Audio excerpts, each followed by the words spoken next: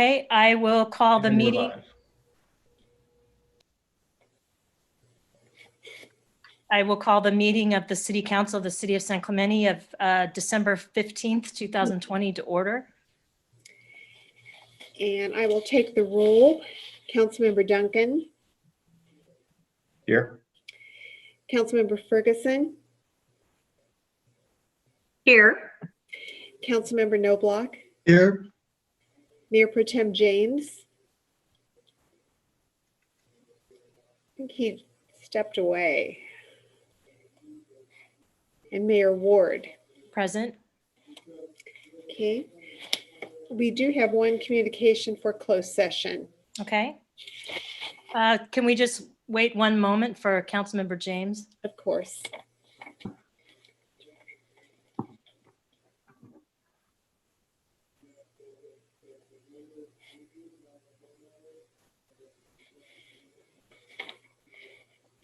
Okay, go ahead and proceed with that public comment. Thank you. This is from Brad Malamud, and he writes, "The censure of Laura Ferguson was illegal. Censure is nothing more than cheap political theater used to humiliate, disparage, and harm Laura Ferguson, the target of animus and scorn. The perpetrators are City Council members Ward, Ham, and James, aided by Scott Smith. Laura's constitutional and due process rights were abusively violated and flagrantly abused. There is no censure ordinance, procedure, or policy, and therefore no censure.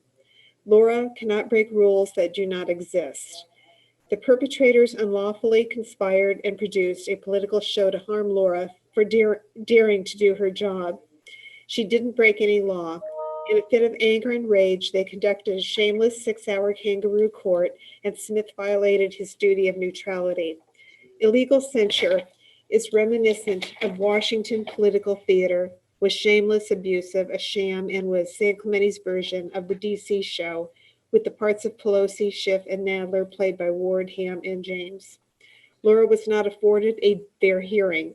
The perpetrators, at city expense, hired a personal attorney, yet did not provide one for Laura. Laura had less than 3 days to prepare, was not granted a continuance, was replaced as chair, and was not allowed to examine the perpetrators. Smith illegally acted as judge, making recommendations illegally that were approved, 3-1, without critical thought. One thing is certain, the court will overturn the censure. Minimize the damage by overturning the censure and apologizing for breaking the law. It is simple, free, and can be done tonight. Would the cowardly perpetrators overturn the illegal acts? Probably not. When Chris or Steve calls the motion, the vote will be reported out. The people will know where everyone stands. The perpetrators blame Laura for council dysfunction. They are blind to their own actions. When censure is not overturned, asked, where is the SC ordinance that allows censure? Why was Scott allowed to make recommendations? Why didn't Ward and James have to testify? Why wasn't Laura provided an attorney? Why were they provided an attorney? Why didn't Scott recuse himself? The answers will be enlightening." That's the end. Okay, so I'll entertain a motion to recess to closed session. I have a concern, if I may, Mayor Ward. Go ahead. Thank you. I have a comment about item A, public employee appointment. And I'd like to request that the city attorney recuse himself from that item. We have the recruiter coming on that call, and Scott Smith has a financial interest in that, considering his law firm is our contract attorney, which bills the city about $2 million a year. So that, and then secondly, because the process was set up to be pure and untainted back in January when our former mayor had signed a contract with the Bob Murray and Associates, the recruiting firm, and the city attorney nor the city management was to be involved in that. I did step in as mayor pro tem and serve as the liaison, but on numerous occasions there was communications with the recruiter, with our city management at the time, and the city attorney. So that said, and then Secondly, I'd like to ask the interim city manager to recuse himself from this as well. I don't know if he applied. We don't know the candidate names or anything, but he also has a financial interest as well in that position. So I'd like to maintain that purity in that process and request that that occur. And I did give the city attorney and the interim city manager a heads up that I would be noting that tonight. So before I go on the second item, Madam Mayor, would you like to handle that item or provide any No, comment? I'd like to hear fully now what it is you're asking for. And I think you could have done this in closed session. A recusal from that item A is what I've requested. You For are both of recusing okay. So for both of them to recuse themselves. move on to the next concern that you have. Okay. And the second concern is item D. Item D is a conference with legal counsel, anticipated litigation. And that pertains to Laura Ferguson, Councilwoman. And my name was not listed on there in the compliance with the Brown Act, because I am the one who is the threat of litigation noted there, as well as the correspondence regarding the potential claims that are linked to the agenda. It indicates Malamud. That's incorrect. It's Malamud, Alexander, and Winston in the 114 pages that are noted regarding my threat of potential threat of litigation. And I have a concern about that because one of my crimes in my censure, according to all of you, was releasing the threat of litigation by former city manager James Maxinoff. And that was actually a legal disclosure that I did in accordance with the lawyer for CJPIA. So no problem there, but I was punished for that. Yet you have all listed. Can I just don't interrupt me? stop you? These are items that we're talking about in closed session, and I think this is not the time for you to be doing this. Please, I have the floor. Please don't interrupt me. I'm just stating that this is the epitome of hypocrisy because 114 emails about me are posted on the website. So okay, Laura, that's my position. Thank you. During council comments, you can make all of these comments then. No, these are relative to these items. So thank you. Motion to go into closed session. Excuse me, but please stop interrupting me. Okay, I'm done. Thank you. Thank you very much. Is there a motion to go into closed session? Mayor Ward, could I just interject two things? One is that the safe harbor for discussing a potential claim against the city is listed in the Brown Act. That's verbatim how this item was noticed. It does require that in advance of the closed session, the identity of the claimant, if that's not a private interest, be disclosed. Councilmember Ferguson has done that for us. This claim is presented on behalf of her advocates, and so we need to say that. There's one other thing I did need to do in terms of housekeeping, and that is to announce that on November 17th, the City Council approved an agreement that has since been executed with Emergency Services Coalition, ESC. The ESC had brought a lawsuit against the city that they dismissed, and since that time, or excuse me, the city was able to end that lawsuit with a preliminary motion. Since that time, ESC has considered appealing that decision, and we asked the council, and the council unanimously approved for an agreement whereby, by waiving their right to appeal that decision, the city would cover their costs of filing it, which was less than $15,000. So that settlement agreement, again, was approved November 16th. It's since been signed, and it's available as a public document. But in my opinion, that disclosure and the one made previously about the identity of the claimant for the last item have been properly made. Okay, thank you. So do I have a motion to go into closed session? Motion to go into closed session.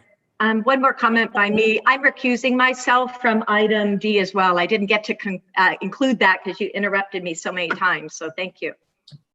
While we're at it, I think acting city manager Sund is also going to recuse himself from the first item.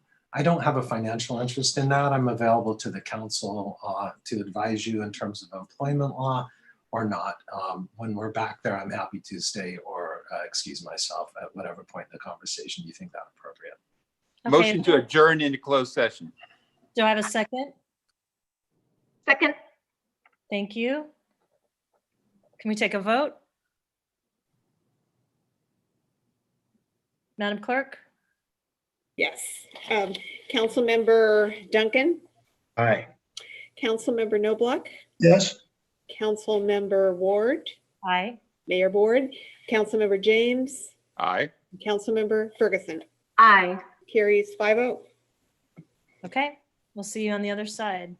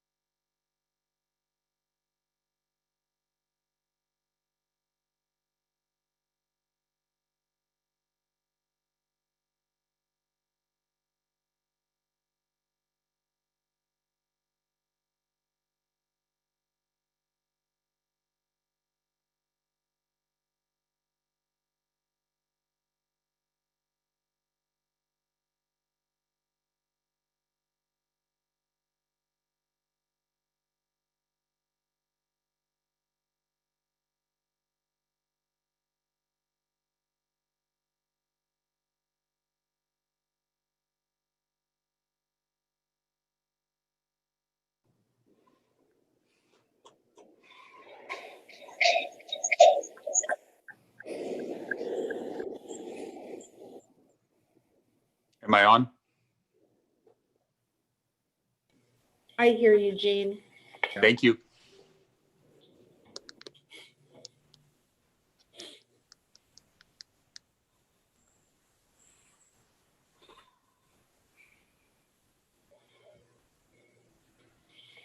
This is Laura. Can you hear me? Yes. Yes.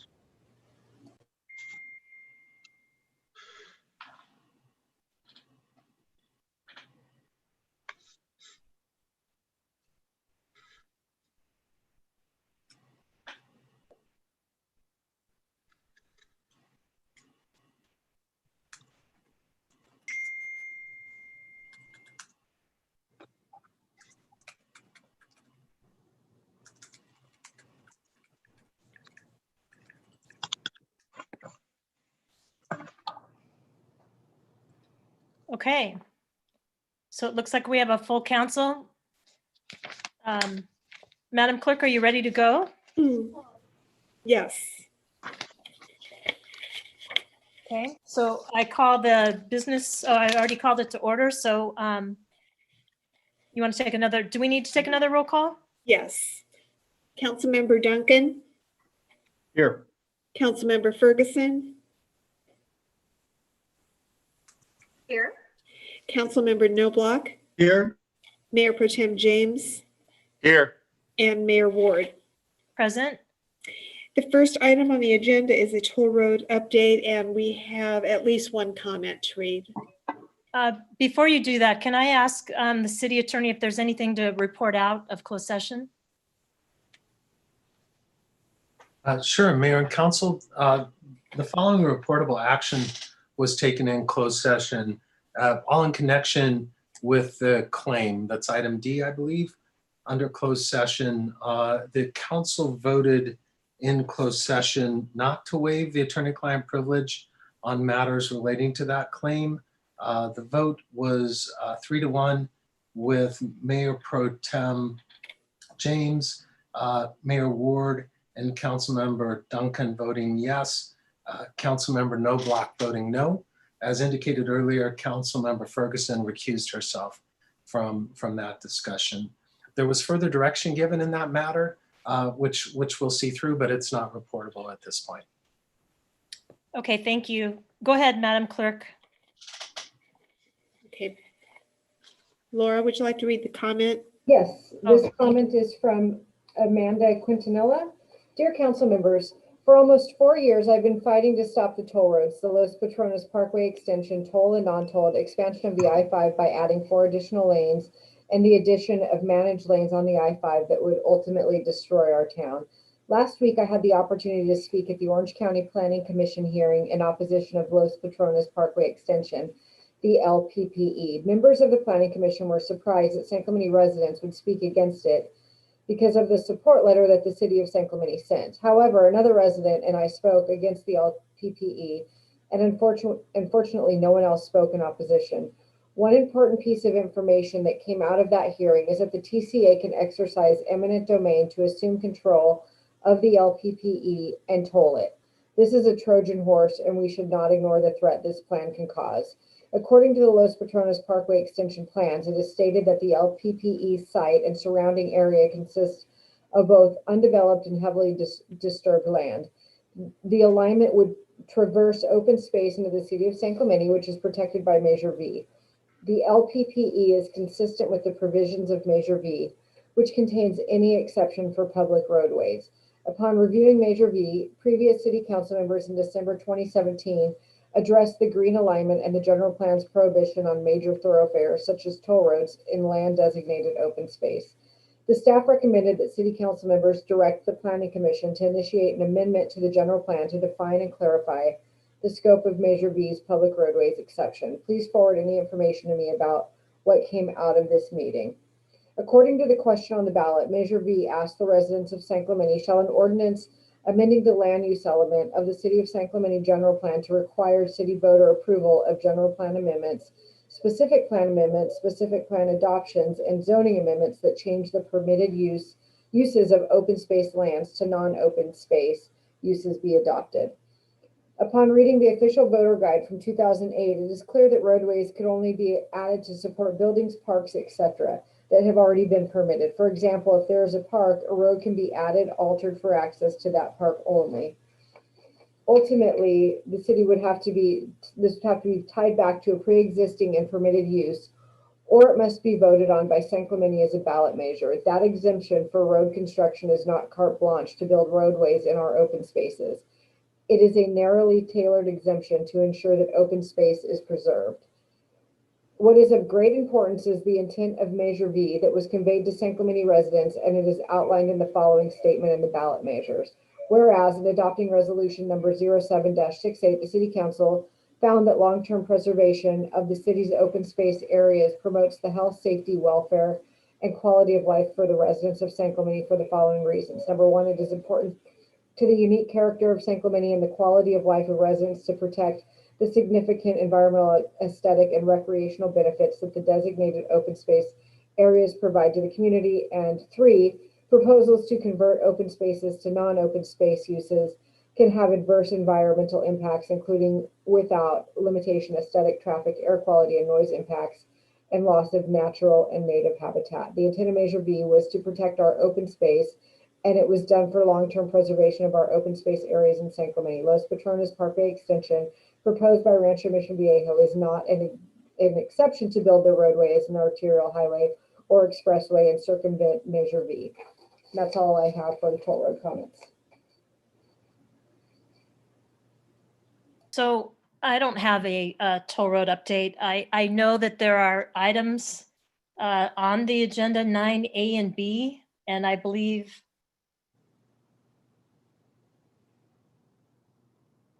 I don't know if it's under new business. There's also an item involving the toll road or Los Patrones Parkway. So that would be the only comment that I have. Mayor Pro Tem James, do you have any comment for a toll road update? None at this time. Thank you. Okay. Mayor, may I make a point of order, please? Yes. Thank you. Two things. I may have missed it. Did we not do the Pledge of Allegiance tonight? No, we did not. Okay, if I may, if Would we like can to do it now? Thank you. I kind of came in, since I recused myself from the closed session. And then secondly, I just wanted to make a request of council to delay 2 items on the agenda. And I know the city attorney has recommended previously that we get those out up front.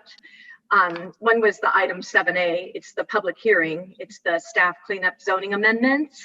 And then the second one is 6R, which relates to the golf course fees and operational standards and regulations resolution. I'm sorry, Councilmember Ferguson, can you please make that again when we're actually on the consent agenda? Even for the public hearing one as well, 7A? Yes. Okay. I think it would be better because we've got several presentations to get through. You bet. Okay, that sounds good. But may we do the pledge tonight? Yes. Can I ask Councilmember James, because you are in the city council chambers, Absolutely. would you please? Thank you. I pledge allegiance to the. Sorry.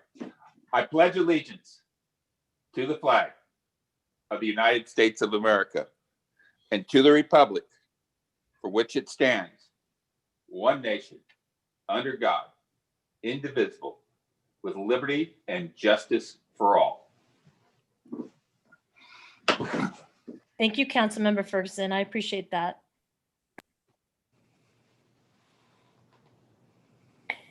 Okay, the next item is City Net Update Homeless Issue. The November and December reports will be presented at the January 19th City Council meeting. We do have one comment to read. Okay, Laura? Yes, this comment is from Dawn of the Dream. San Clemente continues to have a homeless population living on our streets and public spaces.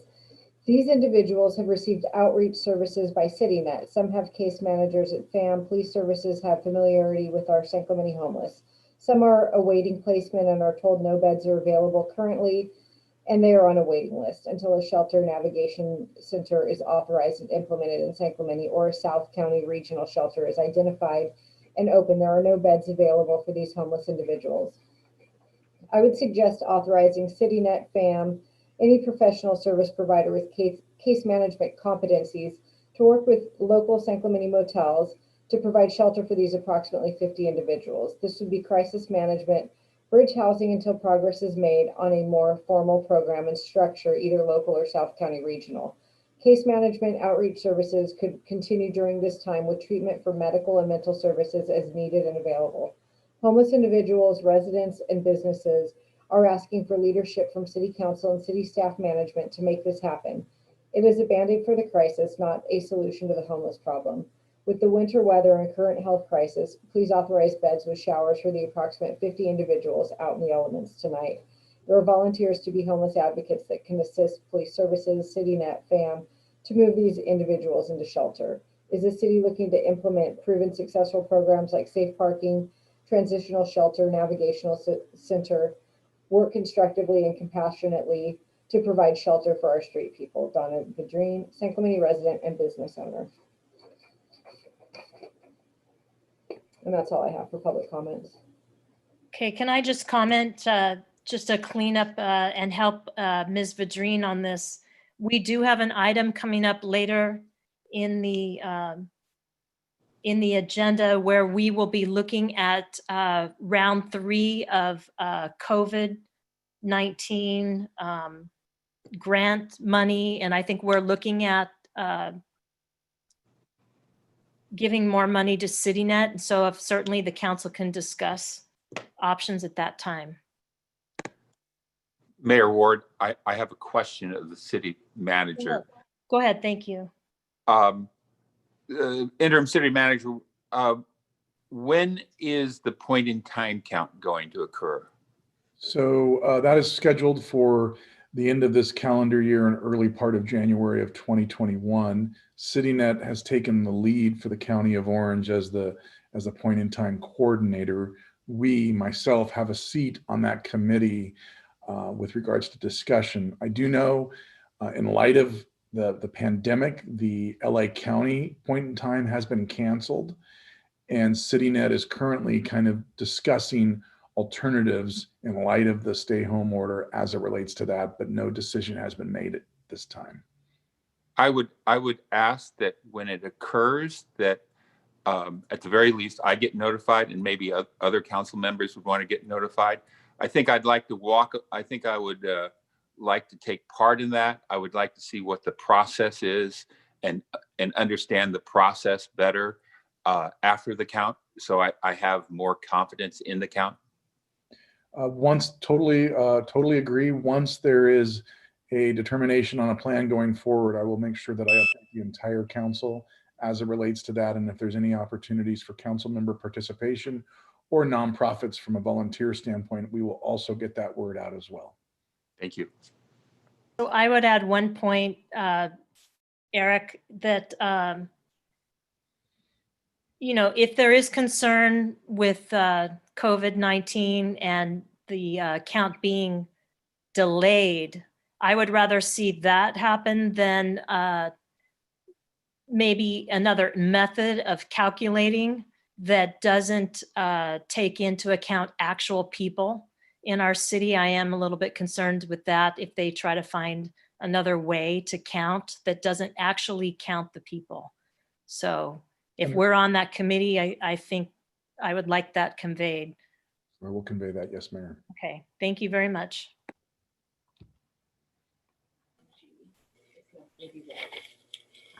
Okay, the next item on the agenda is item C. That's the monthly financial report for September 2020. So we have Jake Ron, the Financial Services Officer, who will do that presentation. Jake, please. All right. Good evening, Mayor and council members. My name is Jake Ron, and I'm here to present the first quarter report for the fiscal year 2021. And the focus is on the general fund, which is the main operating fund of the city. Just a couple of highlights from the report. On the revenue side, for revenues, the fiscal year 2021 budget is $68.2 million, and revenues are currently at $5.7 million, or 8.3% of the total for the year. This is down from the prior year of $7.3 million last year. However, keep in mind the comparison to the prior year has one-time items in the prior year, and also a comparison is a comparison to a period where activity was not restricted by the pandemic. Based on the current information for the major revenue sources of the city, property taxes and sales tax, we're currently not seeing any issues, and we've had some updates that we've received periodically after this time frame. Again, not seeing any issues for those budgeted numbers. That being said, areas where revenues are below prior year are mostly and primarily in revenue sources which are directly serving the public. So the extended pandemic restrictions have lowered revenues in comparison to the previous year. These are primarily in like the permits and fees, service charges, which include recreation classes and rental activity, all things that are restricted by pandemic operations. In addition, there was a little bit of weakness in transient occupancy tax. However, a portion of this is related to slower payments, and some of it's due to a lower level of travel. Just keep in mind that this is also a revenue source that is seasonal in nature. So for expenditures, the fiscal year 2021 budget is 70 million. Expenditures are currently at 17.2 million, or 24.6%. This is down from the prior year by almost 400,000. We've achieved some savings in a variety of areas, which include lower costs in salaries, benefits, supplies, other charges, and interdepartmental charges.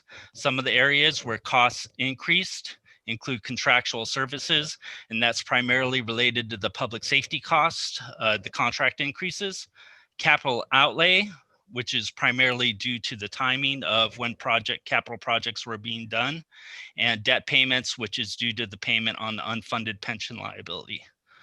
Right now, staff is working with the departments to identify the cost savings, and during mid-year adjustments, we'll communicate those savings.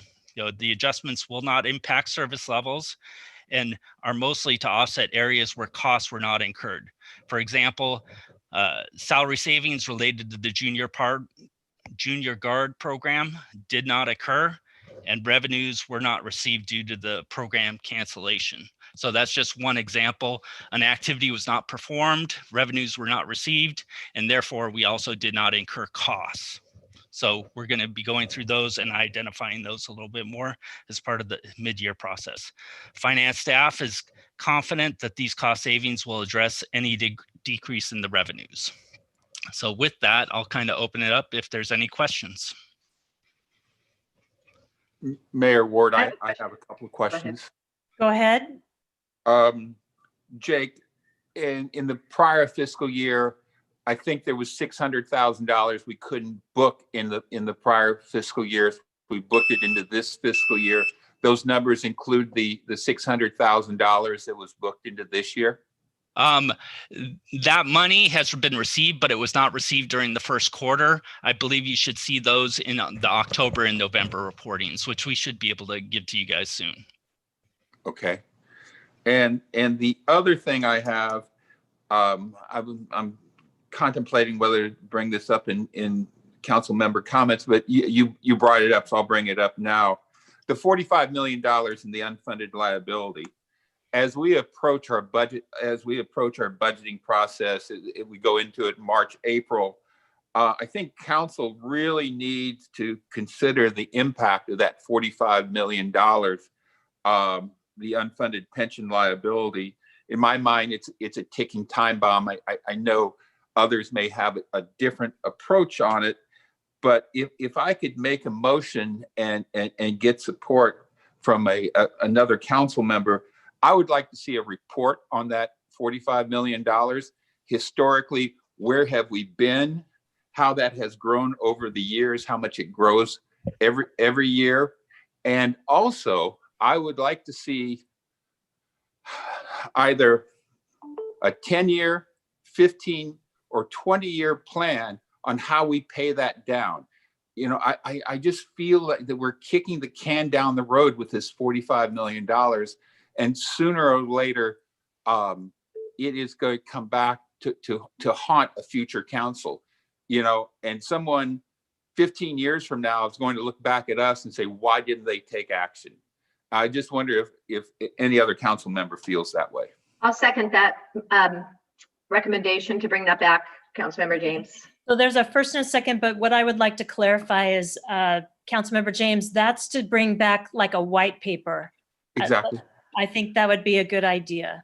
So, And if we could have that on the second meeting of February, I don't know what date that is, but the second meeting of February, that would prepare us as we go into our budget process. Mayor Pro Tem James, if I may, we, Finance, are working on an LTFP for 2020. And as part of that, if you recall, there is now a pension section within that LTFP. Typically, the LTFP lands late February, early March, with a public workshop available for the public as well as the council. If I could suggest, we could incorporate that into the pension paper of the LTFP and bring that back as part of the workshop. Thus, the next steps segue into the budget process after that lands, if that's appropriate for you. It's perfectly acceptable. Thank you. Councilmember Knobloch, you have a comment? Yes, just a comment on that.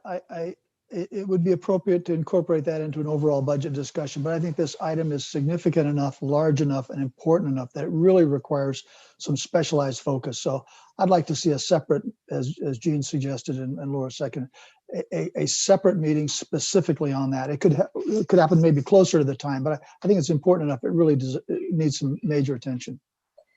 Well, what I would suggest is continue with what Mayor Pro Tem James said and Councilmember Ferguson, that staff, if you could bring back a white paper, say in February, it still kind of ties into, our LTFP as we go into that. But could we have like a white paper on that, just so that the council is aware of where we stand, the actual numbers and what we've done and what we're looking to do in the future before that workshop, just so that we're updated.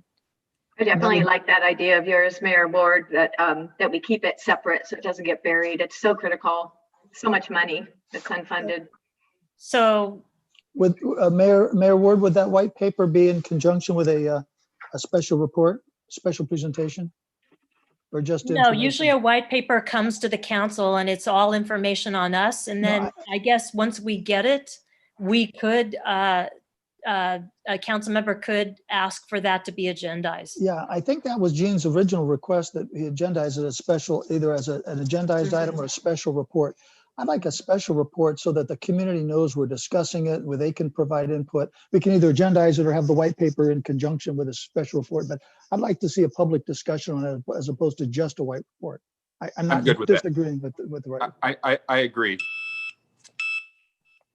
Okay, so I'm hearing consensus to actually agendize that for a discussion. Yes. If I may, Mayor, that's not a problem, but in light of our policy, it takes two to bring something back, but a majority to give staff direction. I would request that you take a vote so that we could bring this back as a separate agenda item prior to the LTFP for the council to deliberate on. Right, I seconded. That was, I think, the original. Madam Clerk, can you take a vote on that? Yes, Councilmember Duncan. Chris, you're blocked. Yeah. Aye. Okay. Councilmember Ferguson. Aye. Councilmember Knobloch. Aye. Mayor Pro Tem James. Aye. And Mayor Ward. Aye. Okay, carries 5-0. Okay, so that'll be an extra item on an agenda, I guess, Mr. Sun, prior to March. Yeah, we'll do our best. Well, we will bring it back before the LTFP, but it'll land with the council in one of the meetings in February, if that's appropriate. Okay. All right. Thank you very much. Madam Mayor, I have a question of Mr. Ron regarding the report. Go ahead. He's still on line. Yes. Oh, great. Thank you, Jake. I see that for the first quarter, the first 3 months, July, August, September, we have a $1.6 million revenue reduction compared to last year. What's your forecast in terms of the next quarter, for instance? Because if we have this COVID pandemic that continues, in which it is into the next year, it's quite clear that it will be year-round and part of this. What is your projection of this same loss next quarter and the next, for instance, because if we have this the next, say, 4 quarters, that's $6.4 million. And at this time, have you transferred any funds from the reserves to keep operations going? I know we haven't cut services, reduced any services, but how are we doing with the reserves? We are doing good with reserves. We have not transferred any money from the reserves at this point. It's hard to come up with the ballpark figure for the revenues at this point. That's something I'll need to take a look at, and we can bring that back at a later time. It's just, keep in mind, we still haven't received our largest revenue sources, the property taxes and the sales taxes, and we should have a better idea more as part of the mid-year adjustments, and we'll be able to provide a better analysis and more comprehensive analysis as part of the mid-year adjustments. Okay, thank you, Jake. And just one follow-up question. What are our reserves at now? Are they around 14 million or so? Off the top of my head, I want to say it's around 14 million. 14. Okay, but I have to double check on the budget. Okay, thank you. Okay, so I think we can move on to the next item. Yes, the next item is an update on the sand replenishment project.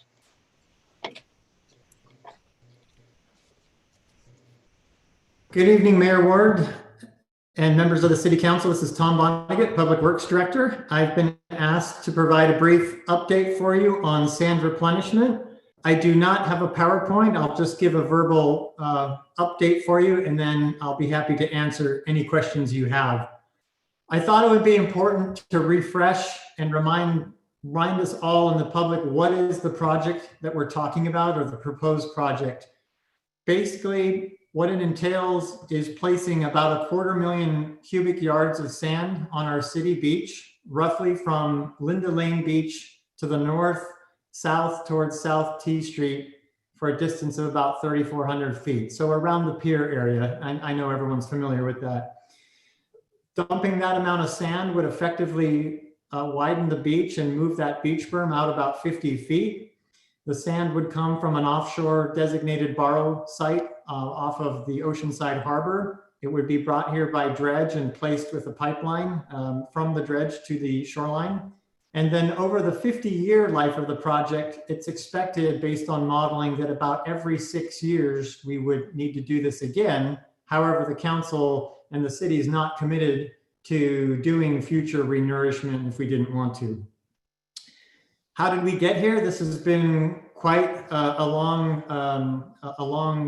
journey. This process started in 2000 when the federal government did a limited reconnaissance study, which they paid for, and that determined there was a potential federal interest in helping the city with beach erosion and storm damage reduction. That transitioned to a more formal feasibility study that started in September of 2001, and didn't formally conclude until April of 2012 with the publication of a chief's report that formally puts the ribbon on the feasibility and offers the recommendation to Congress for consideration. The feasibility study was a much more formal look at the shoreline. It evaluated the coast all the way from Cotton Points at the south to Dana Point Harbor. We sit at the northern end of the Oceanside littoral cell. Think of it as a sand watershed that's its own contained ecosystem for sand supply. However, the study determined that the reach I just told you about, roughly from Linda Lane to South T Street, was the only one that had enough economic benefits to outweigh potential costs. And therefore, that whole entire reach shrunk down to the area we're talking about today. During the study, a number of alternatives were evaluated, including breakwaters, submerged breakwaters, revetments, seawalls, and groins, as well as managed retreat. But sand replenishment was deemed the most cost-effective solution that meant a number of priorities like environmental protection, public acceptance, etc. That's how we got to the sand replenishment project. Finally, in 2014, after the publication of the chief's report, our project actually made it into federal legislation with the 2014 Water Resources Reform and Development Act, and that cleared the way for Congress to appropriate funds in the future for construction. It's an important milestone in the core process. So where are we today? Currently, we are in the preliminary engineering and design, or PED phase of the project. What that means is the Corps is working on final studies of the project in terms of transporting the sand, how it's going to be placed on the beach, preparing construction bid documents, and probably most importantly, conducting 2 years of pre-project environmental monitoring that were required by the resource agencies. Things like beach width, surf quality, environmental resources, surf grass, offshore, et cetera, to ensure that we have a baseline and prove that we don't expect impacts that, as it predicted by the environmental report. That is expected to be completed mid next year, about June of 2021. Then we would be ready to go to construction, and completion of design means the Corps would have bid documents and we would essentially have a shovel-ready project. So where do we go from here? That PED phase is fully funded and the city has already paid our contribution, which was largely supported by the state. And the same was true for the prior feasibility phase. The construction phase is currently estimated at $15 million, with the federal government picking up 65% of that tab. Of the cities, so that means our city share is currently estimated at 5.3 million. However, we do have a grant agreement that has been executed with the State Boating and Waterways, part of the State Parks Department, for 3.4 million, which significantly reduces essentially our cash contribution to about 1.9 million. We are going to apply for an additional grant in January. The state has a new call for projects. However, even if approved, the timing may not work out, but we will strive to pursue additional monies and reduce our city contribution. However, even if we end up at 1.9, that fits within our typical annual CIP budget. And it's staff's intention when we propose our fiscal year 22 budget that we would put that into the CIP in anticipation of having it ready for the Corps. If the Corps gets its funding in its federal budget, which is what's necessary on the federal side, this project could happen as early as fall or winter of 2021-22, the winter after this one. But it does require the Corps to get money in their budget. We have been keeping Congressman Levin updated. He's been a supporter of our project and helped get the remaining funds for the PED phase. And so when appropriate, we will make a request to him and our senators to exert their influence in trying to get money in the budget for the Corps. And certainly the Corps staff and leadership are supportive and will also be making those requests. That's the next key milestone. And let me just finish and then offer up time for any questions you may have. I get asked a lot, and I have been asked over years by various council members in the public, is this worth it?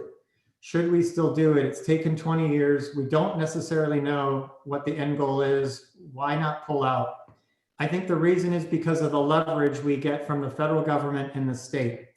You all recall we did a very small scale project at North Beach, it's already been a little while ago. We placed 12,000 yards of sand, 20 times smaller amount at a cost of over 600,000. That comes to over $50 a square yard of sand. Our total all-in cost, including feasibility, design, and the estimated construction, puts us at 3.4 million, or an effective cost of under $14 a cubic yard. This is the most cost-effective way the city will ever get a large quantity of sand on our beach. And therefore, I continue to recommend that we see it to fruition and at least get the initial sand replenishment and see how our shoreline responds. So with that, I'm happy to answer any questions that you may have. Council members, do you have any questions? Mr. Knobloch, go ahead. Tom, Yeah. The space that you have, the 3,400 linear feet of beach that we're talking about, which by the way is a great idea, and I don't think anyone here says it's a bad idea. I think we all want this to move forward as fast as possible. Any chance of expanding that dump through private contributions south, let's say to Cottons or some other area, as long as the team is there, any opportunity for private funds to be invested to expand that operation? No, unfortunately not. And partly because of the structured process we're in with the Corps, but also importantly, there were years of studies and environmental clearances and permitting that had to take place to clear the project for our specific reach. So we wouldn't be able to do that quick enough to get the clearances to expand outside of our footprint zone, and it would be quite costly and time consuming. So that's a major hurdle to do this right now. And then there are also some of the process provisions that we really have to look into about trying to add in someone at this late juncture. So it would almost be better to find a path to do a separate focus study on a separate project. I understand where you're going. Economies of scale are great. You have an ocean going dredge ready to go, but the permitting work is quite complex and time consuming. Thank you. I have a question. Go ahead, Mayor Pro Tem. So Tom, the 3,400 linear feet, identify where the southern terminus of that would be. So the best I can describe is about at the South T Street restroom near the at-grade crossing where the beach trail crosses over from the ocean side to the inland side. Generally in that area is where the project would, what we call taper back and try and transition to the shoreline. So roughly in that area. So the area it would not impact, it would not include the area going towards Cypress Shores? That's correct. But isn't it true, Tom, that doesn't the tide sort of go that way? So sand may naturally end up south towards Cypress Shores, not as part of the project, but sort of the natural distribution of sand. Yes, thank you. That's an important point. So I appreciate the opportunity to clarify. So our project ends where I described it. However, the modeling predicts that we will lose that sand on average every 6 years, and it'll go away. And in our area, as Councilmember Duncan intimated, it's not tides, but it's the net sand transport that is in the southerly direction. And so the sand we place on our city beach will move through the system and pass through the state parks beach, Cypress Shores, and around Cotton's Point. And we do expect to see benefits. What that exactly looks like and how wide and how much it'll help the beach is hard to predict. We haven't modeled that. But the reason the state has been so generous to us over the years is because they're directly south of us and they know what it means to place 250,000 yards. They are fully expecting to get benefits on Calafia State Beach from our project. And I would expect residual benefits to Cypress Shores too.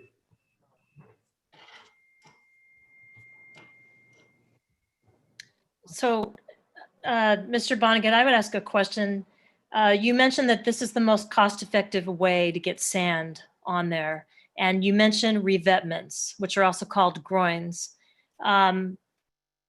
Is that a better method in the future to protect the sand and keep it at our beaches? So, and I want to be careful. So revetments are different than groins. A groin is a vertical structure that pokes out, perpendicular from the shoreline, and a revetment is parallel. And a groin in particular is a type of sand retention. It can help impede the flow of sand and build it up on one side of the groin. Now those were studied, and because generally we're in a sand-starved state here, there isn't a lot of sand to even trap. So by themselves, those weren't deemed to be effective to achieve the objectives that we're trying to achieve. There's just really not that much sand out there for the taking. That's why it's coming from oceanside. Potentially in the future, those could be constructed to help retain what we have. However, again, in the environmental analysis, there were impacts associated with that. And all through the feasibility study, we heard pretty clearly from people, groins take up beach space. They take up cal space. They do have a footprint, not only on the submerged lands, but on the beach. And just about any kind of hardening of the coast was really not deemed acceptable by the public and prior councils. The community didn't want that, and there were environmental reasons. So, but they, where appropriate, they could be used. I don't think they're going to be the most effective solution in our situation. Okay, I just wanted to ask that. I know it was discussed many years ago, and I just wanted to know if that was something that eventually might be studied. That was just my question because you mentioned it. So, Well, it's a good question. With 20 years of rocks on our beach, I think that may be something that people may want to consider these days. It's been a while. okay. So I think we don't have any more questions of you, Tom. I appreciate that update. I have one additional question. Go ahead, Council Mayor Pro Tem. So at Cypress Shores, the issue we have with the crack that's developed in the parking lot, I understand one of the causes is ocean water hitting the cliff.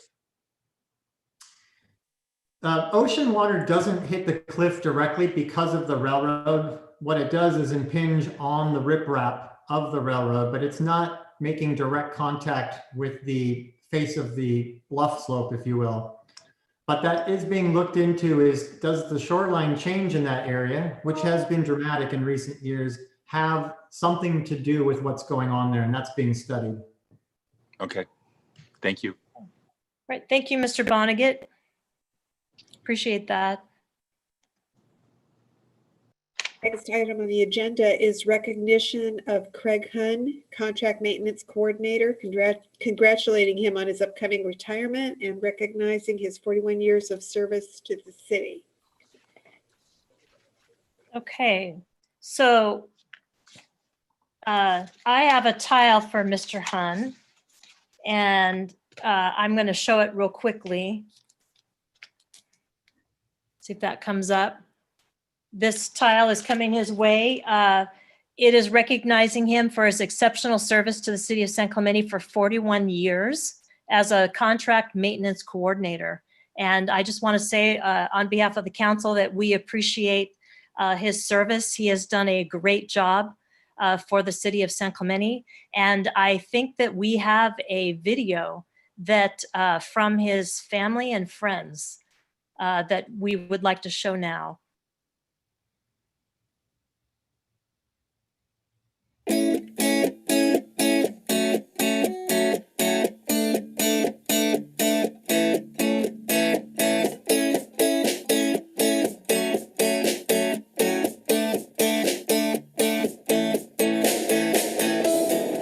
Congratulations on retiring. We're so proud of you, and thank you so much for working so hard for our family. Thank you, Craig, for all your hard work. You started this job when you were just a little man cub, and you came out a grumpy old man. So I look forward to spending many days with you. Congratulations, Dad. Enjoy your time off. You deserve it. Thank you for always providing us and giving us all the knowledge that you know. Mr. Hunn, thank you for your 41 years of service. Thank you so much for all you've given to our division, your knowledge you've shared with me and all the new guys we've brought in. I think you're leaving us in a good position. You've done so much for the city, for our division, and for me personally. I remember when I first started, you were giving me a ride home because you didn't like seeing me walk home, which just shows you what kind of person you are, and we're all going to miss you. And hopefully you're not a stranger and still stop by and say hello. Thanks again, Craig. Craig, I just wanted to say congratulations on your very much deserved retirement. I really have appreciated getting to know you and work with you for the past 18 or so years that I've been here at the city. You've been a model employee, an example to others. I have quickly learned to trust your judgment, and you make great recommendations. And if I needed something done right, I knew you were the guy to go to. You give it your 100% all the time. And I think above all, come to work every day with, just a great attitude that is really infectious among the staff. Your positivity, even in the height of all the COVID craziness, and your, even-keeled approach to getting things done and getting them done correctly. Always appreciated. Thank you for all your service to the citizens of San Clemente, and it's really been an honor working with you, and I really hope you enjoy time with family in your retirement. You definitely earned it. Congratulations, Craig. Hey, Craig, gonna miss you a lot. You've been a great friend. You've been a huge help and a great team member. Just want to thank you and thank your family for almost 80 years of service to the city of San Clemente. Hey, Craig, congratulations on your retirement. Well deserved. We'll miss you here. Your attitude and sense of humor were a pleasure. It was really, really nice working with you, and I look forward to seeing you around town. Congratulations, Craig. Hey, man. Thank you so much for teaching me everything I know about science, and just enjoy it all, man. Have a blast. Go to Catalina. Enjoy it all, man. Thank you. Thank you. 40 years, man. Enjoy it. What's up, Craig? Hey, good luck, buddy. We're going to miss you. Have fun. Hi, Craig. Congratulations on your retirement. I am so excited for you and for your family to enjoy this next season in your life. Relax. Don't think about the city and just enjoy life. Thank you for everything that you have done. I know for me personally with events that I manage, thank you for just always being there on the call and just bringing the stuff that's always needed. So thank you. Enjoy your retirement and see you around San Clemente. Hi, Craig. I just wanted to say it's been a pleasure working with you over the past decade, and I wish you the best in your retirement. Hope you enjoy every minute of it. You deserve it. Hey, Craig. Happy retirement. Congratulations. I'm really happy for you. 41 years with the city. Are you kidding me? That's crazy. But I hope you you enjoy yourself on retirement. I know you will. We hope that you don't make yourself a stranger. We want you to come around, come visit us. We look forward to that. It's been a pleasure getting to know you over the past 5 years during my time with the city, and especially during the past 2 years when we've shared an office together. I'm still trying to figure out why you lock your file desk drawers each night and then leave the key in the lock. But anyway, again, enjoy your retirement, and we hope to see you again real soon. Take care. Hey, Craig, I just wanted to tell you congratulations. It's been a pleasure to work with you. Congratulations on 41 years, and hope you have a wonderful retirement. Thank you so much. Hi, Craig. This is Lisa from First Vehicle. I just want to congratulate you on your retirement, and I hope to see you around town, and good luck. Craig Hunn, hey, thanks for all your help over the years, and you gave me a new appreciation for the Bandit tool. Enjoy. Congratulations, Craig, on your incredible career with the City of San Clemente. It's been a true pleasure working with you for so many years. Your expertise and knowledge of our streets and our signage program will be so greatly missed, and your great spirit and your good cheer every day will not go unnoticed as we miss you each day. We wish you the best in your retirement. Enjoy time with your family, and we hope to see you around town. In all seriousness, I wanted to tell you congratulations. You've worked hard, not only for the city, but for our family. You provided us for all these years. You gave our family a good life, and I so appreciate all you've done for us. Now it's your turn to take a rest. You've done your duty. Enjoy. Congratulations.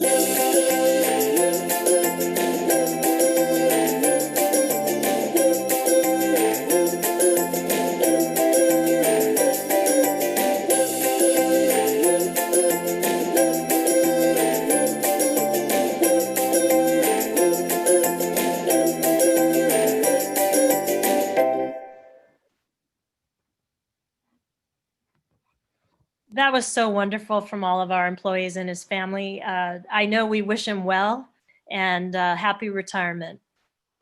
Mayor, if I may, I don't know if you noticed in one of the comments from our maintenance manager, Randy Little, he mentioned 80 years. A side note, Craig's dad worked for the city for about 31 years, and then Craig logged 40 years. So internally, we talk about we're losing about 70 years of history with the Hunn family leaving, but Craig has been an amazing, amazing employee to the city of San Clemente. He could have retired 10 years ago. He chose not to because he enjoyed working for the city of San Clemente. So for that, Craig, we appreciate your service. Thank you. Yes, we do. Thank you very much. Thanks, Craig. Okay, so Madam Clerk, next item. The next item on the agenda is oral communications, and we do have some comments to read. Okay, Laura, if you'd like to start. Yes, first comment is from Rick Leffler. I would like to congratulate Gene James, Chris Duncan, and Steve Knobloch on their election to our city council. I also congratulate Kathy Ward on her appointment as mayor. Mayor Ward has served on the council several years, and her experience is sure to be an asset as we move forward to address the many challenges facing our city. I particularly would like to acknowledge the comment made by Chris Duncan in regards to deliberating future council issues. Councilmember Duncan is spot on. Every council member should analyze a specific issue, consider the desires of their constituents, and then vote their conscience without any underlying agenda. Some will agree with you, some will disagree, but either way, we will have a direction and we can all work together for the betterment of our city. Rick Leffler. Next comment is from Georgia Smith. Electric bikes are both a nuisance as well as a danger to both the rider, pedestrians, and automobiles. The electric bike travels at speeds far in excess of traditional bikes, yet electric bikes are ridden in the same places both traditional bikes and automobiles travel. Electric bikes have no legal requirements affording protection, yet they pose a danger to many. It is just a matter of time before we experience a serious accident in our community. These bikes should not be allowed on beach trails, inland trails, or parks. The trails are simply insufficiently wide enough to accommodate both walkers and these bikes. Moreover, we should have minimum age requirements, helmet use requirements, and more for street use. Thank you in advance for enacting rules regarding the use of electric bikes and this protecting the citizens of San Clemente from harm. Next comment is from Jim Dahl. I guess we can thank the Federal Rail Authority for our Thanksgiving present for the train horns returning. It seems that someone on city staff dropped the ball during the last year since the 5-year reapplication period expired. I would hope that the city council and staff would commit to an extra effort to solve this problem as soon as possible. Please put together a committee to deal with this ASAP and report back to the citizens these efforts as soon as possible. Jim also says we now have the return of train horns in the quiet zone along with 5 new vacation rentals at 257 to 259 Avenida Montalvo. We are in deeper trouble. These 2 buildings next to each other will now become a 5-unit vacation rental hotel. A couple of years ago, the council, in its lack of wisdom, dumped the Montalvo Lobiera Loop into a vacation rental district. With limited on-street parking and a large number of vacation rentals, our small, quiet neighborhood will now become a hotel district. Please reconsider that decision, and stop the proliferation of vacation rentals on our street. Sleepless in San Clemente, Jim Dahl. Next is from Michelle, and she writes, I support Cristianitos Road coming off of the master plan of arterial highways and support Los Patrones Parkway to Planning Area 5 for Rancho Mission Viejo as they have requested. Clearly, Planning Area 5 needs a road to go to the new development, and the ranch knows what they are doing and what is needed. We appreciate Rancho Mission Viejo does not support the proposed devastating toll road extensions that have plagued South Orange County. We all know a non-tolled road would make for a more desirable community for the ranch's Planning Area 5. However, we need assurances the toll road is not going to take it over, and that needs to be binding. If it is binding, then I support a free arterial of Los Patrones extension. Taking Cristianitos off makes the sense for habitat conservation and for impacting less watershed, habitat, and open space, and seems like a sound move. However, if Los Patrones is to be extended past Planning Area 5 to La Pata, then it is critical and must be clear that it is not a toll road and will never be part of the toll road. A free Los Patrones with the following attributes is the lesser of 2 evils. Currently, the TCA has language in reports saying they are going to reevaluate the 241, extending past Oso in the future.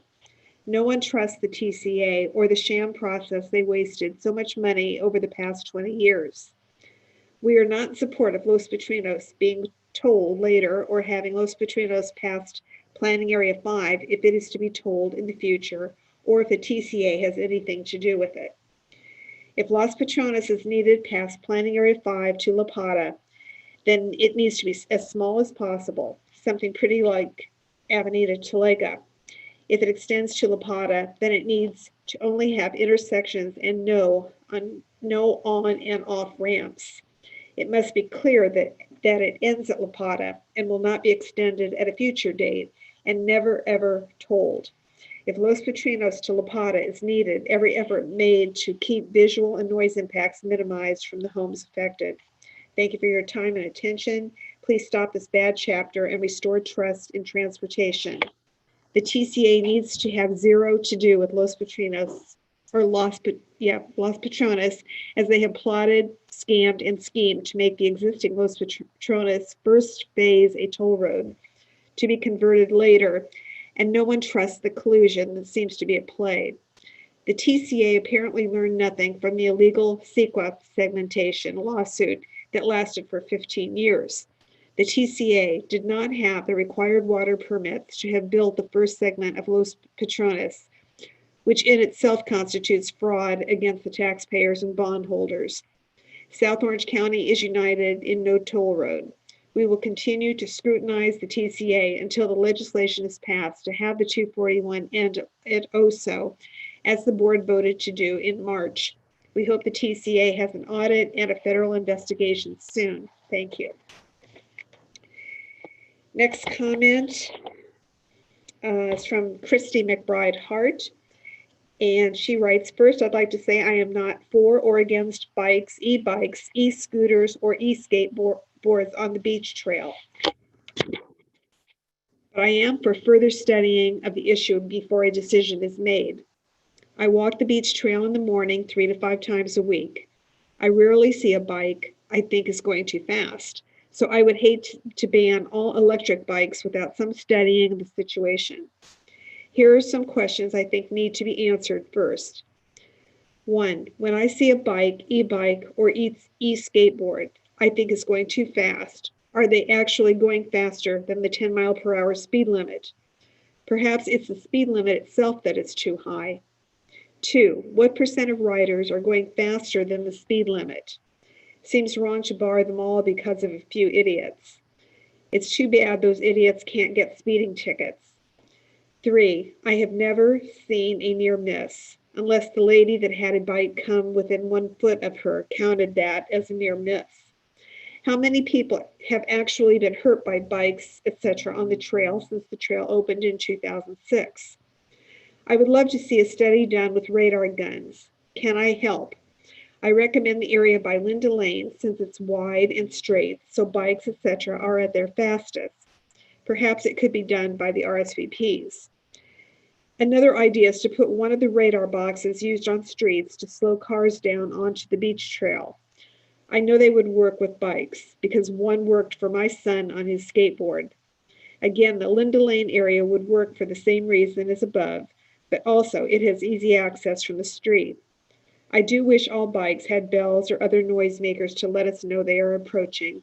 Thanks for listening. Next is from Brad Malamud. Scott Smith has increasing legal fees from $600,000 to $2 million annually. Smith appears to be the 6th council member and may be providing free legal advice to council members and staff. Winston, Malamud, and others have raised legal violations regarding censure of Laura Ferguson. Smith failed to remain neutral. The council perpetrators and Smith orchestrated a 6-hour kangaroo court. They refused to allow a continuance. They violated the rules and appointed Gene James as chair. They refused to be examined, questioned, and they allowed Smith to modify the resolution and make recommendations that were adopted without critical analysis, in violation of the council's duty to vote independently. But rules are for others, not for Smith or the perpetrators. When pressed as to what violations allow censure, Smith failed to respond. Didn't he have a duty to respond? Without a request, Smith made recommendations for censure that were adopted without critique by council members. Smith told us on December 12, quote, my engagement with the city requires me to advise the city and council on legal matters pertaining to municipal government, end quote. Smith states he is required to advise the city on legal matters. Yet when censuring Laura Ferguson, Smith failed to do his duty. Smith is contemptuous. When Smith has an answer, he responds. When he knows he can't defend the city or himself, he remains silent. The censure terms are a clear example. Smith's conduct assisted the cowardly perpetrators, Ward, Ham, and James, to orchestrate this abusive, illegal censure, which was only brought to humiliate Laura. The perpetrators acted as Pelosi, Schumer, and Schiff. Smith acted as Holder. If they are honorable, Ward and James will resign and Smith will be fired. They won't because this was a well-planned political sham. The court will reverse their actions. All interested residents should watch the YouTube video of the November 23, 2020 council meeting. Make up your own minds if this charade and sham was in the best interest of San Clemente. Next is from Alan Hostetter. Good evening, members of council. My name is Alan Hostetter. I live in the Pier Bowl. The Orange County Board of Supervisors somehow has figured out how to allow the public into their meetings, and they do not require masks. I have spoken there often the past several months. In fact, I don't think there was ever a time they switched to these ridiculous teleconference style meetings. The fact that the San Clemente City Council has not yet figured out how to bring the general public back into these meetings is an absolute disgrace. Nearly as disgraceful as the petty and vindictive vote taken to censure Laura Ferguson recently. This failure to return to public meetings is intentional, and it is an act of cowardice to avoid having to face your community and look them in the eye. We are all hoping when the new council is seated, whether you are happy with who was elected or not, they all realize it's time to get back to business and have the courage to end this meeting by teleconference nonsense. Next comment is anonymous, and it says, we wish to thank the City of San Clemente for bringing Santa to our local neighborhoods via the Santa Holly Jolly Trolley. We have all enjoyed the social media posts with squeals of delight. Also, a shout out to Mayor Pro Tem Gene James. Seeing a conflict between Metrolink policy and the location of the beloved Calafia community Christmas tree, quickly stepped after hearing that the trees went missing and reached out to find a compromise to return both trees to the general area for all to continue to enjoy without compromising the Metrolink crossing inspection. Many appreciate you turning a negative into a positive and adding to the Christmas spirit. Next comment is from Joe Janis. Good evening. It's not about you, council members. You were all elected to serve on our city council and govern our city. None of you were elected to administer sites on social media about your opinions of city government. None of you were elected to make negative public statements about city employees. None of you were elected to write articles placing blame on city management or other council members. None of you were elected to threaten litigation against our city. You were elected to be part of a team to manage the affairs of our city. At the censure hearing, we heard a lot about what a council member may say or do. According to Councilmember Ferguson's two attorneys, council members are protected by the First Amendment and may say just about anything in open forum. Apparently, council members may post unfounded statements and articles on social media about city employees and other council members, regardless if they are accurate or true. Apparently, it was legal for Councilmember Ferguson to make false public allegations about ex-city manager James Maxinoff. Apparently, it was legal for her to publicize proposed litigation that had been discussed in closed session and that was recommended by defending attorneys not to discuss in open session. Even though her actions were the cause of litigation that will cost the city a large sum of money, apparently there was nothing illegal about it. I believe council members must not only consider legality when speaking, but must begin to think a little about ethics and what ramifications unethical actions will bring to our city. Ethics are a collection of social guidelines that are based on principles and values.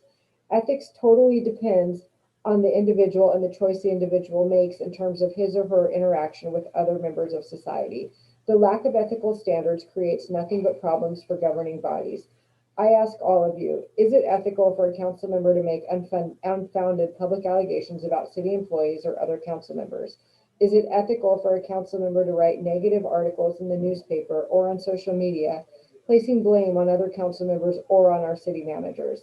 These actions serve no purpose and only cause animosity and disruption in our city's government. If these actions continue, we will have more lawsuits filed against us and a very divided council. Claiming transparency and referring to the First Amendment does not justify unethical actions. If you are a council member that has not been able to work with any past or present council member or any city manager and constantly places blame on others, it is time you evaluate yourself. You just may be the problem and the cause of all this chaos. Stop the social media drama, stop placing blame on everyone else, and start working as a collaborative member of this council. It's not about you. Next is from Chris Aiken. Council members, thank you very much to council members James and Duncan for attending the recent meeting of our restaurant sector at Sonny's. We appreciated the commentary from the restaurant sector, especially as it pertains to the outdoor dining operations. As you saw, there is certainly a call for help from the restaurant sector as it pertains to outdoor dining or other ways to assist this sector during this most difficult time. We also appreciated our meeting thereafter with Eric's son and Jonathan Lightfoot. I understand Eric was able to reach out to Dana Point, and thank you for that. There was also discussion surrounding flexibility in dining in public parks and spaces. In the meantime, I was given the ordinance they enacted by Vicky at the Dana Point Chamber that I forwarded and will attach here for reference. In sum, the ask from the DDA and the Chamber, who also attended the meeting, was for the city to do what could be done to support the restaurant sector. It is takeout and outdoor dining operations. We are here to help as we can to support such sector as well. Thank you for your efforts here. Next is from Senate Salter. As you are aware, the loss of the train crossing quiet zones has distressed many residents in this city. I, for one, am averaging less than 6 hours of sleep per night since the resumption of the horns. This needs to be rectified as soon as possible. The Federal Railroad Administration Safety Board meets just 4 times per year. The next meeting is in January. I spoke with the interim city manager, Eric Hunn. I am satisfied that the city staff has addressed the FRA list of deficiencies and is prepared to submit a potentially successful application for a new waiver in January. But I am worried because the history of the city's relationship with the FRA has been difficult and ripe with conflict. I have 2 specific worries. 1, the FRA will fail to put us on the January agenda and bump us to later in the year. 2, the FRA will surprise us with additional requirements at the meeting, delaying a successful submittal. In order to mitigate these risks, I urge the council to authorize funds to hire a Washington-based lobbyist to manage communication. Furthermore, I urge the council to join with staff by establishing a committee as Gene James has suggested. Lastly, I urge the committee to reach out to John Dory, a San Clemente resident who led the process and negotiations for the original waiver. In particular, John Dory should have a conversation with the lobbyist. Thank you. Next is from Paula Cole. Good evening. My name is Paula Cole, and I'm the chairperson of the San Clemente Human Affairs Committee. The grant application process has started. Next year, on February 9, the Social Service Budget Committee will be studying the grant applications submitted to the city between December 14 and January 25. All nonprofits in town are invited to submit applications for funding for specific programs in 2021 and 2022. Earlier this year, the Budget Committee approved $54,000 for 12 different programs that would have benefited approximately 30% of San Clemente's residents. However, due to COVID-related impacts to the city's budget, the $54,000 was not able to be approved by council. Luckily, money was pulled out of other government programs, and organizations like FAM and Senior Center were allocated emergency funding for at-risk families and seniors. Regardless, the entire Human Affairs Committee is continuing to work to get some of that $54,000 restored to the various nonprofits that really need the funds to sustain or reestablish the programs that were approved to be funded by the Budget Committee. We will not only be requesting a mid-year budget review from the city, but we will also be contacting each organization that submitted a grant application that did not eventually get funded to understand their specific needs in today's topsy-turvy environment. And now that I have your attention, Community Outreach Alliance is one of the nonprofits in town that provides activities to teens and young adults for sustaining a healthy, active life free of drugs and alcohol. All of the funds that they currently have are being used to support the Food Connection, which feeds over 1,400 people a month, as well as the Thrive Alive Leadership Program. They are currently looking for a garage or building or office space to store 8 bicycles and 8 stand-up paddle boards. Since many of our office buildings are emptier than normal now and may continue to be empty as people work from home, we were hoping that a business or city government organization might have this kind of space to donate. Please contact me at my city email address, which is colep@san-clemente.org, or you can contact any of our city council members or city staff, and they will send your correspondence to me. Thank you, and Merry Christmas and Happy Hanukkah to all. And I'll go ahead and read the final 2 comments. Next one is from Cheryl Moe. My name is Cheryl Moe. I'm a San Clemente homeowner of 20 plus years, wife, mother, and San Clemente architect builder with 40 years of experience, both internationally and locally. I work on unique, custom, and challenging projects. My clients range from homeowners to CEOs of major international corporations. Through my lengthy experience, I have found a way to balance the dreams and visions of clients by listening to multiple perspectives, instilling a solutions department ideal that works together to bring creative ideas into reality. I have found many of the skills I've developed over the years to create memorable, timeless environments that people enjoy directly correlate to closed session items A through D. I'm speaking today in an effort to encourage this new eager council to end the old rhetoric and make some real positive changes in this community by reducing legal fees, by ending excessive and unnecessary lawsuits, hiring a new city manager that is truly capable to work in our unique city, and by focusing your goals to meet the needs and build the dreams of the citizens of San Clemente who you proudly serve. I'm pleased that all of you are council members here to work together to benefit our city. Your job requires an enormous amount of time and dedication, so thank you. Each of you bring different perspectives, experience, and skills. I hope that you can all work together to help our city run smoothly. I ask that you keep all of us, the San Clemente community, in mind when you have disagreements, and that you pause to find reasonable ways to compromise so that in the end, our city can save and channel its financial resources toward the betterment of our community.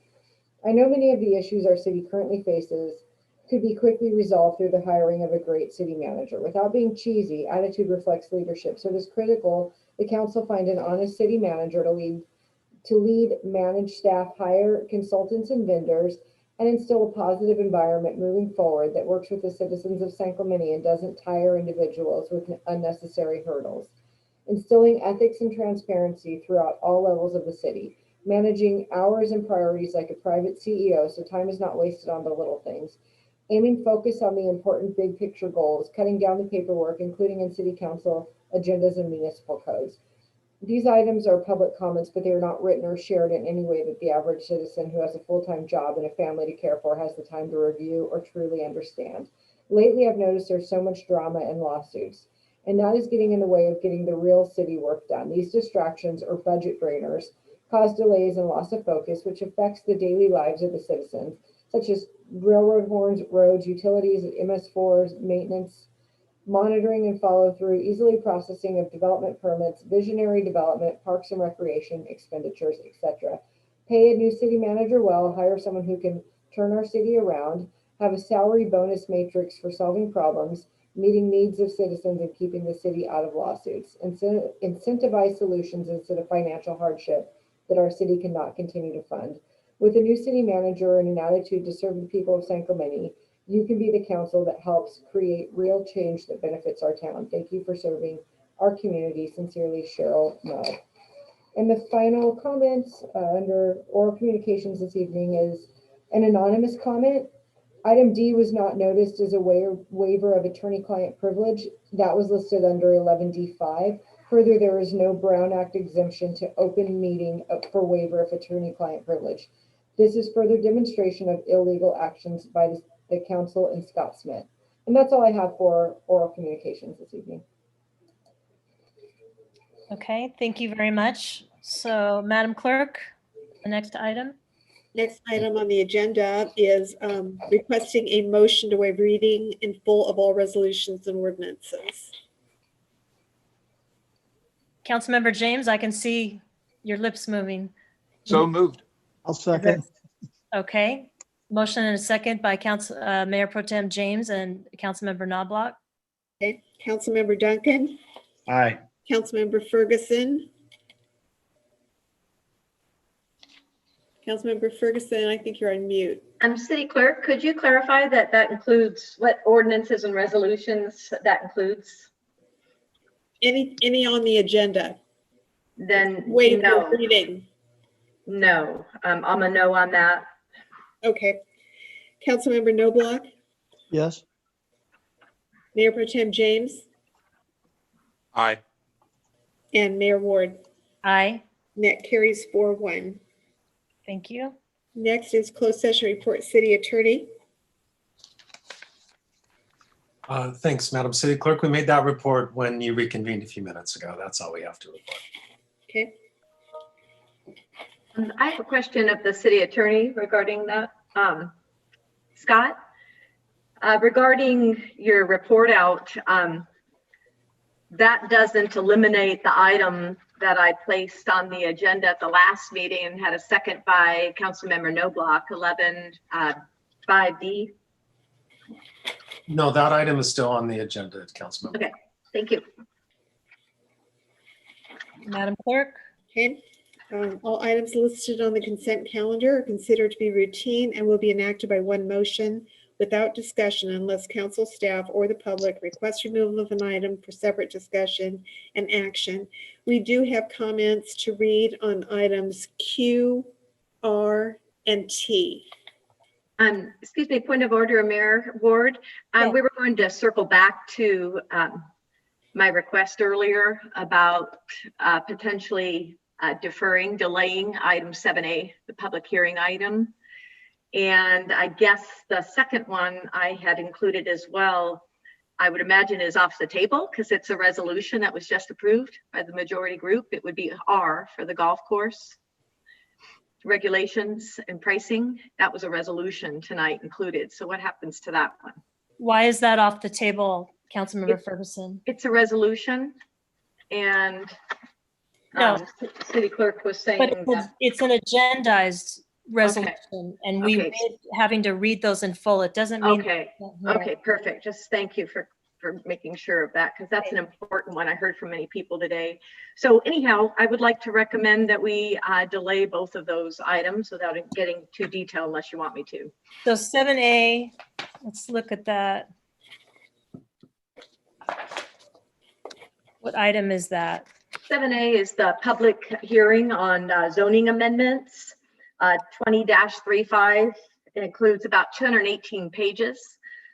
Yes. A lot of information that I believe just requires a lot more quality read and a follow-up on several items there, and also input from a little bit of outreach to the public. It includes so many changes and impacts private property rights, and includes so many things: setbacks, accessory dwelling units, historic structures, etc. It's a lot. I don't know if all of you members got to read the 218 pages, but I didn't get through them all. It's so much complex information, along with the 2 agenda packets we got for this one meeting. 7A is a public hearing, and that was something that already went through and had a hearing of the Planning Commission. Right, I understand that. Council members, I read all the pages, and most of this is complying with state law and needs to be changed, and that's what we're doing in this. So does anyone want to weigh in on not hearing that tonight? I'm curious, where did that violate any property rights? I've heard from some folks. That's what I can say right now, is I've heard from some folks that have had some concerns about that.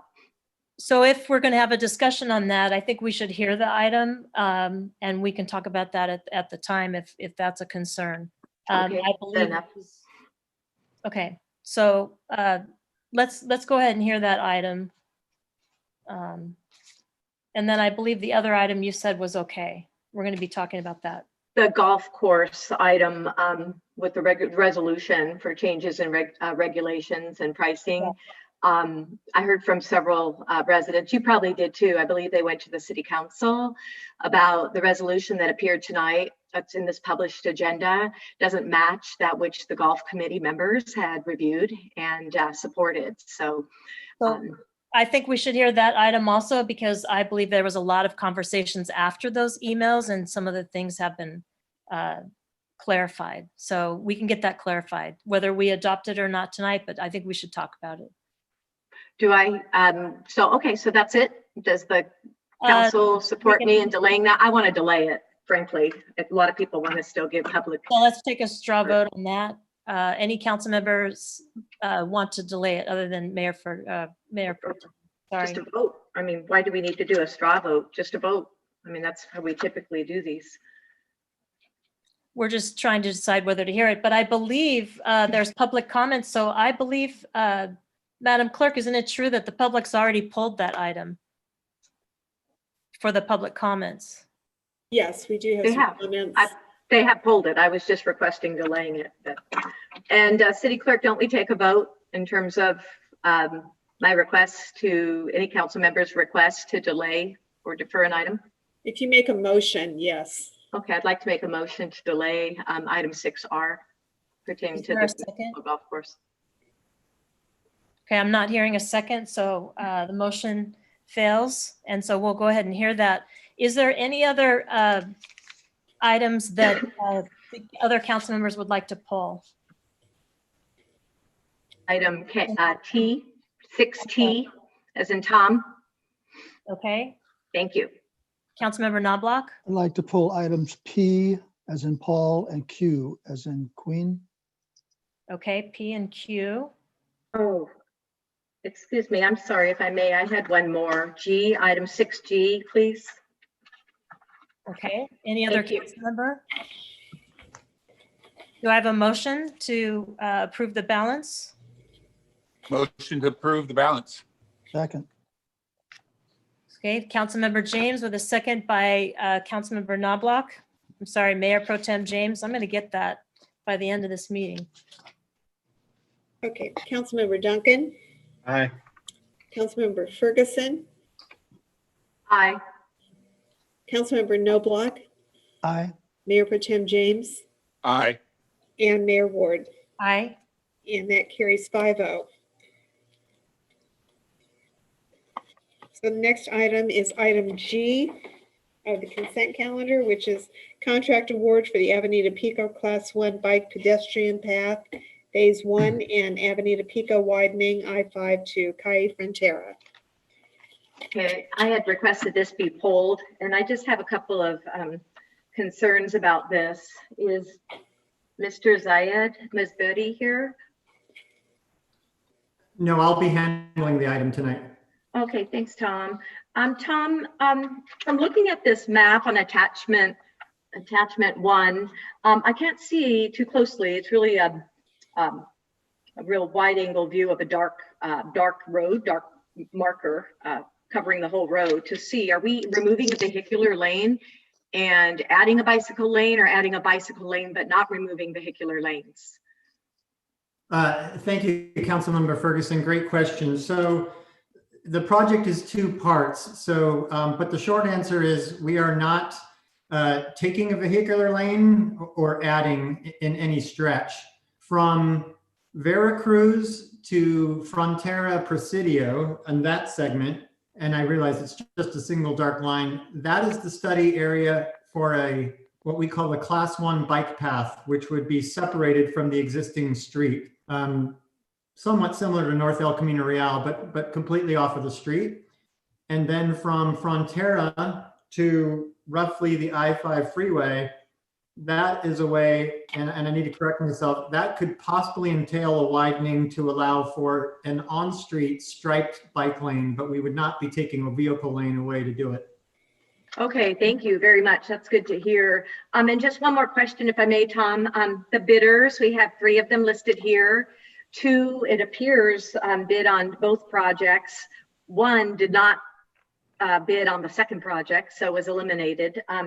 But why was Kimley Horn not selected if they bid on both projects and they were about 100,000 less than the bidders selected? Stantec. Sure. So one thing when we talk about selections of professional consultants, terminology is important. And so these weren't bids like you're used to with a public works contract. We only select based first on qualifications. And so you're correct. We had a little bit of a mishmash where one consultant did one segment, a couple did both. Basically, in our review, and I hope we captured this well and tried to describe it well, we felt that despite the lower cost, which was not our primary consideration for this, was that the Stantec team had a better grasp, a better concept, and just better qualifications and a team to perform the work, even at that higher cost. And so that's why we're recommending them. It's really qualifications based. We did work with them to refine, excuse me, the scope and cost, but we do feel like they're still the better team to do the work in this case. $100,000 difference, though. That's so significant. Have we worked with them before? Yes, we do have. Stantec is one of our so-called on-call consultants, so they have done a lot of work for us, and we have great familiarity with that team. Okay, so you believe the value of 100,000 more than the other proposal is the best decision for us, huh? Yes, I do. That's why it's our recommendation that you do that. Okay, very good. Thank you, Tom. Is there any other questions from council? Councilmember Ferguson, would you like to move the item since you pulled it? Sure, I'd like that. Thank you.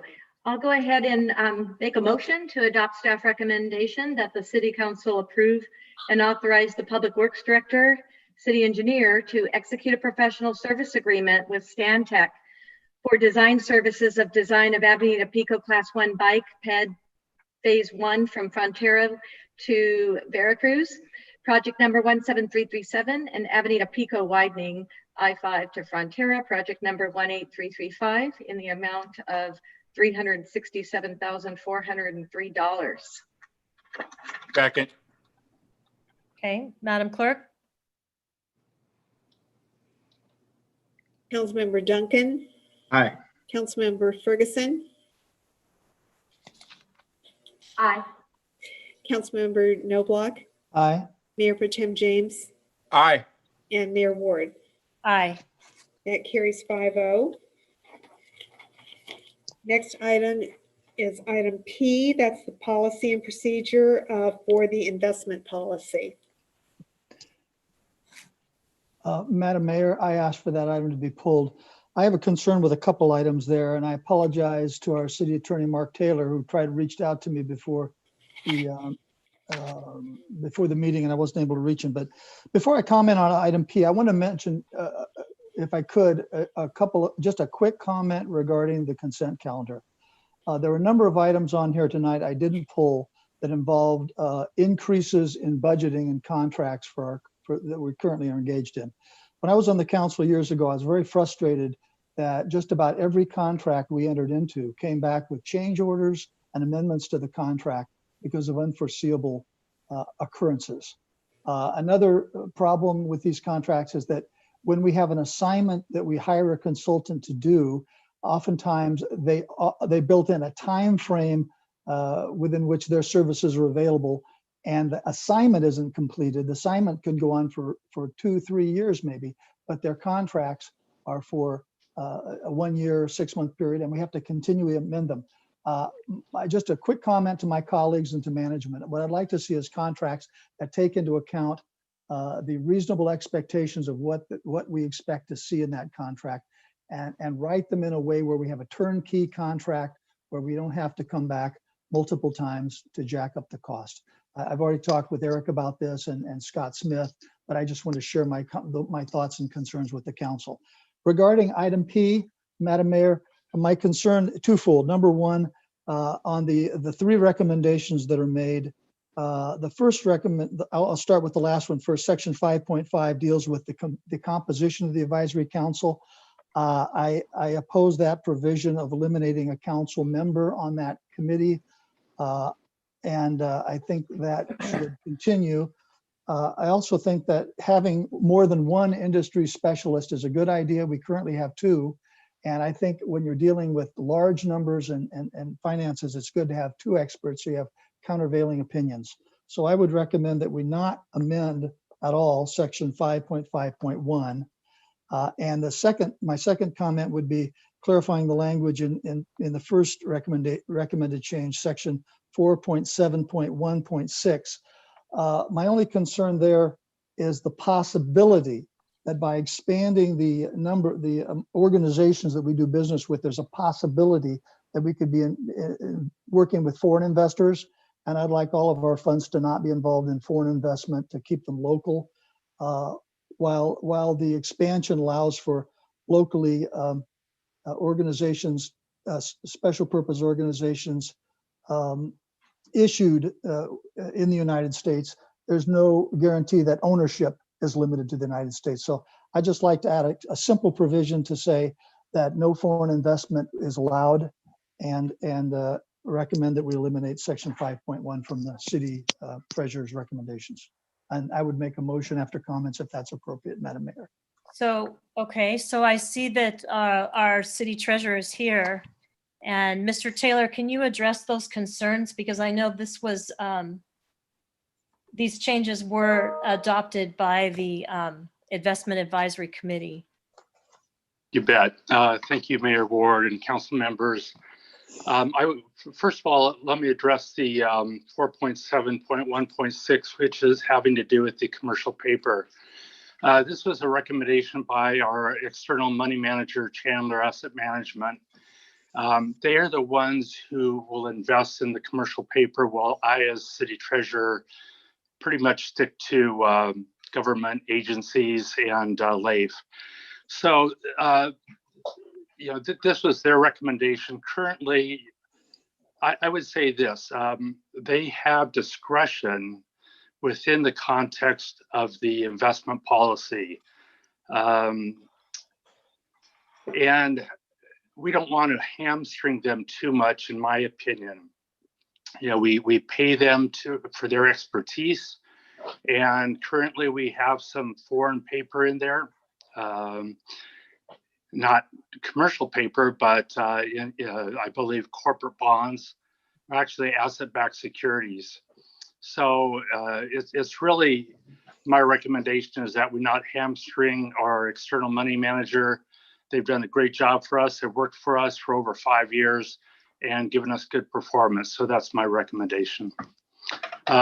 Regarding the composition of the Investment Advisory Committee, this was really based, number one, on the ordinance passed by the City Council, but has not been placed into effect. I believe that's ordinance number 1684. Personally, I love having a council representative on the committee. I would gladly retain that. As far as the second industry specialist, historically, we've only had one until very recently. We added a second one simply because the one that was appointed by council was not someone that I would consider an industry specialist in terms of the help that I needed as city treasurer. So if the council feels that we should have two industry specialists, that's fine. I would say that the citizen representatives are very, very experienced, lend me as treasurer a lot of knowledge and support, but I feel that one industry specialist is sufficient. So, Councilmember Knobloch, I've been the council representative on this for the past year. And I can tell you that Chandler Asset Management has done very well for the city. And in conjunction with Mr. Taylor, they've, through the whole, city portfolio of what we're doing, that they made some good decisions and increased the time allowed for investments. I think it went from, Mark, you might have to correct me, was it 2 years to 5 years out that we could hold? No, Generally, we measure the portfolio by average duration, and we increased the Chandler's portion average duration from about 1.63 years to close to 2 years, maybe 2.1 years. And that was beneficial, especially with the drop in interest rates. And that was something that we've been toying with for literally a year and a half or so.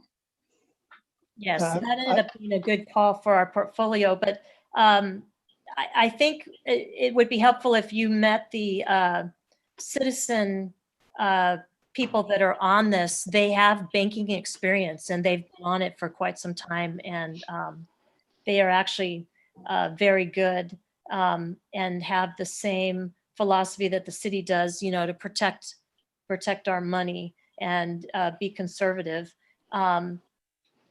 But I do agree with you on the not wanting to take off a council member to it. I think this happened when the city reconsidered all of our committees, and council members Right. always been on it. So I would ask Scott or Mr. Sund what the process would be if the council wanted to reconsider that change. Mayor and Council, I'd suggest that you put in motion an amendment to ordinance number 1684, and that could bring that about. So we would make a motion at this time, and it would not need to be agendized at another time. Well, you would have to have it agendized, so the motion would be to bring back an amendment to that for consideration by the council. And could it be done during this item? Well, Be done at the end of the meeting? oh no, you could make the motion to agendize in connection with this item. Okay. Madam Ward, so, go ahead. Madam Mayor, just one response to Mark's comments. I have no objection, I have no problem with the service that's being done and the investments that are being made. This is a policy decision, and we're going to 3 citizen members. Maybe we could add that one of those 3 citizen members is an industry specialist.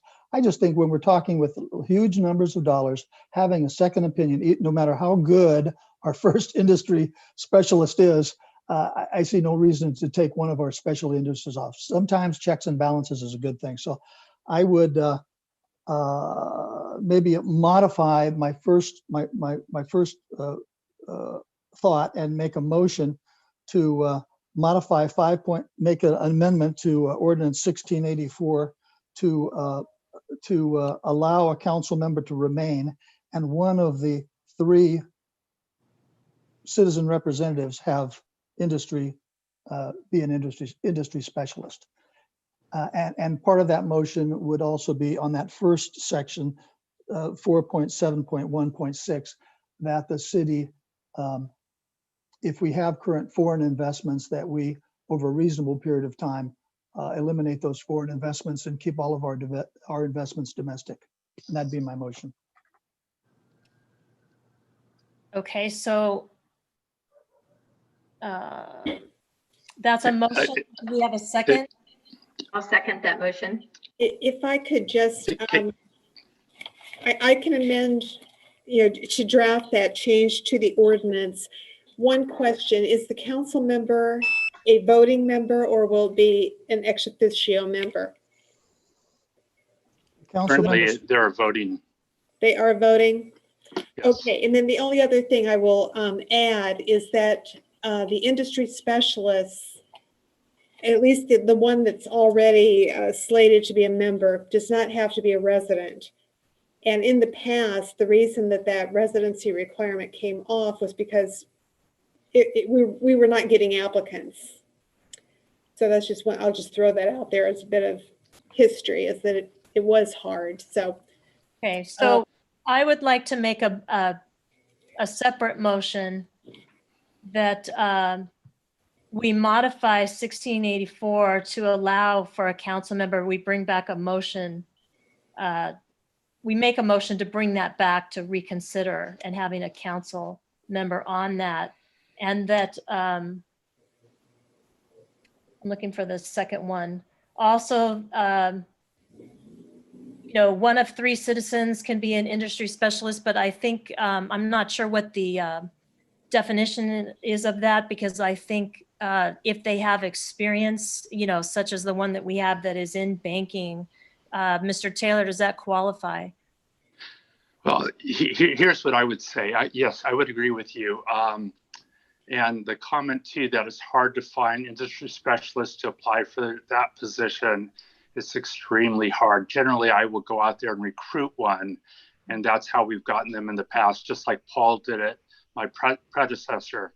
And I would say the city council appoints the citizen representatives, and in the past they've done, as you pointed out, Mayor Ward, an excellent job, because the 2 citizen representatives we have on there are incredibly experienced. So the council has the ability to pick and choose who they appoint, and generally they picked representatives that have great experience. Okay, so my motion would be that we do amend to allow a council member to remain, but that we do not appoint a second industry specialist, because that is redundant, and we have control over the citizen representatives that we have. And also, my motion would not make an amendment that we cannot have any foreign investments. Yeah, investments, of anything that we're doing, because we have a city treasurer that's elected by the people of San Clemente, and he is the one that decides what is best, and he runs it by the committee. So I would make that motion that we do not do that, but that we do allow for the council members. So that's a separate motion that I'm making, and I would ask if there's a second.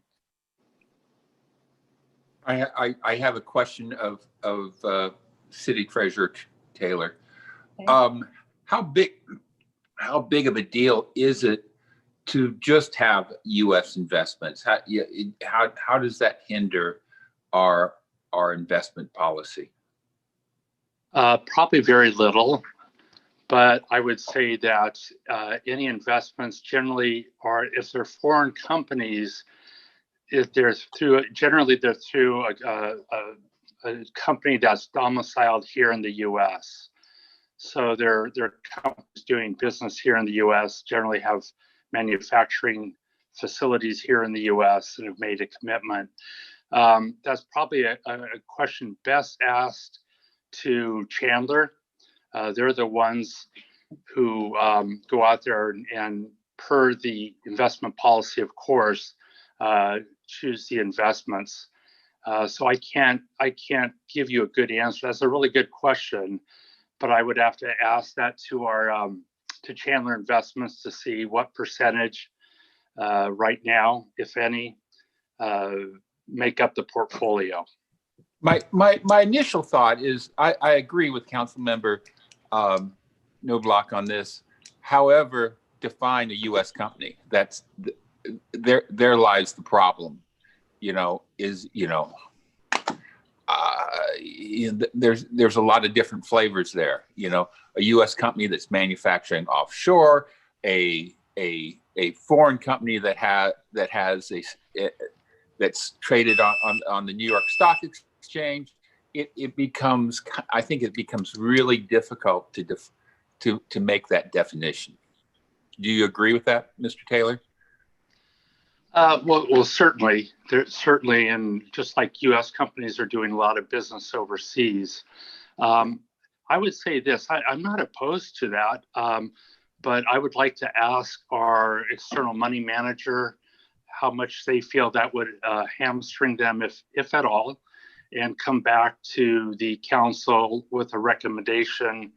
So I guess my recommendation would be to say, hold off on it for now, and let me give you a report back as to Chandler's reaction to it, because they're the ones who are investing in the commercial paper. I am not personally. Thank you. Well, as our city treasurer, we're looking to you. We're not looking to Chandler or anyone else in the policies. The guidance is coming from this Right. council. And from you. I don't have a problem investing in foreign companies that are domiciled here in the U.S. or have operations domiciled here. It's a very global economy. I would also summarize our investment policy as this: is number one, it has to be within the state code, and the San Clemente investment policy has then been much more conservative than the state code. And Chandler asks a lot more than we give them. In other words, they generally come to us with recommendations to modify the investment policy, and I would say on average we decline 50% to 75% of those requests. Council, I was going to help you with a procedural suggestion. Thank you. Maybe when the time comes. So my question, Mr. Taylor, so you could come back to us on the foreign investment question then at a later time. Sure, I could. Absolutely, I could within a few days, and then if it wasn't a big deal and the council wanted to make that limitation, or even if it was somewhat of a hindrance to Chandler, we could still make that limitation, but at least we would know what percentage of the current portfolio would be affected and what we would have to divest ourselves of over time. So let me ask this before anyone asks another question. Mr. Taylor, should we just continue this item to the next meeting? And would it have any effect on you if we don't pass it tonight? No, it wouldn't. We would be operating under the existing investment policy, and it would not be replaced by this one until a later date. Okay, do you see any issue with waiting until January for that? Absolutely not. Okay, so would anyone like to make a substitute motion? That was going to be my exact suggestion. Is it will be very easy, given your deliberations, for me and Joanne to bring back the amendment to your ordinance relating to the composition of this committee, this board. And you can provide an ordinance with brackets for your name here, depending on your deliberations. And then you can work with Mr. Taylor and Joanne about the qualifications for that new member that you're putting back in. So I think it will be very easy, given what Joanne just said, to set the table for amending your ordinance. I'm prepared to make a motion to bring policy and procedure 202-1 back to our January 19th meeting. And you can have those dovetail when they come together. If you have a motion to also bring back the ordinance for you to rework. Exactly. Yeah, I think we should just bring back the whole thing. So just continue it to January 19th meeting. I think they've heard all of our concerns, and so we can get some better answers, I second Mr. James' motion. Okay. So that's a substitute motion, Joanne? Yes. Councilmember Duncan? I just have a question. Why are we not voting on the modification, on the alignment of the committee? Don't we all, I think there's agreement on that. Well, you can't change the ordinance right now because it's not agendized. So we'll put that on for your January meeting. You'll take that foundational step and then build the policy to conform to that. Okay, so we shouldn't even vote on it at all. Just put that off to January. Everything in this off to January. Just to have it brought back. Okay. Not just the policy, but also the ordinance. Or vote aye. Okay. Councilmember Ferguson? Aye. Councilmember Noblock? Aye. Mayor Pro Tem James? Aye. And Mayor Ward?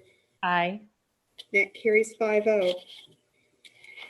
Next item is item Q, and we do have, I guess, a couple comments on this one. Okay, so let's hear from the public comments first. Yes. And this relates to the concession for the Golf Pro Shop concession at the Municipal Golf Course. And the first comment is from Jim Kemp. I would like to commend the city for renewal of the Golf Pro Shop contract with the Dave Cook organization. Dave and his family have provided exemplary service to our city for many years, and it is great to see San Clemente continue to support a local small business like Dave Cook. I know I speak for many golfers when I say thank you to the city for continuing to provide one of the best golf operations in Southern California.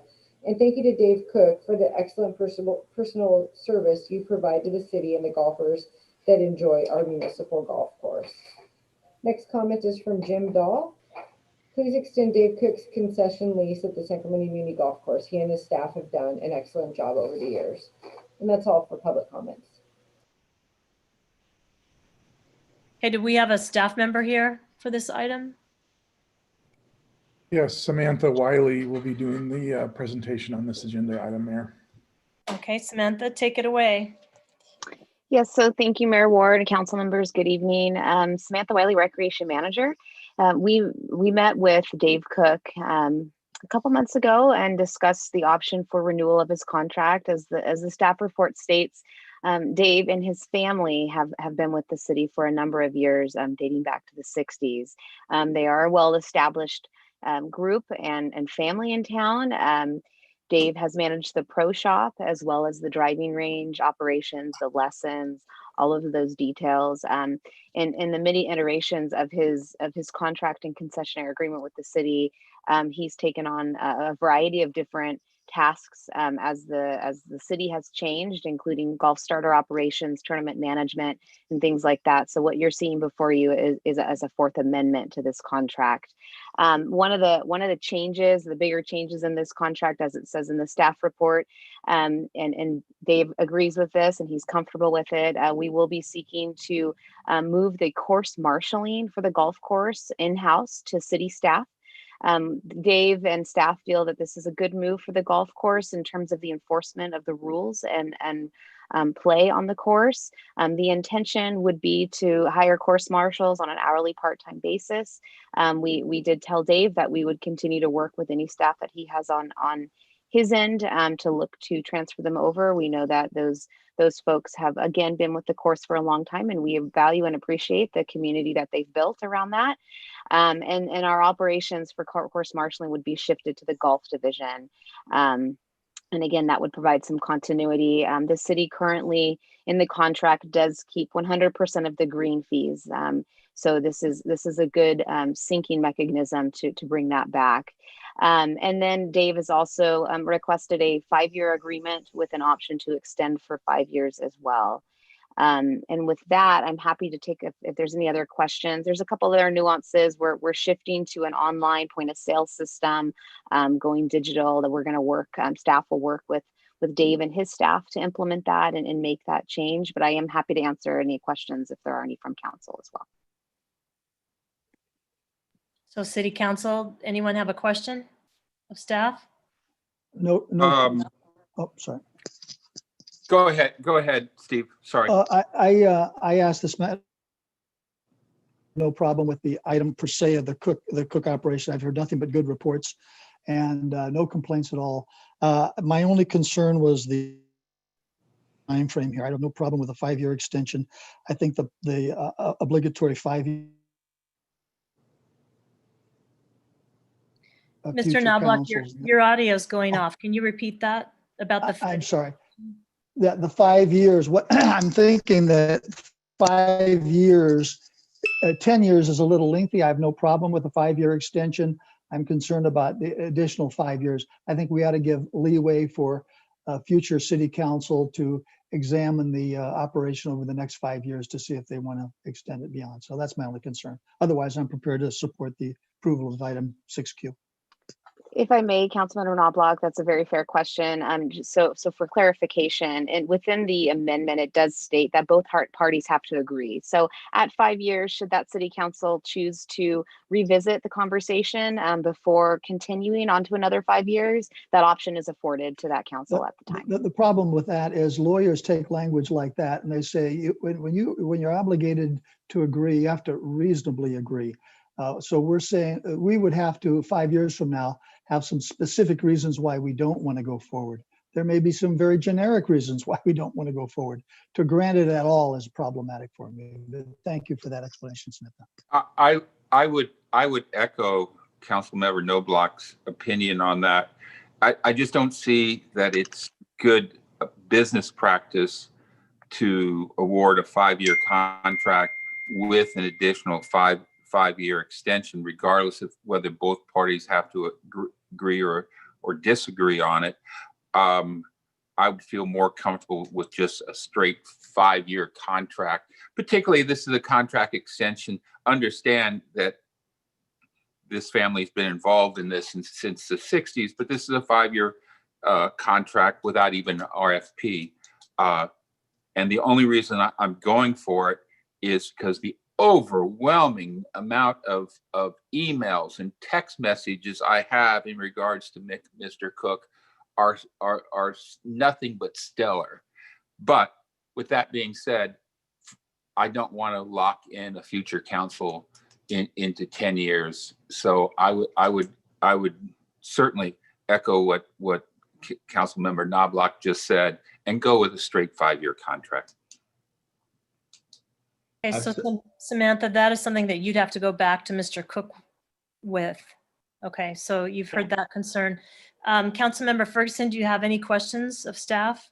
I certainly agree. No, not of staff, but I agree with Councilmember Noblock on this, because so many of our contracts have these renewals.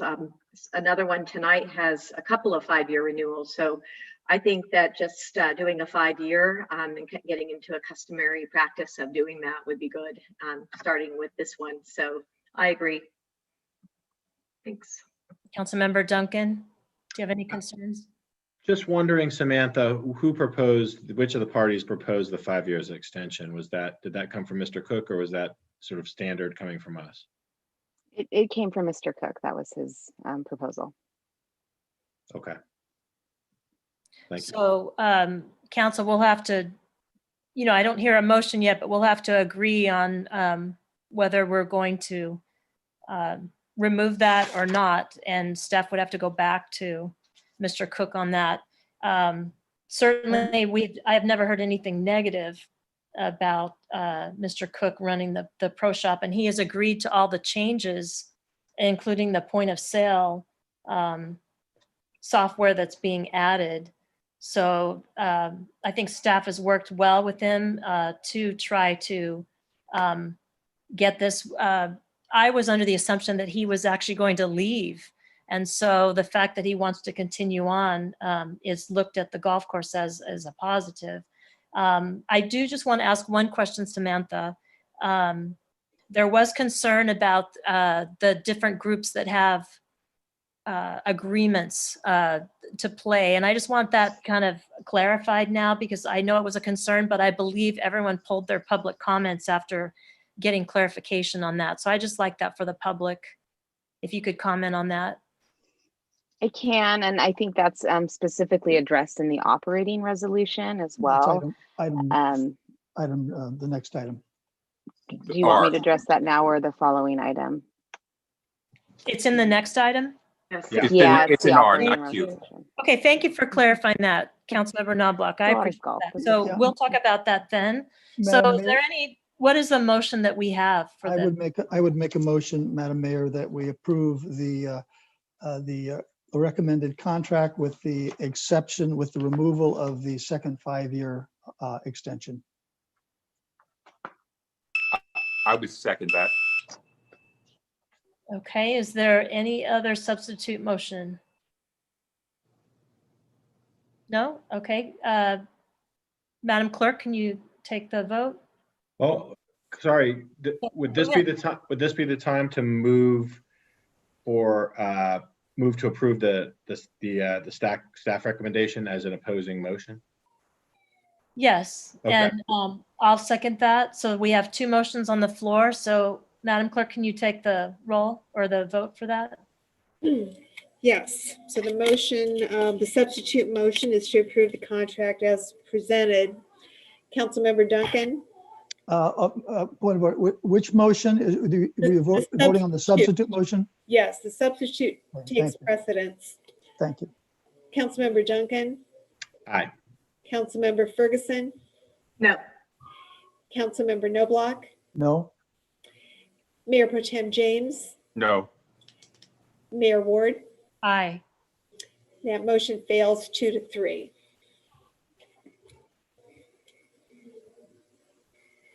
So going back to the original motion, which is to approve the contract with the removal of the second 5-year extension.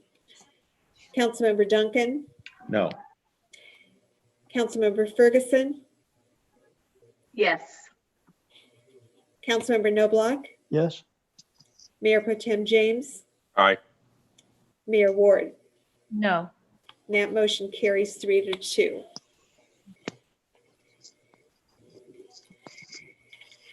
Next item is item R, proposed changes to the golf course fees and operating standards and regulations for play upon the municipal golf course.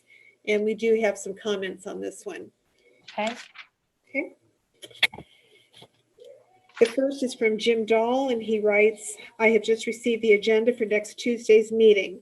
I am very concerned that golfers, charities, and service clubs have not had time to review the proposed ordinance.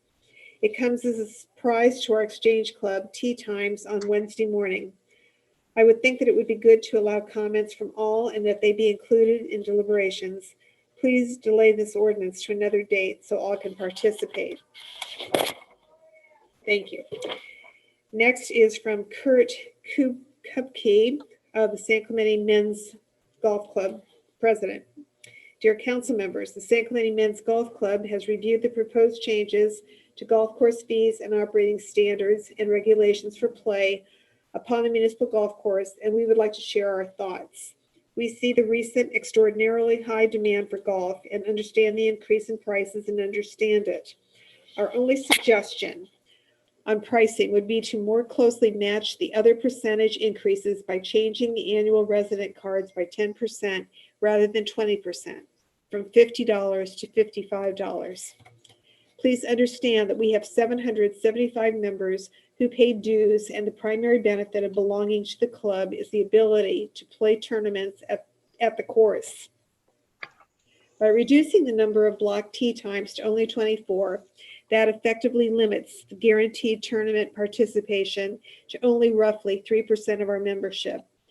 As a point of reference, the typical participation in our 3 monthly tournaments has been 100 players for the Wednesday and Friday events and 75 for the Saturday event. Please understand that as a nonprofit group focused on promoting the game of golf while at the same time providing benefits to our community, the club has recently donated benches, rakes, provided voluntary maintenance to the course, and during the pandemic, our members also raised $20,000 plus through GoFundMe exclusively for golf course staff.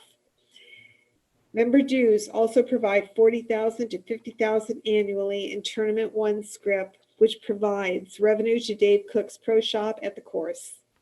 Additionally, the club endows local annual scholarships to deserving students at both San Clemente High School and Saddleback College. Finally, our club is active in the Adopt a Highway cleanup effort at the exit for the course. In summary, our 775 members are very involved in community activities and service. We think it would be helpful to also know that the majority of our members are paying the higher non-resident green fee rate. We urge you to allow us to have blocks of 72 players for our 3 monthly tournaments. This amounts to only 3.3% of the total available tee times. 3 tournaments a month times 75 blocked rounds times 12 months divided by 78,000 rounds annually. This will allow us to retain our current membership level and continue to provide benefits to the membership, the course, and the community. For a nonprofit club which has been consistently supporting San Clemente for 60 years, we feel this is a fair and reasonable request. Thank you for your consideration. Next comment is from Jim Kemp. I'm requesting the City Council please postpone approval of the proposed consent calendar item 6R2 regarding new golf course regulations. There's not been enough time for questions and comments to be considered by the golf committee from local golfers that are affected by these regulations. Next comment is from Larry Rannells. As the current president of the San Clemente Exchange Club and on behalf of our many Exchange Club golfers, I respectfully request a 30-day postponement of agenda item 6R. This item, which was only released this past Friday, December 11th, does not allow sufficient time for review and comment. The Exchange Club does not oppose the proposed increase in green fees. However, there are some provisions within the operating standards and regulations for play resolution that raise important questions and need further clarification.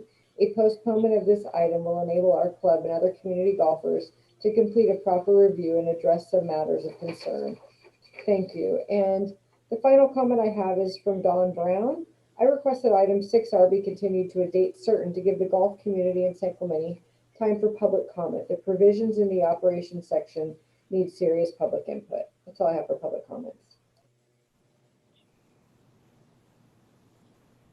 Okay, so I would ask staff, what I'm hearing is kind of what the council got before in emails, that people are worried about agreements that they presently have, the different groups. And so can you address that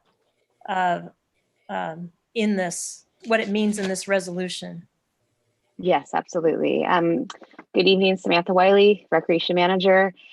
So there's a couple layers, as we've heard through the public comments.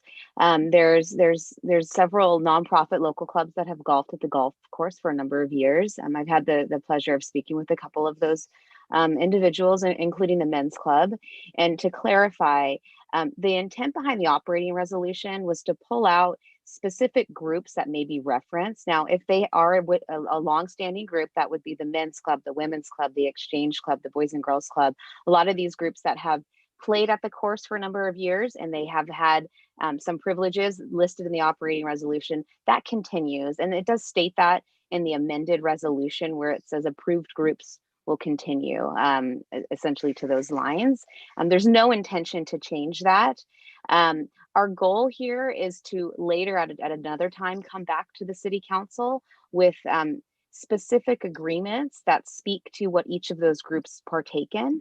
So for instance, you heard the men's club say that 24 players for their tournament is not enough. We understand that. That number was not a different number than the previous resolution that we're updating. What we've learned in reviewing this resolution, the operating resolution, is that there were a lot of things that were in the old resolution that were not practiced and something was done differently.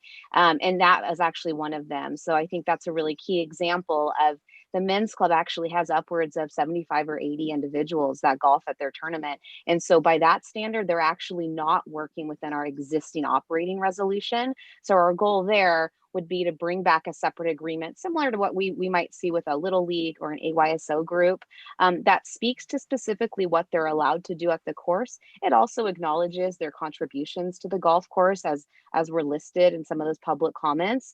And again, that builds that partnership that we absolutely value at the golf course and in BPR as a whole. That was the intention behind it.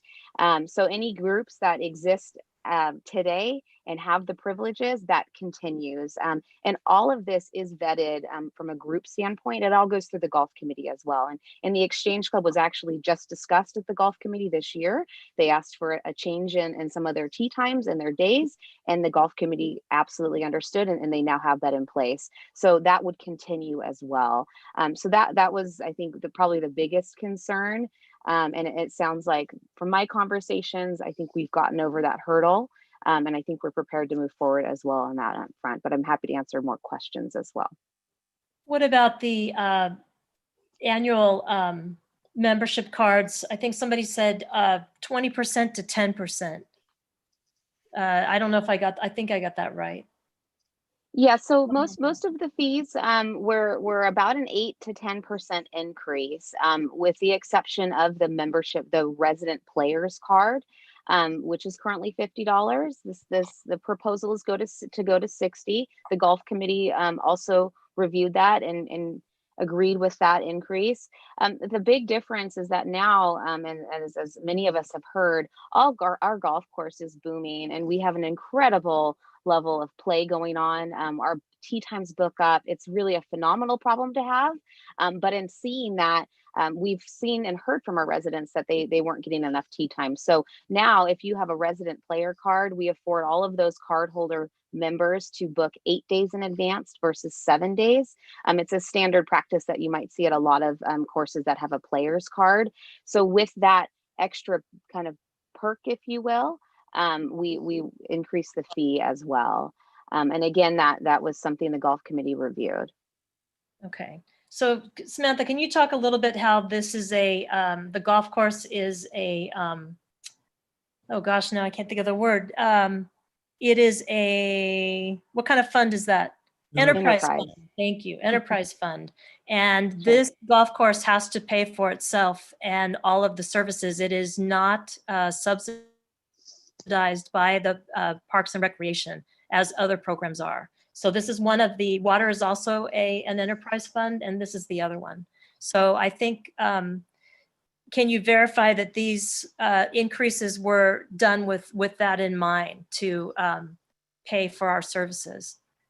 Absolutely. The intention here is not to put more money into a different pot, if you will. Any fees that are collected through the golf course go back to the golf course. That is the way the entity is set up. And that's how council has continued to uphold that. So again, it's not an effort to get more money from people. It's really to go back to our operating costs, whether that's increases in staff costs or maintenance costs, whatever that may look like in the course of operation. All of these increase in fees go back to that and support it as well. And just last question, when was the last time that we raised fees? That would have been in 2014. Okay. Does any other council members have questions of staff? I do, Mayor Ward. Go ahead. Samantha, do you know why the resolution that we have in this published agenda doesn't materially match what the golf committee members had reviewed? Yes, I can speak to that. Okay. Absolutely. Thank you, Councilmember Ferguson. The resolution that was presented to the golf committee was the formal resolution, which would have been in 2015 was the last time that was modified. The goal to take that to the golf committee was to seek their feedback and their input on changes that they suggested. And those changes were incorporated. Some of those major changes included an update to the reservation policy, a change in the no-show policy, consideration for a rain check, some of those kind of nuts and bolts. And then the resolution that's in front of council tonight, it does look different, absolutely. There's a couple things that make it different. One of them is the formatting, and it's an updated format. It's a newer resolution template that we use. And also, there was a lot of work done on staff's end to clarify and distinguish between the fee resolution and the operating resolution. So there were some things that were previously in the operating resolution, but they actually spoke to fees. And in an effort to clean that up, we moved those to the fee resolution, and vice versa. That could have happened often as well. And again, it was the goal is to clean it up, make it something that listing groups, and there was actually quite a few groups listed that don't even exist anymore. It's difficult by listing specific groups in an operating resolution. That forces us to come back to council on a continual basis as groups come and go and they no longer participate, which I think is the idea and the intent behind a separate partnership agreement with these groups. Then we can address those individually versus the entire operating resolution for the golf course. Okay, thank you. The concerns I've heard from several people is the content is not aligned with what they understood. So I certainly want to see that go back to the golf committee so that they can take a look at this and go over it with a fine-tooth comb and then get back to you on that. I really want to make sure that happens. It's very critical for them, and they are our committee, and we do task them with making sure their expertise is provided and then makes everyone happy there. But we have some unhappy members right now that would like to see this go back to them and delay it just to make sure that everything's in line with the support of the golfers in our community as well.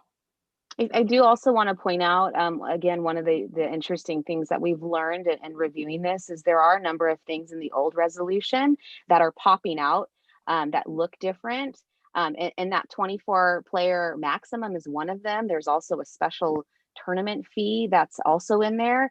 And those were not changed. They were copy and pasted into the new resolution. And because those have not been practiced, it came as a shock to a lot of longtime players. And in talking that through, that tournament fee, it doesn't actually apply to a lot of our regular user groups. The 24-hour maximum, again, doesn't apply to a lot of those user groups. So I think there was a little bit of a misnomer in seeing what was in the new resolution versus the old. And again, with the format and realigning it, we added some definitions of back nine play, twilight play. All of those things were expanded as definitions in the operating resolution. So that was probably also pushing that forward too as confusion. What impact do we have by delaying this till the next meeting? Does the golf committee meet in between now and January 19th? No, they don't meet until February again. Okay, well, that's not too far off. So what's the impact for us delaying it to February then? You know, we're eager to implement new fees and get this moving forward.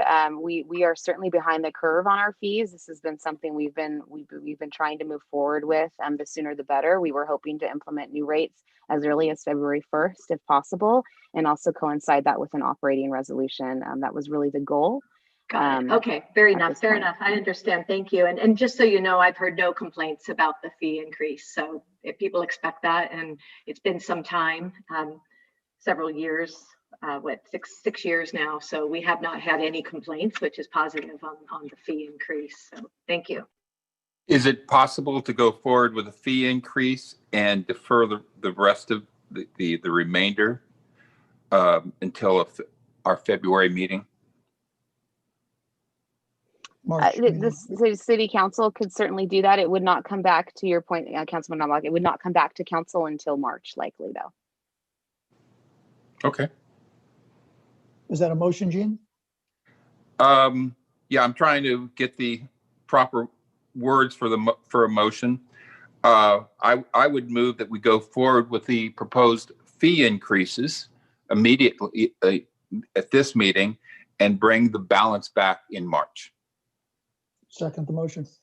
Okay, so we have a motion and a second. Can I just ask staff to clarify what that would do? We're increasing the fees, but we're not passing the resolution for operating. So you're going to have to pick and choose what's in here. What's that going to do? It sounds like I'm sorry, don't mean to interrupt you, ask a question of staff, but I think in the motion, the resolution regarding fees can be approved with excluding everything else. Everything else can be brought back in a separate motion. That's why I'm asking staff, because this is the resolution for operating. So they do speak to each other. As I mentioned, the definition of back nine play and twilight is defined in the operating resolution, but the fee is addressed in the fee resolution. So there are some nuances that the two resolutions communicate back and forth to each other in that sense. Youth play is also addressed in the operating resolution, what defines a youth or junior, and the junior card qualifications, if you will, as well. So they do communicate. So it's going to be a problem if we adopt the new rates, but there's no operating resolution for those categories. Is that what I'm hearing? Yes, it could potentially pose some issues. We would do our best if that's the council's direction. We would do our best to push forward with what's in the existing operating resolution and use those definitions as they stand, or if they stand, until we can get clarification and approval from council. That's the only concern I have with the motion you made, that possibly somebody might want to play and they're not going to have the backup resolution to that category. So, I understand there's a motion and a second. I'd make a substitute motion, Madam Mayor. Okay. I would just move that the entire matter be postponed until our March meeting. I'll second your motion. Councilmember Knobloch. Is that a better, understanding that we're going to lose revenue for the next probably 3 months of this budget year. But is that a better resolution than just approving the fees? I would move forward with the fees if that's the case, and allow staff to work within the existing operating resolution, and work on those the definitions of back nine and all of that. There is some authority within working with the pro shop staff and golf course staff to make sure that the golf course is operating at its most efficient level. And the existing operating resolution already designates that authority to staff. So if I may, staff will do what we can to continue the efficient operation of the course and make sure it continues forward. Okay, so Councilmember Knobloch, will you go to your original motion? It was my motion, his It was Gene's motion, and it was, Thank you. I said substitute. It was really a friendly amendment to Gene's motion. And if he's willing Okay, to do so- that, I'll second his motion. All right, thank you. Now, for clarification, is you are adopting Resolution 2070? Do the fees have to be adopted by resolution? Yeah, they do. Mayor and Council, I think what you're doing is passing the first resolution and continuing consideration of the second one to March. In that case, Mayor, Let me- you will need to read the title of the resolution that you're, okay, thank you. Let me clean up my motion. So it's my motion to adopt Resolution 20-70 entitled "A Resolution of the City of Council of San Clemente, California, establishing certain fees for play upon the municipal golf course and repealing Resolution number 15-41. And deferring Resolution 2071. And deferring Resolution number 20-71 entitled "A Resolution of the City Council of the City of San Clemente, California, establishing certain operating standards and regulations for play upon the municipal golf course and repealing Resolution number 15-42. To March. Second. Is that being deferred to March? To March. Thank you. Got it. Second. Okay. Councilmember Duncan. I would prefer that we pass both, but that doesn't seem to be in the cards right now, so I will say aye. Councilmember Ferguson. Aye. Councilmember Knobloch. Aye. Mayor Pro Tem James. Aye. And Mayor Ward. Aye.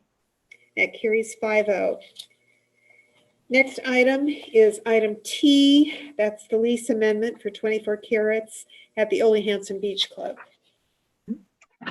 Madam Mayor, I ask that this item be pulled, and I just have, I'm supportive of the motion, but I have several concerns I want to express and see if any of my colleagues would like to join me in my concerns.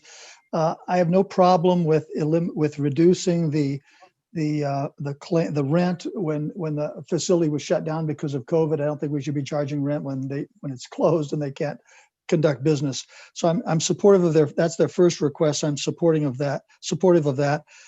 They do request the other concerns. I have a little bit of a concern with, but they're not major.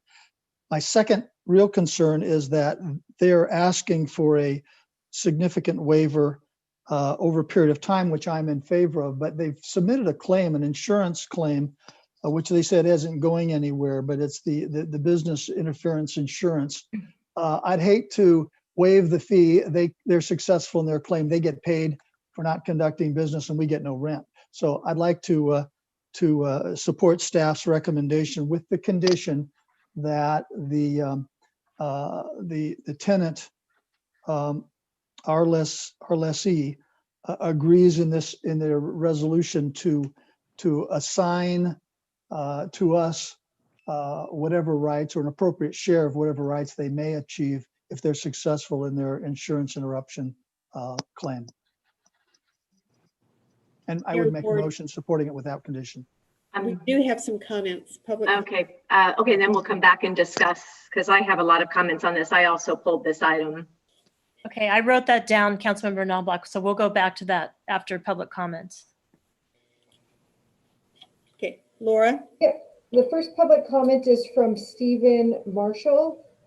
It is to my understanding that this item is of great importance to Councilmember Laura Ferguson, as mentioned on her Facebook account. It is also my understanding that the partnership that the city has with 24 Carats, giving them an exclusive lease, helps in more than one way. Aside from revenues that the city receives from 24 Carats, by them having an exclusive lease, this otherwise public building can be posted as private property with no trespassing signs.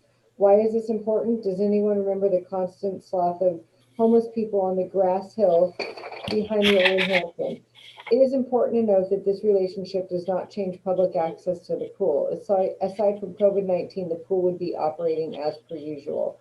My only ask is that 24 Carats remain a responsible operator. We have had issues in the neighborhood in the past with noise, and they have gotten much better, and it is appreciated. This is not something that is out of the ordinary for the city to do. The Fisherman's is on the city pier, and so is the snack shack at the end of the pier. What I would like to see the city do in the future is to do more of these types of things to bring in revenue. If you go to Huntington Beach, on the state beach, they have restaurants. Why can't we rent out our abandoned snack bars at North Beach and T Street to responsible operators and give them an exclusive lease agreement? Sure, they can use a little TLC, but I don't think that is out of the cards. If they could do it at the state beach in Huntington Beach, we can surely do it here. Thank you.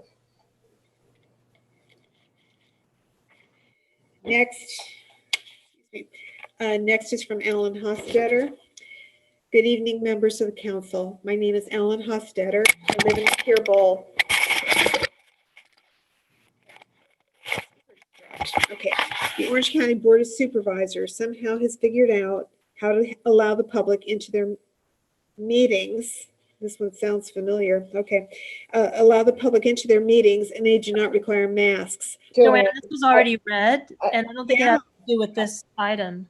You know what? It says it's also on 6T, but I agree. Okay. Actually, the comments, I'll go ahead and read his second comment on this. My name is Alan Hostetter. I live in the Pier Bowl. I would like to thank Laura Ferguson for her continued transparency and for bringing issues directly to the attention of the public through her social media platforms, such as the proposed catering agreement with 24 Carats Catering.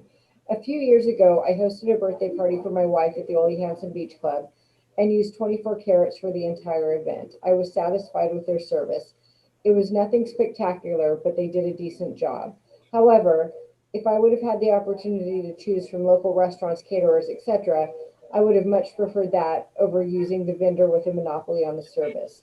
I would imagine that if we had several local businesses competing for business, this might also reduce the cost to the consumer. Considering how much our business, especially restaurants, are suffering currently, it is difficult to think of a reason why the council would defer to one vendor rather than open this up to so many of our hometown heroes who may have been keeping their business afloat during the most difficult of times. Please open this up to San Clemente business owners.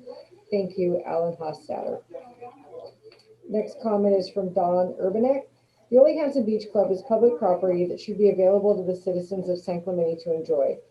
The sign that is currently posted on the property is offensive. It states, private property, no trespassing, and then states that trespassers are subject to prosecution and cites Penal Code 602 SC Muni Code 9.24.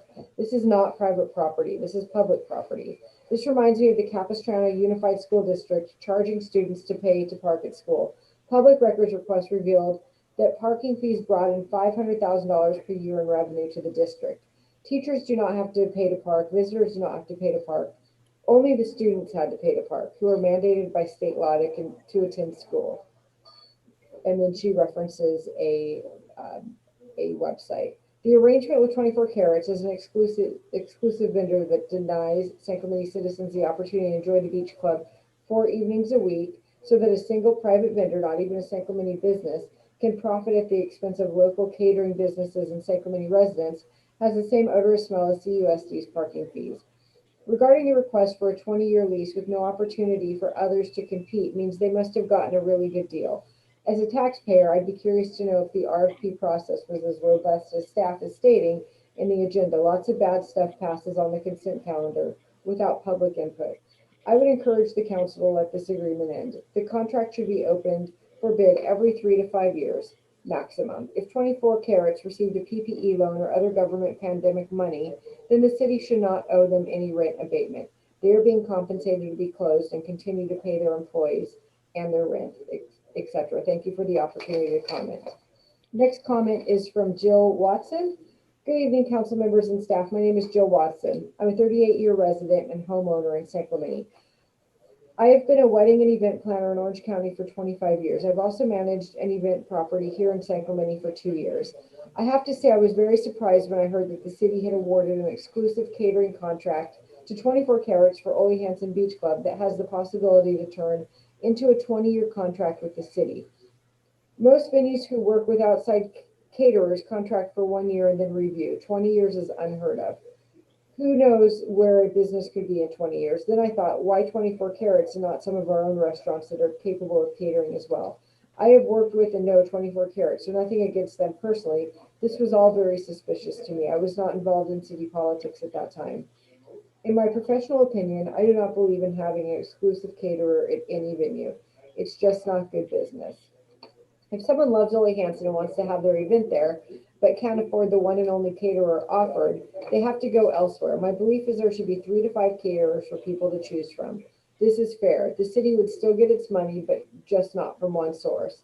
When there is only one caterer, they can become complacent, raising their pricing and pretty much do anything they want to do without worrying about it. Having multiple caterers keeps up the competitive edge in pricing as well as service to the potential client. It's just good business for all involved. Our local restaurants have been suffering from COVID and the governor's constant lockdowns. I say we should be supporting our own first. We have very capable restaurants that can do amazing catering. I'd like to thank Laura Ferguson for bringing this to the public's attention. I'm still trying to figure out all the things that go into council meetings. If she had not brought this to light, it would most likely have been swept under the rug in closed session, and people would not have been aware of what's happening in Ole Hanson, which, by the way, was meant to be used by the citizens of San Clemente for their enjoyment. I feel once this contract comes up for review next year, we change the policy and open it up to multiple preferred caterers. No more exclusive caterers at Ole Hanson. Thank you very much for your time, Jill Watson. And the final comment is from Martina. Good evening, council. I am vehemently opposed to the city's attempt to once again award an exclusive use of a taxpayer-owned landmark and asset to a single out-of-town catering company to hold private functions. The original contract that was awarded after the completion of the renovations, another disastrous renovation project that the city was clearly out of their depths to manage and control, was already inept and short-sighted. The city continues to want to add insult to injury with this agenda item. They tried to originally slip under the radar. This was originally on the consent calendar and was expected to go unnoticed and unchallenged. In its original form, a 10-year deal with 2 additional 5-year options was recommended, including some extra fluff as reduced rent. To that effect, I cry shenanigans. The proposal is essentially unheard of when the facility is publicly owned asset. Not only does this proposal give preferential treatment to an out-of-city business and alienates local caterers, it will continue to limit public access by the community by restricting the pool hours. From the onset, the use of this public resource used for private functions should have had the same operations model used for Casa Romanica. This has a variety of authorized vendors to choose from, and funds are generated through the charge of venue booking fees and percentage of revenue from selected caterers. I would urge all of council to reject this. Our local caterers are struggling with the devastating effects of COVID. The city must move in the direction of regaining and or retaining the integrity of its management and council in respect of its citizens and local businesses. And the final comment is from Camille Wyatt. Every single city council member who ran on supporting local business should vote no on this for 24 Carats.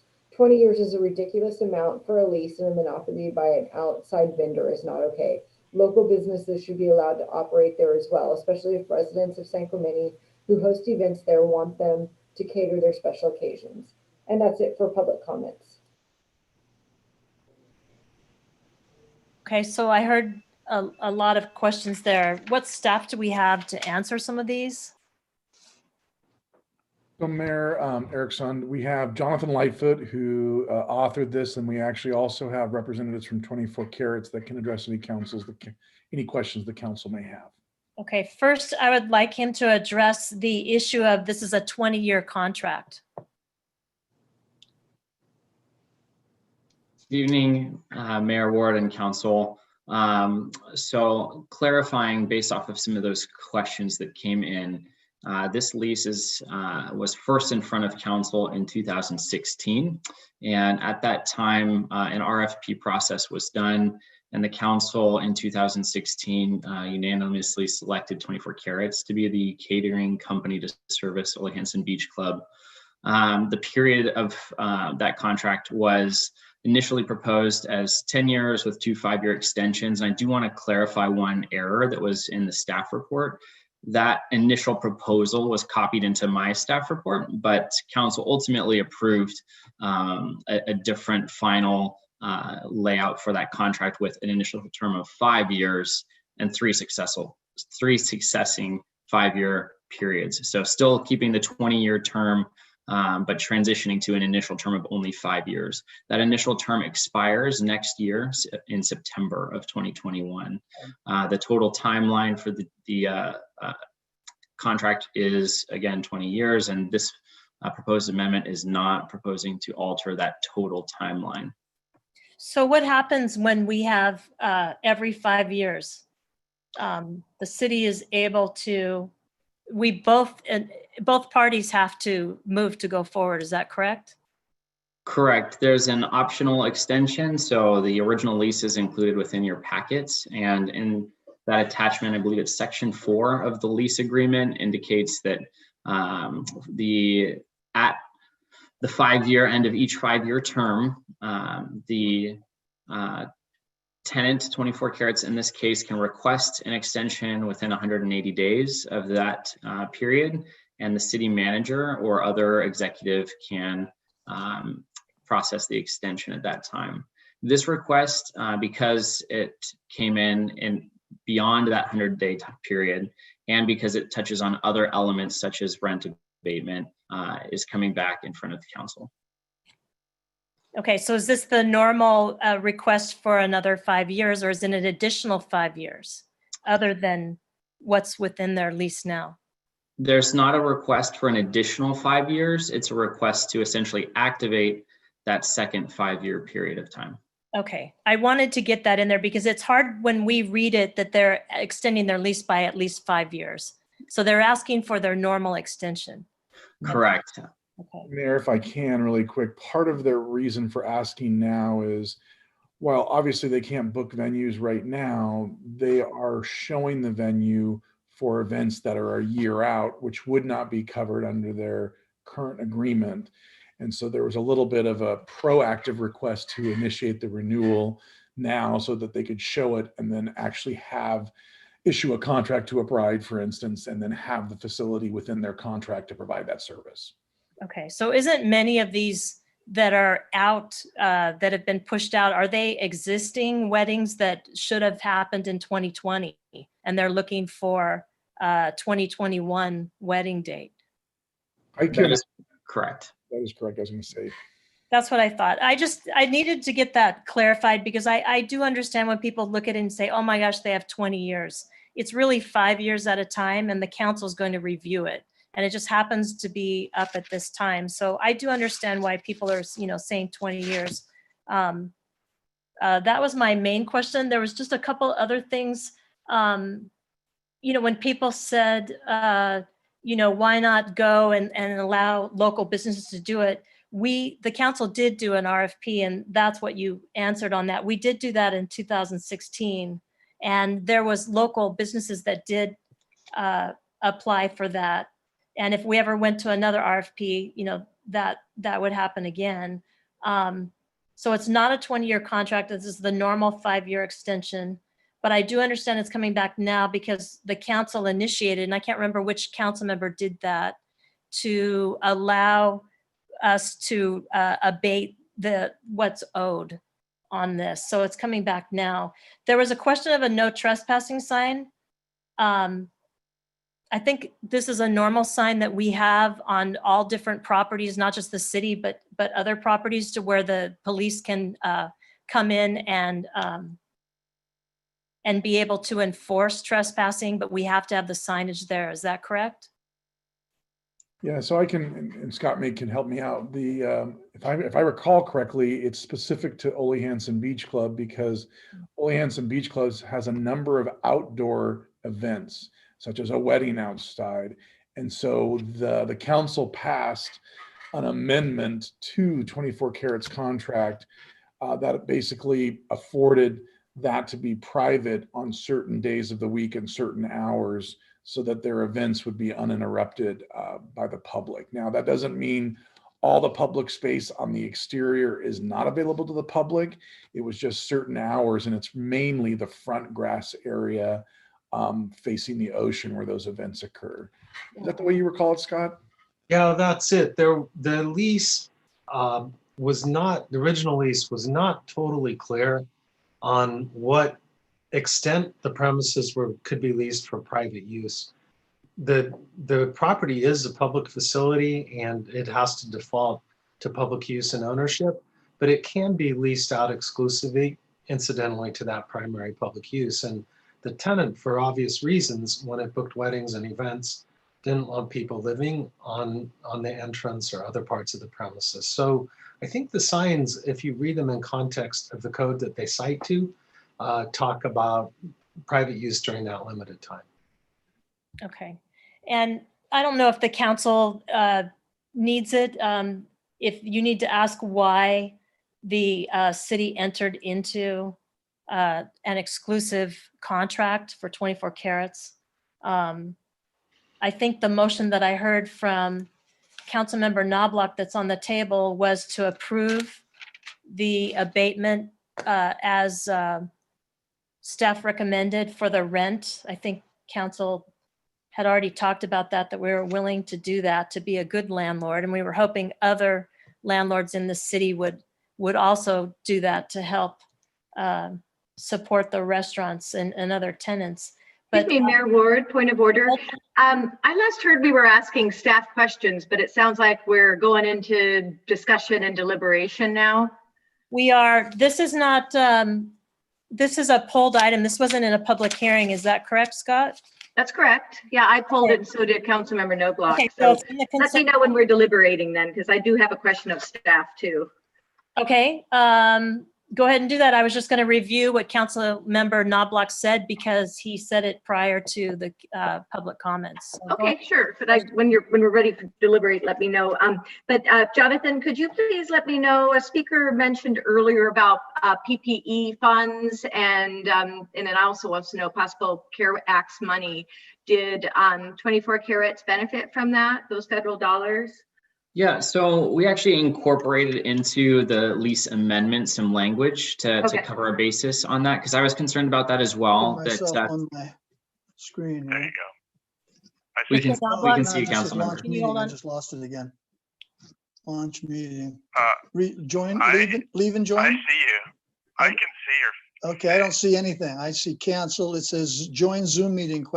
Leave and join. Oh, we see you. you don't want to leave. Oh, let's see if he comes back. So I think, Jonathan, were you answering a question? Yeah, I'll resume with my response. So we incorporated into this lease amendment some language to touch on that point specifically, because that was my concern as well, that there is some upcoming grant funds. For instance, the state announced $500 million in grant funds that could be grants of up to $25,000 per business. And so there's a requirement within the lease that they do seek out any of those funds that may be coming available in the next couple of months. Okay, but they haven't yet. My question was, have they received PPA money and CARES Act money yet? Not specific to the rent. Okay, thank you. Do you have another question, Councilmember Ferguson? No, but I have some discussion, so let me know when we're ready for that. Okay, so let me ask. I have a question. Was that Councilmember Duncan? Yes. Go ahead. Okay. Jonathan, just quickly, has 24 Carats been profitable for the city during their lease term, their initial 5 years, setting aside this most recent period with COVID-19, obviously? Sure.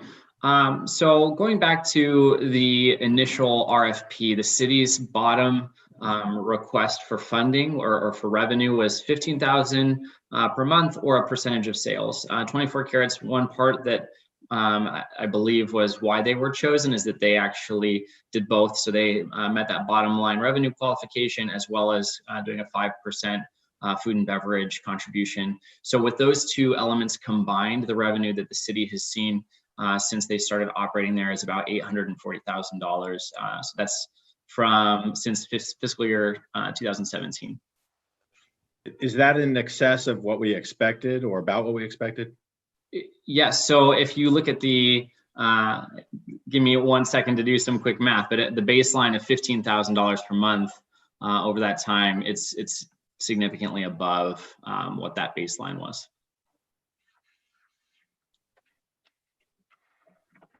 Thank you. So I have a quick question of Mr. Lightfoot, and his one comment that concern that Councilmember Knobloch had. I read the policy insurance for their rent, and it specifically had a provision in there that they would not qualify if there was a virus. So how insurance companies can ever think ahead like that, but it didn't look to me like they would ever recover anything from that policy because of COVID. I would agree with you on that. So attachment 7 in the report is the letter from their insurer, and it does point out that there is a provision that excludes any bacterial or virology issues that could prevent business interruption. So their insurer replied to the initial claim, essentially laying out, here are the reasons why we don't believe that your claim can move forward. And after that point, 24 Carats had not responded or moved that claim forward. So I would concur, though, that the language contained within that insurance would most likely prevent them from recovering any losses. Yeah. So apparently they can foresee any reason why not to pay that. So I would never have thought of virus, for a wedding venue that they wouldn't have to pay that out. I would have assumed that, I think the policy was more for if the building was damaged and they couldn't hold their events. That's what it seemed like to me, more Mayor, than loss of revenue. Mayor Ward, I have a couple of questions. Yes, go ahead. So at $15,000 a month, that's $180,000 a year. They have exceeded that $180,000 per year? Correct, yes. So they would have been just under $600,000 in total revenue since they started time at our baseline. And again, they're at about 840. So maybe 25% over what the city was anticipating. Would we anticipate, if we were to not have a dedicated, or should I say exclusive vendor, would you anticipate the city would get that kind of revenue?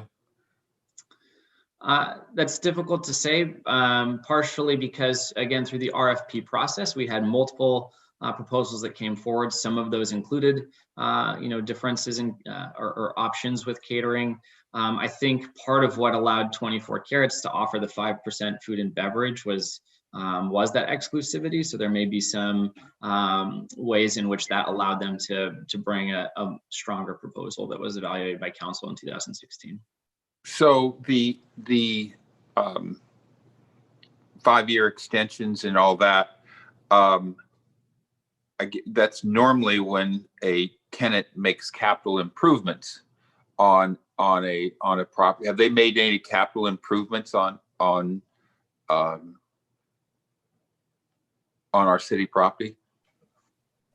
That is a good question, and I believe that there was an initial investment at the beginning of their period back in 2016 of $7,000, and I do see that. So a capital commitment of approximately $7,000 by the concessionaire for event tables and chairs and furnishings for the office and bridal suite and other improvements. So mostly, accessory elements for the beach club.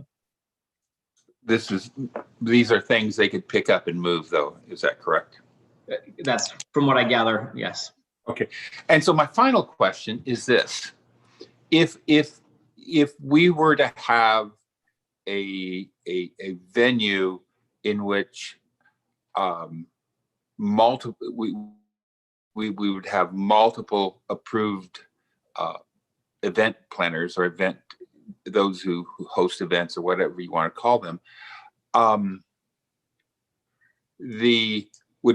Would that require then city staff to manage the process? I'll take that answer, Jonathan. So, Mayor Pro Tem James, yes, if we wanted to do something, and this is kind of historically what had happened before Ole Hanson was closed down, we had a full-time staff dedicated to showing the facility and working the reservations. I can speak to when we were going through the construction process, one of the thought processes internally from the city was that we didn't have the specialty as it relates to wedding or event planning, and we weren't marketing and we weren't doing things to promote the facility. And so one of the wants initially when we did the RFP was to find someone who could take Ole Hanson Beach Club to the next level with regards to marketing it for weddings. I was telling a council member earlier, it's become quite a popular venue for celebrations of life as well. And so that was the thought process behind that when we went out for an RFP. But to answer your question, yes, we would have to hire staff in order to manage that facility. What would you anticipate the annual cost of that staff to be? You know, right now, just kind of as an approximate, I would probably guesstimate we would need 2 full-time staff because the venue needs to be shown 7 days a week, and we can't work someone 7 days a week. That would probably run, and I'm going to be conservative in my estimate, but that would probably run a total loaded cost anywhere between $150,000 to $200,000 a year for 2 full-time with benefits. Okay. Madam Mayor, those are the questions I had. Thank you. Thank you. That was a good question. That was a point that I wanted to bring up, is that 24 Carats is there showing that property and managing it. And we also have staff there that manages the pool. There was a comment earlier about reduced pool hours, and I don't believe that is the case. Is that correct, Mr. Sun? Because I go to that pool and I think it's open every day. I'm going to let Samantha Wiley, since she operates the pool side of it, opine to that, Mayor. Okay. Yes, the pool is open 6 days a week. It's open Monday through Saturday. Monday through Thursday, it's 10 a.m. to 5 p.m. On Fridays, it's 9 a.m. to 1 p.m. And on Saturdays, it's 10 a.m. to 1 p.m. We originally opened in 2016 with a 7-day-a-week operation. And we tried a variety of different hours at the facility, trying to understand what the fit was for the community. And in 2018, through a budget assessment, council opted to close the facility on Sundays. It was not seeing a lot of attendance for the cost it was costing to operate it. Okay. All right. So if everyone has their questions answered, does anyone need to hear from a representative for 24 Carats? No. Okay, I'm not seeing anyone. So again, Councilmember Knobloch had a motion to, I believe it was to approve the abatement, but you had a recommendation that you wanted to where if they received any value from that life insurance, not life insurance, from the insurance policy, that the city, how did you say it, that we? I had a concern that even though they said that the policy doesn't cover business interruptions. Working in the insurance industry most of my life, I know claims are often rejected and often settled when the lawsuit happens. There's 40 lawsuits that have begun to pop up on this area. Several of them are successful. Most of them aren't, but some are. I just didn't, and also if they receive federal COVID money, I didn't want to waive their rent and have them receive a recovery. So I was just thinking we incorporate, and whatever we do, incorporate a provision that simply as any proceeds they receive through insurance, business operations, that they don't receive money they receive money, but we don't receive our rents after we've waived our rents. So that was my concern. I think it can be done with a generic provision that Scott can work up. And that was my concern. I did drop off the line. I apologize. I'm connected through a cell phone and the cell phone died, which killed my whole system. So I apologize. I may have missed a lot of the discussion. I think I may have heard some concern about expanding for multiple caterers, and was that part of the discussion? That concept appeals to me. I didn't hear hardly any of it. I apologize. So I'm going to withdraw my motion just so I can hear if there's any other motions or anything else was said, because I'm afraid I missed a good part of that discussion. I apologize. So the comment was, if we were to go to different vendors and allow it to go back to what it was, where we didn't get monthly rent and just someone came and booked it, we would have to hire probably 2 staff members full-time to operate and manage the facility, which we do not have at this time. And I think that is one of the reasons why the council chose this method, was so that there was management of the beach club. We didn't have to staff it, and that money, the savings, went into our general fund, and we made more money on it. There was also concern of why we did this and only had one vendor is because of the wear and tear on the building of having different vendors pull in their tables and equipment and food each and every time. And this vendor has the tables and all of the the equipment there that's in storage, and they just pull it out and set it up. And they have a contract with us that they will be careful with our new beach club that we have remodeled. So that was, I think, the extent of the conversation, is that we could do that, but it was, we would need staff then to market and manage the beach club as 24 Carats is now doing with the venue part. So we always had tables and linens and chairs. What happened to all of them at the city? They were always stored at the city in the community center. You know what? When this was all redone, all new tables and chairs came in. I believe all of that was pretty old. Yeah, well, okay. Well, yes, absolutely. Well, since we're in discussion now, well, actually I have a question for Mr. Sun if he's here. Are you still here, Mr. Sun? I did have a question. I'm still here. Oh, wonderful. I know you mentioned 2 full-time staff. How often would this be shown every day? I mean, and secondly, we could do contract staff, so we wouldn't have, have to have benefited employees. So like in a typical day out of a 7-day week, how often is the pool club shown for events? Do you know? I do not know the answer. I do know that when we were pre-COVID, they 24 Carats were showing the venue quite a bit, 7 days a week, but I don't know the actual number. And we could also, for the bookings, I mean, we could use a reservation booking company too, to do that online. I mean, everything's online now, and most brides have their own wedding planner anyhow. We don't need a wedding planner at the city. I mean, every bride I've known has their own, they get their own or do their wedding. So I don't think we need a position for that, but definitely, yeah, the showings. But I don't believe they'd have to be full-time by any means, and just people have to work around those hours, but wouldn't even have to be benefited. We've had contract staff at the city too for years, as you know, as a potential. But that said, one of the speakers tonight did mention I did place something on Facebook, and yes, I did. I love using my Facebook page. It allows me to connect with the public and let them know about what's going on in my opinions as well. So this is a very, very important matter to me. Obviously, I did run for office 2 years ago, and this is something that was critical to me and important. So yes, that is my right to talk about it on Facebook. And I did get a lot of feedback and conversation going on my page, a lot of public support for this, for opening it up to allow for other restaurants who have catering arms to be able to participate in this public asset and cater here, and allow people the opportunity to have choice and competition. which is good for everyone.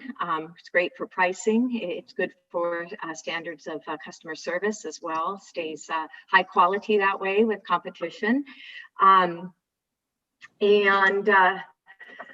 I also wanted to note, I shared it on Facebook because it was a consent calendar item, which typically, well, as you all know, are reserved for routine and non-controversial items. So I was surprised to see this be on the consent calendar, considering it does include 5 months of waiving rent for 5 months, which is $75,000, and then reducing to 50% starting September forward till bookings happen again. So that's important. It's taxpayer money. It should have been not on closed session, but possibly on new business to discuss. Secondly, I really believe that our local businesses have been hurting. I know some speakers did talk about that due to the COVID, caterers, restaurants alike. And I think it's time for us to be there for them and help them have more business, of course, when things start opening up, and give them a fair share at catering here, much like even maybe a model like the Casa Romantica does. 24 Carats is on their preferred or approved list for caterers, 24 Carats at the Casa Romantica, along with 5 others. So there's 6 total restaurants that people can choose from, various costs and various types of varieties of food, which is, again, good for everyone to have that. And therefore, our Ole Hanson Beach Club, a public asset, should also, in my opinion, be the same.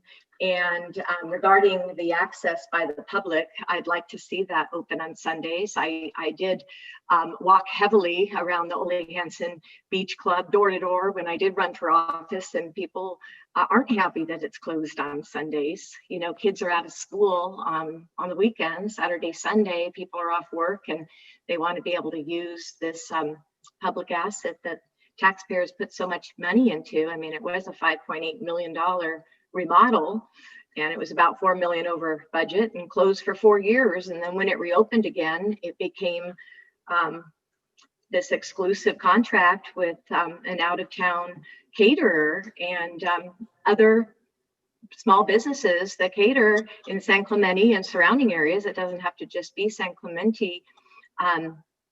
Are prohibited from having any opportunity to do business there, and people don't have choice that want to have an event there. It's only one vendor. I'm not slighting the vendor that's there, the caterer, and that caterer can by all means be on the list too. If we end up opening this up to other caterers to be able to have the chance to be able to have events there. It's a beautiful ocean view, historic facility that everyone should be able to enjoy, both on that business side, and people having events there should have the freedom of choice. And we also should be able to open it up on the Sundays for people to be able to swim and not have it closed, because special events are there on Sundays as well by the caterer, but not open to the public. But anyhow, so that's about my comments on that. I'm going to stick to that. I really think it's time. Of course, I would totally support the 24 Carats continuing on to next September with the lease that they have. And then I'd like to make a motion to be able to do that, to be able to open this club up to other caterers, and the city create that's my motion, to create a substitute motion, I guess you could say, to create a list, much like the Casa Romantica model, and have other caterers, a variety from people to choose from the club going forward. Thank you. Okay, thank you, Councilman. So, Madam Mayor, yes. I don't know if this is in proper time. I'd like 2 questions. And it sounds like a motion, but it wasn't second. So I don't know if this is a proper time to speak, but I did have a couple of questions. If you have questions, you should ask them. Okay, this is the time of Jean and Chris. When you guys met with the restaurant folks, was there any discussion about the possibility of those restaurants expanding their operations to use the clubhouse? Is that something that it was discussed, or that you think the restaurants might have an interest in at this time? It didn't come up. They were focused on operations at their own establishments. Exactly right. And the second, thank you, guys. The second question was of Jonathan, our Economic Development Director. Just from the part I did pick up, it sounds like there's quite a bit of revenue generated here. Have you looked at a economic model to see if the same revenues could be achieved with, I know we'd have two people with, Eric mentioned a cost of several $100,000, but their income is $400,000 or $500,000 over their $180,000 annual nut. In your opinion, if we had a little time not to maybe give them a rent concession, but not do the 5-year extension, could you maybe poll the restaurants to see if there's a business model that the city could impose without perhaps adding staff or significant staff to allow our other restaurants to get some benefit here? Sure. If that was the desire of council, we could always put together a more detailed proposal. That's not, I don't believe that the city was involved in the first RFP. I actually did have a conversation with Samantha Wiley, our Beaches Parks and Rec manager, and a much smaller scale project had done something like that in the past, where our magazine, the city submitted a proposal for that. So we could do that, but that's something that, I just would not be able to get exactly. Couldn't do it off the top of my head right now. I understand. My question wasn't for given enough time to do that. Is that something as the Economic Development Director you could put together? Correct. Yes. Okay, so we need to wrap this up. We've got a big agenda tonight. I think Councilmember Knobloch, do you wish your motion to stand? No, I when I came back in, because of the discussion, much of which I missed, I withdrew my motion to consider some other options. Thank you.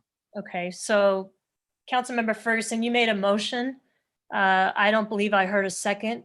That was to go back to no management of this, and we would have to hire people and staff to do that. Is there any second to that?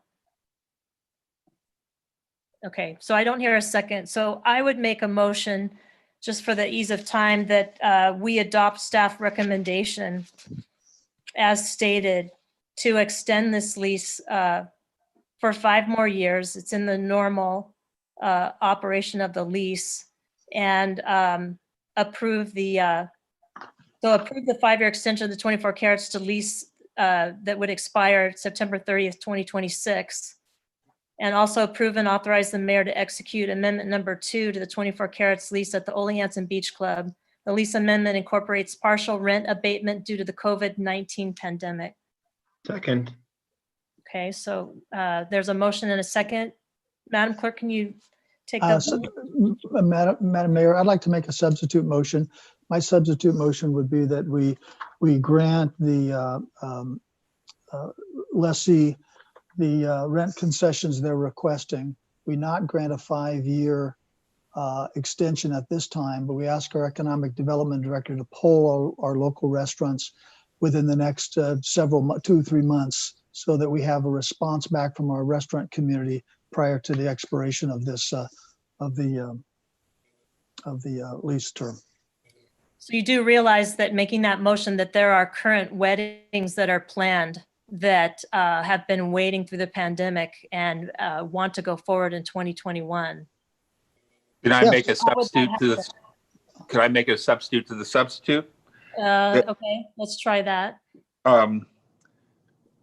We grant a 1-year extension to 24 carat, and in the meantime, we do the economic study and poll our local business owners on their interest in being an approved vendor at that site.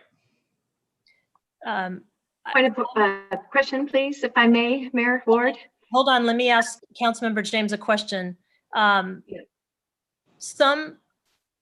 Many of our restaurants do not do catering, and there was only 2 that actually applied for this RFP, I believe, that actually do catering and have the ability to do that. So you're willing to ask each and every restaurant in San Clemente if they want to participate in another RFP? I'm just trying to clarify. Yes, exactly. Okay, would you take a friendly amendment to making that 2 years? Just so that, because we just don't know what is happening with COVID and when they would be able to have weddings. I'm just very concerned we started on a path and people are booking and this is their dream. you know? Exactly. And that's what I'm trying to avoid as well. That was my interest in 1 year. If you think 2 years is more appropriate, I would certainly go with that. Okay, I would just ask for that because of just the unknown of when this can happen. I'm certainly not against Jonathan looking into this a little bit more and verifying why the council made the decision they did and what our goals were and how this, how it would meet it. So I'd like to see. I have a question. How far out are the weddings booked at this moment? Is 24 Carats still with us? So Member Ferguson and Mayor Ward, yes, we have Lynn Wagner on the Zoom call. Okay. And actually speak up specific to two questions. Yeah, One, that'd be helpful to know. How far out are they booked now? Is it 2025? Is it 2021? Lynn, you're on mute. Yes, sorry. I was trying to find the button there. Hello, I'm Lynn. Hi. So yes, we currently have, these poor brides, they keep on pushing back and pushing back and pushing back. So we have brides currently booked out through 2022, but why we put up this agenda on it as it's been discussed is we've been holding back and not knowing how far we can book out with our contract ending in September 2021. It was that uneasy place to say, yes, we can book you and not knowing if we had a place to put them. So we've been trying to move them, and that's why we moved forward with requesting this to have that extension. So we had that safety to move them out to the further location. So the more years that we have, because 2021 is getting completely booked up with brides that wanted to get married in 2020, and then all the brides that wanted to get married in 2021 are having in 2022. So, it's just hopscotching along in that way. Okay, well, Lynn, now your current lease doesn't expire for almost a year from now. Okay, it's next September. It's December. So that's almost a whole year right there. So with that, then obviously you're booked through 2022. So it'd be really a 1 year extension because we're doing this now, which is a year and almost a year, 10 months in advance of your current lease expiring. The situation we have is that we can't book any new brides for the dates for 2021 because they've all been fulfilled with the brides from 2020. Mm-hmm. So there's not a lot of new revenue. There's not a lot of new bookings because all of those prime dates have all been taken up, and we're basically just moving people from 2020 into those spots. Right, I know, but I think my question of you was, we're really looking at another year because a couple members said we extend 2 years, yeah. But we're not, you haven't expired. Your current lease has not expired yet. It doesn't until September 2021, yes. Is what I'm saying, right? So 2 years would essentially be 2023, okay? Be late 2023. But as brides book, they book. Right, so I'm supportive of 1 more year because you have 1 more year left basically on your contract. And I'm supportive of the year after that too, because it would actually allow you to have all those weddings that you've already had booked through 2022.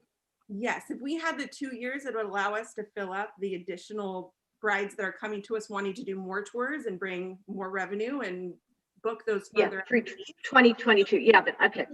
Doesn't allow us to really, the 1 year allows us to basically place who we have now. It doesn't allow us to book anything new to bring more revenue to this space. So we really do need at least 2 years to be able to keep the flow going. But currently, I think you've answered my question. Currently, you're booked through 2022.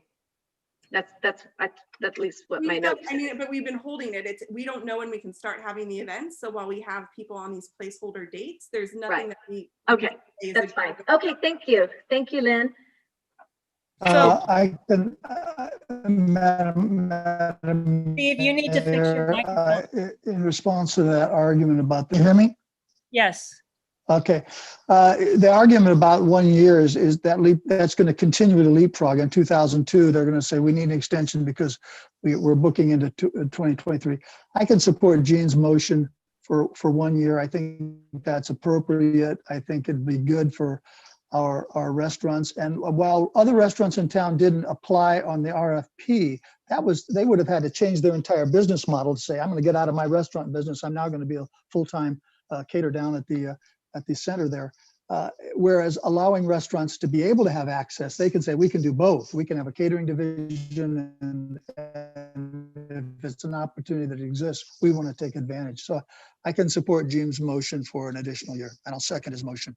If you suggested a friendly amendment, Madam Mayor, I didn't hear a second to that. If there isn't a second, I'll be glad to second. Okay, so we have it for being able to do 2 years, but I would just ask council, what are we really trying to do here? We're in COVID-19. Hopefully we have a vaccine coming. We have hope that our restaurants, hope that we're going to be going back in. How many restaurants are really going to want to do this? And what are we really accomplishing here except to, I hear, punishing a vendor who has a contract that went through an RFP Mayor and has Ward? an extension right now. No, this is discussion. I have the motions and all that, but I'm not sure what we are trying to accomplish because the beach club is currently making the most money it ever has. And people are happy with the weddings that are there, and we have weddings booked. So what's on the agenda is currently an extension for 5 years, which they have the right to do. I have a motion that's out, and I thought it was seconded. Yes, I seconded it. Okay, so we have that motion out also. So I would just ask council to think about what are we really trying to accomplish by this? I think we're trying to split the baby too much on this, and we're going to harm some people that have been looking forward to using the beach club. And I want to add to that. I just want to add to that, Mayor Ward, because I 100% agree. And let's also remember the context. They came to us because they were hurting because of COVID-19. That's why it's before us. It wasn't supposed to come right now. They came early because they're hurting and they're looking for help to get through. It's a responsible vendor who's been very profitable for us. And we're going to turn that on its head and use it as a sword against them to lessen the 5-year extension somehow and modify the lease. I just can't agree with that. I mean, I think we approve what the staff recommendation is, which is your motion, Mayor Ward, and help this company who has been a great tenant for us and is hurting. So what I was trying to accomplish is I was absolutely giving preference to our local vendors, our local restaurants. I suspect that, and I wanted to give them the benefit of the doubt and query them as to their interest and ability to perform at the level of the current vendor. But I also agree with everything Chris just said. I have no issues with the current vendor other than they're not a San Clemente vendor, period. So why don't we just do the 5-year extension and then look into, I mean, that gives them the ability to plan and recover from what has happened with COVID. But we can look into that, and they certainly have enough notice that we want to look at or go to another RFP. Also, Jonathan pointed out to me that part of the agreement is backloaded. It's backloaded to have them repay the amount that they're getting the benefit of. Yes, that's a good point. It is, and I think. Question is the 5 Mr. Knobloch, can you hold on for one moment? I think that's you talking, but I don't see you moving. Okay, so it is agreed that they are going to pay it back. But that's in, part of allowing this vendor to do this was a 5-year initial process and a ramp up to get their business going. And unfortunately, I believe it was going very well just before this all hit. So I just don't know what we're trying to accomplish here, except, we'll be out of COVID and everybody will have their restaurants open. We have a vaccine coming with everyone probably being able to get that vaccine by March. So it's a nice thought to try to open this up and give it to restaurants, but it just doesn't follow the direction that, or the goal that council has set for this. And I just don't see how we can have a business operating if we're not going to give them the time. Can I ask a question of Ms. Wagner, please? Yes. Ms. Wagner, Sorry, yes. my question for you is, do you have any interest or ability to involve as a subcontractor any of our San Clemente businesses that could perform at a level that would be acceptable to you? Yes, I think that as the current structure is now, it doesn't flow that way, and that because we're, as we've noted, as we talked about, we're taking the cost of paying for our 2 full-time staff people to tour, to do the site, to generate that revenue, to bring that in. So to pass then the catering along to somebody else doesn't really work with our current business model. It's certainly something that we can look into down the line.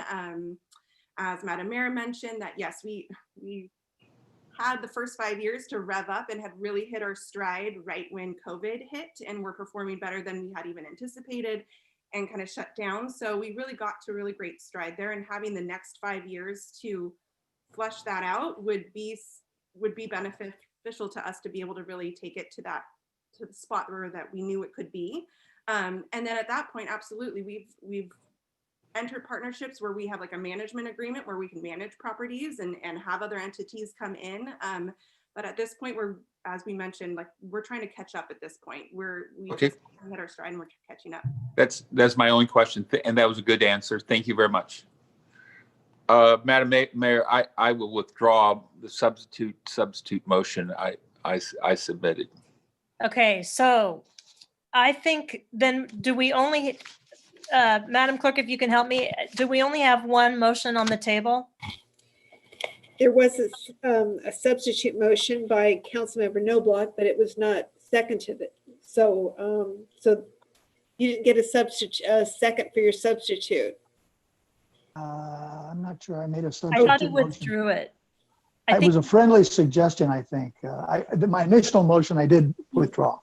Okay, so I have a motion on the table and it was seconded to approve the staff recommendation 1 and 2, and it's for the 5 years. Not against the suggestions of what council said to look into other things, but I think that we should stay the course on where we're at. And so I'd call for a vote on that. Councilmember Duncan, Aye. Councilmember Ferguson, No. Councilmember Noblock, Aye. Mayor Pro Tem James, Aye. and Mayor Ward. Aye. The motion carries 4-1. Okay. So I thank everyone for the discussion. I think it was a good discussion. And so I think we're going to public hearings. This night is taking a long time. Can we just do a 5-minute break? Come back at 9:45. Okay, thank you. Everybody mute yourself. That is a good suggestion.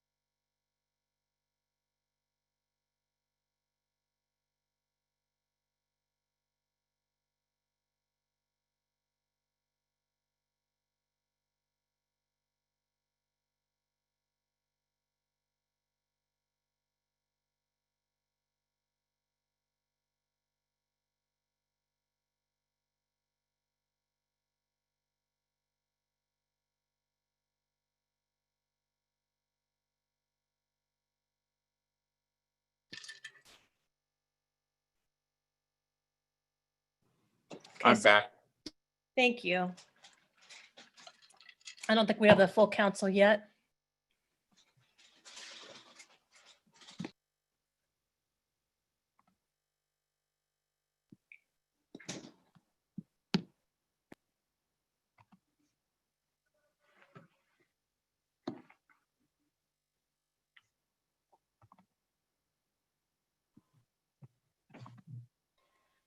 Okay, so we're just waiting for Councilmember Knobloch and Councilmember Ferguson.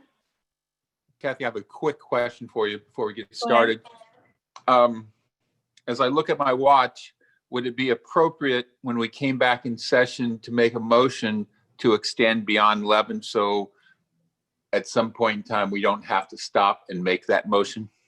You know, I think I want to see, we have quite a bit still to go. And unfortunately, you know, we have some historic preservation agreements that there's residents waiting for that. We have quite a lot to do. So we'll probably go over, but I think I'd like to have council have the ability to stop, you know, if we're going too far. Because usually nothing good happens after we extend, but I'm willing to try. You know, we really need to get through this. This is the end of this is the end of December. So, you know, we need to do this city business for the first of the year. So I'm not against that, but let's try and just get through. Okay, at some point in time, when we have a bit of a lull, I will make that motion. Okay. And we'll consider, maybe there's some issues we can put off, but I really think we need to try to get through this. I'm looking at I don't think there is. We have to do the committees, commissions, and boards. Right. So anyway, we still have time. It's only 9:45. So we got some time. We can do it at 5 minutes till. Yeah. Chris, what we're talking about is we have a policy or a practice, I don't know which, of we don't go beyond 11. And I think obviously we're going to this evening. Okay. We try very hard to run an efficient meeting, but we've got a lot on this agenda. So, Madam Clerk, can you announce the next item? Yes, the public hearing process includes a staff presentation, a presentation by the applicant not to exceed 10 minutes, and public testimony not to exceed 3 minutes per speaker. Following closure of the public hearing, the City Council will respond to questions raised during the hearing, discuss the issues, and act upon the matter by motion. The first public hearing is to consider a city-initiated amendment to the City of San Clemente Municipal Code Title 17 to update erroneous text, ambiguous definitions and standards, and modifications for consistency with the general plan and state and federal law. We don't have any comments on this one, but if you would still open and close the public hearing. City Clerk Bate, I do have one comment we've received. Okay, stand corrected. Would you like me to go ahead and start reading? As soon as Mayor Ward opens the public hearing. Okay, let's open the public hearing. I don't have a gavel. Okay, this comment is from Cheryl Moe. Good evening, Mayor and City Council members. My name is Cheryl Moe. I'm an architect with experience working with the City of San Clemente City Planning, Engineering, and Building Departments, as well as California Coastal Commission since 1997 regarding lot splits, parcel maps, architecture, and building in San Clemente. In my 40 years of architectural and building experience, I have conducted design and entitlement work on challenging projects for clients in other cities as well.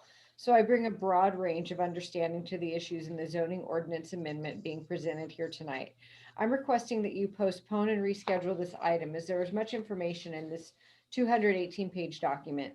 Several of you are new city council members, and I believe that you may need more time to review all of this to make informed decisions. This document requires cross-referencing with prior codes and ordinances, new policies, zoning maps, coastal land use plan, and new California laws, as some items in this new amendment do not align. Within the last few days, I've gone through the document and I have several concerns. Two of the biggest concerns are language and definitions that could take private property entitlement rights and aligning the ADU codes with the California law. I see several items within this amendment that need to be corrected before it moves forward without undue complications. This morning, I was able to review some of the items with Jennifer Savage and would like to be able to follow up with her after she has gained more information. I have also sent an email to adu@hcd.ca.gov to gain their input. Some of my concerns are: 1, page 7A 68 and modified definitions, taking of property rights. With the new addition of, quote, an adjoining floor area, end quote, to the end of definition in MC section 17.88, building accessory attached and, quote, accessory building, end quote, shall be considered, quote, attached, end quote, which is structurally a part of the primary building, sharing a minimum of one common wall with the primary building. This changes how projects are developed on hillside lots that work with the slope and roof requirements. As a project terraces up or down a steeply sloping lot, the floor plates are shifted to meet the grades. This affects many lots throughout North, South, and East San Clemente due to the beautiful topography that we enjoy. On steeply sloping sites, this would then classify as detached and could reduce allowable height and take property rights. If additional language was added to that end that stated, quote, except if the lot's buildable area has more than 15 foot of grade difference, then an adjoining floor area is not required, end quote. This could mitigate a taking. Needs to also be reviewed with 17.24.040. Some other example definitions that need fixing are building accessory definition may be irrelevant to new building accessory, detached definition, and cottage food definition also doesn't align with California law. And that's, the 3 minutes is up, and that is all I have for public comments. Okay, so we'll close the public hearing. And then Ms. Moe mentioned that she had talked to our staff member, Jennifer Savage. And Jennifer, I'm wondering if you're ready to address the concerns that she stated. Yes, we are certainly ready to address her, the time that she spent with me on the phone this morning talking about her questions. Okay. Mayor, would you like us to do our short presentation before addressing those comments? Yes, why don't you do that just so that we're all on the same page? Thank you. And certainly good evening to you, Mayor, and the council members. Jennifer Savage, Senior Planner. Staff will provide a brief background and summarize the zoning amendments before you this evening. In addition to myself, we also have Christopher Wright, Associate Planner 2, and Kyle Weber, Community Development Technician, available to answer questions. And if I could have our IT team pull up that PowerPoint for item 7A, zoning amendments, that would be great. And while they do that, I will start to give you a little bit of background. So on January 21st of this year, City Council initiated these zoning amendments. The last comprehensive updates to our zoning ordinance occurred in 2013, 15, and 16. And these zoning amendments before you tonight will bring the city into compliance with the general plan, state and federal laws, as well as correct some outdated, inconsistent, and ambiguous language. The amendments are organized into 2 phases. The first phase is the subject of this evening's agenda, and staff anticipates work on the second phase next year. The Planning Commission held 2 study sessions and a public hearing, ultimately recommending approval of the amendments that you have before you tonight. So there was some considerable time to go over those amendments. And if our slides are up, I would say next slide. Just to continue in the interest of time, again, the first phase includes 6 topic areas, and the third slide contains those. If we can go to the third slide. Thank you. Next slide, please.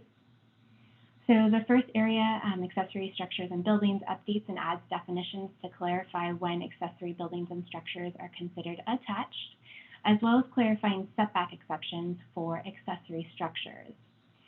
This topic would limit the number of small accessory buildings that could use the setback exception that's currently in our code, and would allow a retaining wall spacing exception for in-bank garages with a minor exception permit. This area also establishes standards and review processes for skateboard ramps. Next slide, please. The definition topic area adds several definitions to implement the general plan, make clarifications, and add interpretations to our zoning ordinance. It also refines the definitions for restaurants. Irregularly shaped lots can be hard to decipher, both for staff and developers, and so this amendment would clarify how to measure lot depth for those irregularly shaped lots and provide guidance as to how to apply setbacks. Next slide, please. The historic topic area adds specificity to what buildings are subject to the standards for demolition of historic properties and adds historic resource requirements consistent with the general plan. Incentive standards as they relate to historic properties were updated to reflect our current historic property preservation agreement program, or HPPA. For commercial lots within 300 feet of a historic resource, an architectural permit is currently required, but that doesn't reflect the considerations that should be made when you are close to a historic resource. So these amendments would update that permit requirement to a cultural heritage permit. Next slide, please. The non-conforming topic area modifies the code to clarify how to measure additions to non-conforming buildings and how to measure non-conforming accessory structure floor area. The amendment would clarify when to apply a parking exemption to currently allowed, which is currently allowed for homes with a one-car garage. And this topic area also streamlines the review process for certain additions. Next slide, please. Phase 1 addresses accessory dwelling units within our residential topic area, and this particular amendment would modify our current ADU regulations to be consistent with the state laws that became effective this year. Next slide, please.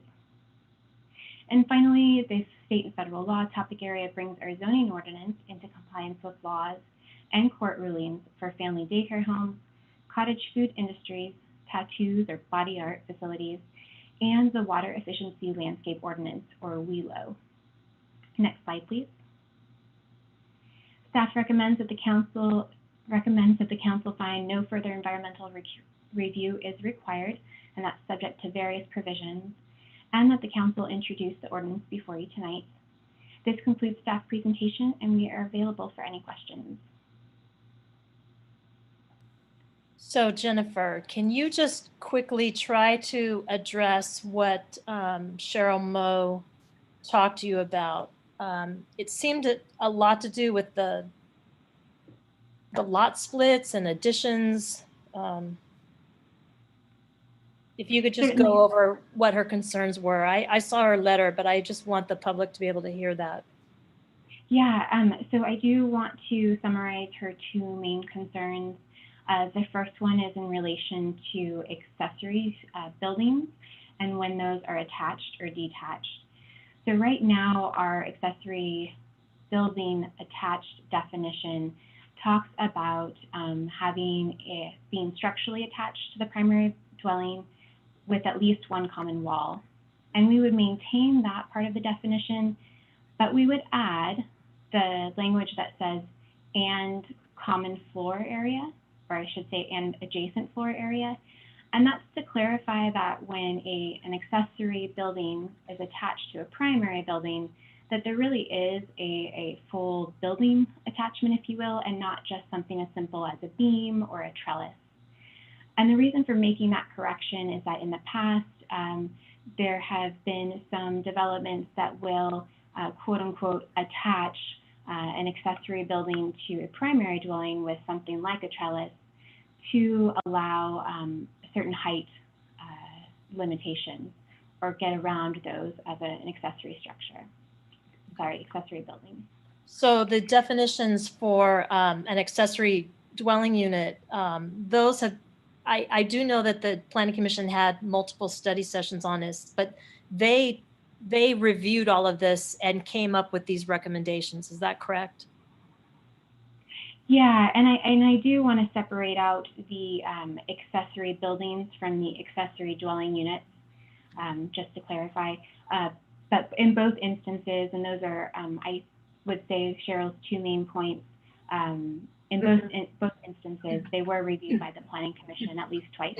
as well as our city attorney. Okay. Was there any other concern that she brought up other than that? Yeah, so that reviewed the accessory building attached definition, and then her second main point in a list of several, but the second main point was in regards to accessory dwelling units, or ADUs, mainly around what the maximum size would be. So the new state laws did modify what we previously adopted, and from a maximum size perspective, the new state law does allow a local jurisdiction to adopt an ordinance and provide a maximum size for an ADU that differs from what we've seen in the past. So in the past, you might recall that the maximum size was 1,200 square feet. That might ring a bell. Now the new law does allow a jurisdiction to adopt a maximum size of 850 square feet, or if you provide more than one bedroom, 1,000 square feet. Those lower maximums are incorporated into our ordinance. That being said, our ordinance also does contain language where someone could apply for an architectural permit and go through the architectural permit process to exceed that square footage. So it doesn't fully prohibit it. Something for the council to decide is, do you want to strike the 850 and 1,000 square feet maximum size and make that a 1,200 square foot maximum size? Thank you. Just a question on that.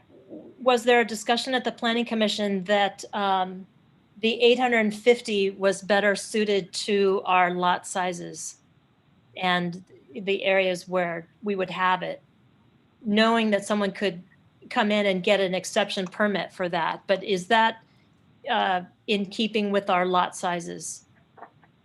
The discussion that the Planning Commission had in regards to the maximum size was specifically in regards to the intensity that an ADU might create on a single family lot.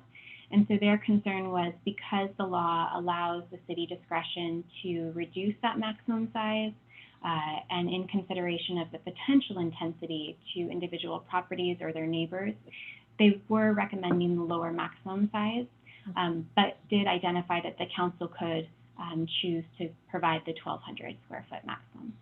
Okay, thank you. So is there any other questions? I have a question. So the 1,200 square foot, so in theory, you could have a house that was 1,200 square feet and they could build an ADU that's 1,200 square feet? Yes. Okay. So I think what the Planning Commission probably did, Jennifer, is look at it that the ADUs are supposed to be accessory units to a main building. And that's probably why they adopted the smaller footprint, and also the intensity,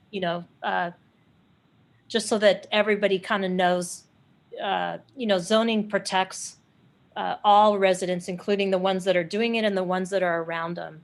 But if they're able to ask, if their lot was a little bit bigger, or they are able to ask for an exception to that and get the larger size if the lot warrants it with the setbacks.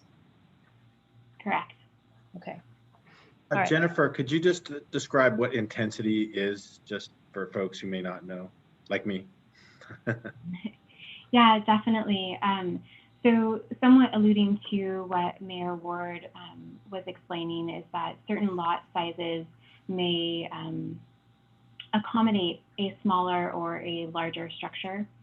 And there are instances when you have a neighborhood with similar lot sizes, perhaps they're all 6,000 square feet. If you were to add ADUs on half of those, the intensity or the footprint of structures within the neighborhood certainly would increase. And so in that example where you have a neighborhood and half the lots are perhaps adding ADUs, the intensity of that footprint could be minimized if you reduce the maximum size.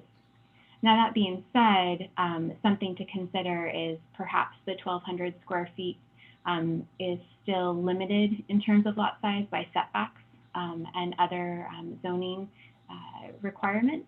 So perhaps there is some merit to put the 1,200 square foot into the code and just allow the lot size to dictate the square footage. And that some upside to that would be that perhaps you're putting less restrictions into the code and incentivizing the development of ADUs. Jennifer, there were 2 workshops by the Planning Commission and then a Planning Commission hearing, but I don't see any of the public comments or minutes from those meetings. Were there any? Yes, certainly. So you do have your the minutes from the public hearing, I believe, included in your staff report. I don't see it. Okay, I didn't see it in mine, so I could be wrong. Both the study sessions and the public hearing are available on our YouTube if any member of the public or the council wanted to go back to those study sessions and take okay, a look. but no minutes, excuse me, no minutes for the workshops, no minutes for public comments. Yeah, there are summary minutes. Okay. In terms of public comments, okay. Our public comments were generally limited to the historic provisions. Okay. We did have some comments on the ADU provisions as well. Okay. Well, I know council had decided several months ago to have a link in the agenda to bring us to those minutes and the public comments. But I don't see them in here. I would like to see those. But secondly, did you involve the Historical Society in obtaining comments from them on the historical aspects of these zoning amendments? Yes, we did, and we really appreciated their comments. Thank you. Okay, so yeah, I would look forward to in the future just to have a link to all the public comments and minutes. That would be great, because so I don't have to go look them up in the videos. You know, I like to see the comments in the reports. Even a link is good, because we started doing that to reduce the paper. Let's see. Yeah, and I know you mentioned there was considerable time to review this, but I just got mine 72 hours before the meeting. Did others get it sooner, or was this published somewhere else that I missed? If I could have the clerk confirm when the packet was distributed, please. Right. The packet for this meeting was distributed last Thursday. Right. Okay. So it wasn't a couple weeks ago or anything like that. All right. I would have liked to have more considerable time to go over this document. But anyhow, well, thanks for your presentation. Does any other council member? Go ahead, Councilor. I have one more question. So there was a public comment and Council Member Ferguson referred to it. I've read through this. Where are there potential property rights issues here? Or are there? Yeah, so the public commenter was primarily concerned about property right takings as it relates to the definition for the accessory building attached part, in that right now, or at least in the past, there have been projects that have quote unquote attached an accessory structure, accessory building, and been able to use a 25-foot height limit. And that attachment has been through something as simple as a beam or a trellis. And the reason that we're proposing this amendment that requires floor area on the other side of a common wall is to get out of that and to really have a true structural attachment. And how does that relate back to her concern about property rights? Well, she's looking at, perhaps she's doing a project now or in the future where she would rely on what they've used in the past, where you could use a trellis and consider it attached and get that 25-foot height limit, where now if we change it, what she can do on her property, what she's used to doing, could change, and she would be limited in height, perhaps. Thank you. Very good. Councilmember Knobloch. Yeah, a question, Jennifer. I saw that the Historical Commission weighed in on a number of items. I didn't see any reference to the BIA. Did they comment publicly or in writing? No, I don't recall receiving any comments from the BIA on these amendments. Okay. I haven't seen the public comments, but I sure would like to. I don't know if are those available online, you say, or are they in the clerk's office? Yeah, we can certainly make those available online. Okay, so council, we need to get moving on this. I'm assuming most of us read all of this. I did. Is there a motion to accept these zoning ordinance amendments? Because I know there's a lot of people waiting to be able to build their units they were waiting for these clarifications on, so that our code would be compliant with state law. So I'm looking for a motion. So moved. Okay, Madam Clerk, do we have to read this entire recommendation? Oh, before you do that point of order, I'd like to make a substitute motion to delay this to the January meeting. I would second that motion. I would really like to have the development community's input on this, and I know there was an opportunity at a public hearing, but now that we're down to the wire on this, I don't know that it's going to be harmful to wait another meeting to have some additional input. I'd like to see that, so I'll second the motion. Okay, so we have a motion and a second. We also have a motion to approve the zoning amendment as stated. We've got staff here that has worked on it. So is there anyone that would like to second that motion? The substitute needs to be voted on first. Before we get a second to the other one? Yes. Okay, go ahead. Okay, Councilmember Duncan? No. Okay. The motion, yeah, okay. Yes, Thank this is the motion to continue to January 19th. Councilmember Ferguson? Aye. Councilmember Noblock? Yes. Mayor Pro Tem James? Mayor Pro Tem James? We can't hear you, Jean. No. Okay, and Mayor Ward? No. Okay, that fails 2-3. Okay, so let's entertain the other motion. Is there anyone that wants to second that to recommend staff recommendation? I'll second. Thank you. And it is necessary to read the title of the ordinance. Wow, Chris, you're going to get You're indoctrinated on, Chris. right now. Yeah, here it is. Is that that number 2 here? Number one. Number 2 is the ordinance. Oh, thank you. So that's shorter, yeah. Okay, motion to introduce ordinance number 1707 entitled An Ordinance of the City Council of the City of San Clemente for a city-initiated amendment ZA 20-035 to the City of San Clemente Municipal Code Title 17, zoning to update erroneous text, ambiguous definitions and standards, and modifications for consistency with the general plan and state and federal law. Okay, that was seconded by Councilmember James. Okay, Councilmember Duncan? Aye. Councilmember Ferguson? No. Councilmember Noblock? Aye. Mayor Pro Tem James? Aye. And Mayor Ward? Aye. That carries 4-1. Thank you to all staff that worked on this. Chris, right? We didn't ask you to say anything. So I hope you didn't feel left out. Okay. Good evening. Thank Nice you. to see you. Thank you for all your work to update our general plan. Appreciate that. Thank you. Good night. Good night.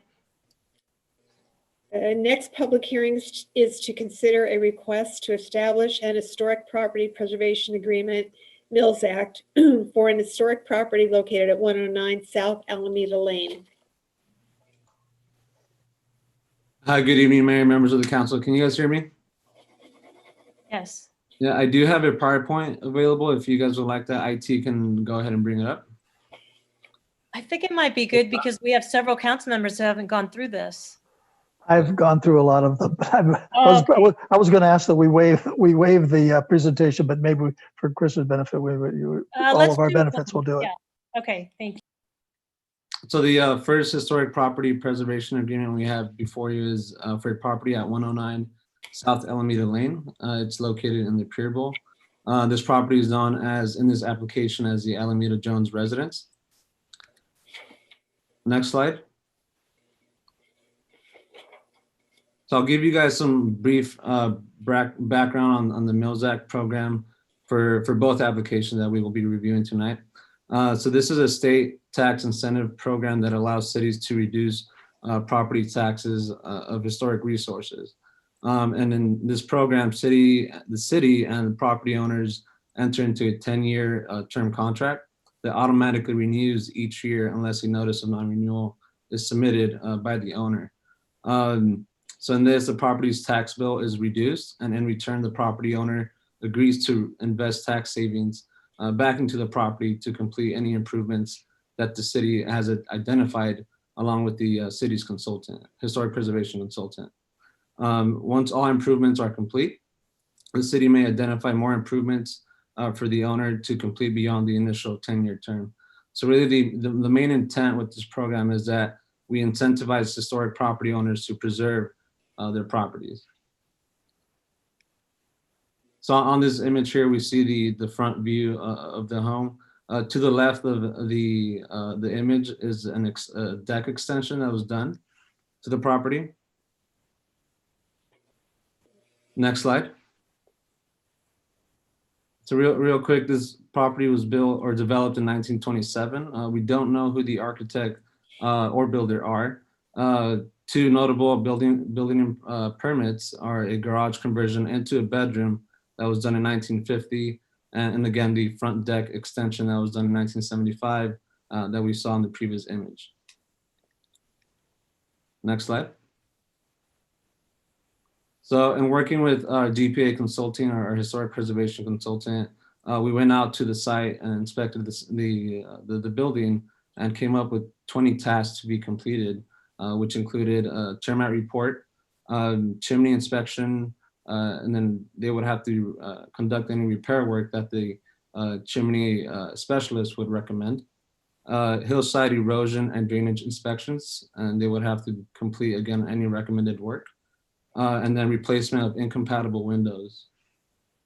This was taken to the design review subcommittee where we received feedback. For this property, the property owner requested that structural related improvements be pushed back to the 4-year mark so they can have enough time to collect savings and make these repairs at a reasonable time. So the DRSC supported this request as well as staff. We did contact the OC tax assessor's office to get an estimated tax savings range, and that came out to be $5,200 to $9,100,000. So staff is recommending that the City Council approve HPPA 20-028. And this concludes the presentation for this one. Okay, do we have the property owner here at all? They are not present. No, they were not able to make it. I just wanted to give them the opportunity. So, council, do you have any questions? You want to open the public hearing and we're close? Yes. Open the public hearing for any public comments. Move the public hearing to be closed. Close it. So move. Okay. Any questions of staff? Is there a motion? I move staff recommendation that the City Council adopt resolution, I believe it was 20-028, David? Correct, yeah. Entitled a resolution of the City Council San Clemente, California, approving the historic property preservation agreement 20-028 for the property located at 109 Alameda Lane, San I'll Clemente. second that. Okay, Councilmember Duncan, Aye. Councilmember Ferguson, Excuse me. Aye. Councilmember Noblock, Aye. Mayor Pro Tem James. I need clarification. The the title line says 20-028, but the staff recommendation says 20-72. The resolution number is 20-72. The 20-028 is the Historic Property Preservation Agreement number. Got it. Okay. Aye. Thank you. And Mayor Ward.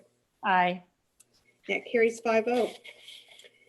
The next item is a public hearing to consider a request to establish an historic property preservation agreement, Mills Act, for an historic property located at 504 Monterey Lane. Yeah, so the second one at 504 Monterey Lane. Excuse me. Hi, Cecilia Gallardo Daly, Community Development Director. Would the council like us to forego the formal presentation for this second historic preservation property agreement? So Yes. moved. Yes. Second. Okay, sounds like there's approval for that. Okay, so, Public hearing? yes, so I'm open public hearing. Is there any public comments? No, there's not. Okay, close the public hearing. Entertain a motion. Second. I'll second your motion, Mayor. Okay. I thought that was a motion. I'll second it. I'll make the motion then. Second. Councilmember Duncan. Yeah, just want to give a shout out to Larry Culbertson and crew for their hard work on all these things. Aye. Councilmember Ferguson. Aye, but don't we have to have the motion read, City Clerk? This is to close the public hearing, isn't it? Oh, to close public hearing. Okay. Oh, you don't need a motion to close the public hearing. That's a good catch. Yes, if you could please Yes. read the resolution number or resolution title. All right, so I will move that we adopt resolution number 20-73 entitled "The Resolution of the City Council of the City of San Clemente, California, approving historic property preservation agreement 20-331 for the property located at 504 Monterey Lane." Second. Councilmember Duncan. Aye. Councilmember Ferguson. Aye. Councilmember Noblock. Aye. Mayor Pro Tem James. Aye. And Mayor Ward. Aye. That carries 5-0. The next item is public hearing to consider a zoning amendment to add standards and provisions for lot consolidation. And we do have some comments on this one. Okay, let's go ahead with those first. Okay. First comment is from Denise Fleury. To the San Clemente City Council, I'm writing to support agenda item 7D on the December 15th City Council agenda, zoning amendment 20-258, adding standards and provisions for lot consolidation. I ask that the City Council approve the lot consolidation action that's being considered tonight. California has a crisis with adequate and affordable housing. San Clemente is asked to do its fair share under state requirements to ensure that opportunities exist to build housing attainable for those in lower income categories. Allowing lot consolidation of select city parcels as outlined in this zoning amendment is an effective way to increase opportunity for building housing in areas that are already zoned for multifamily housing.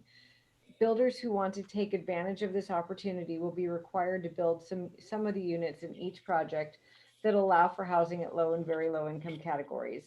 Standardizing the rules that will be applied to potential development proposals with a sign off by the Planning Commission ensures conformity and accountability at an appropriate level for approval.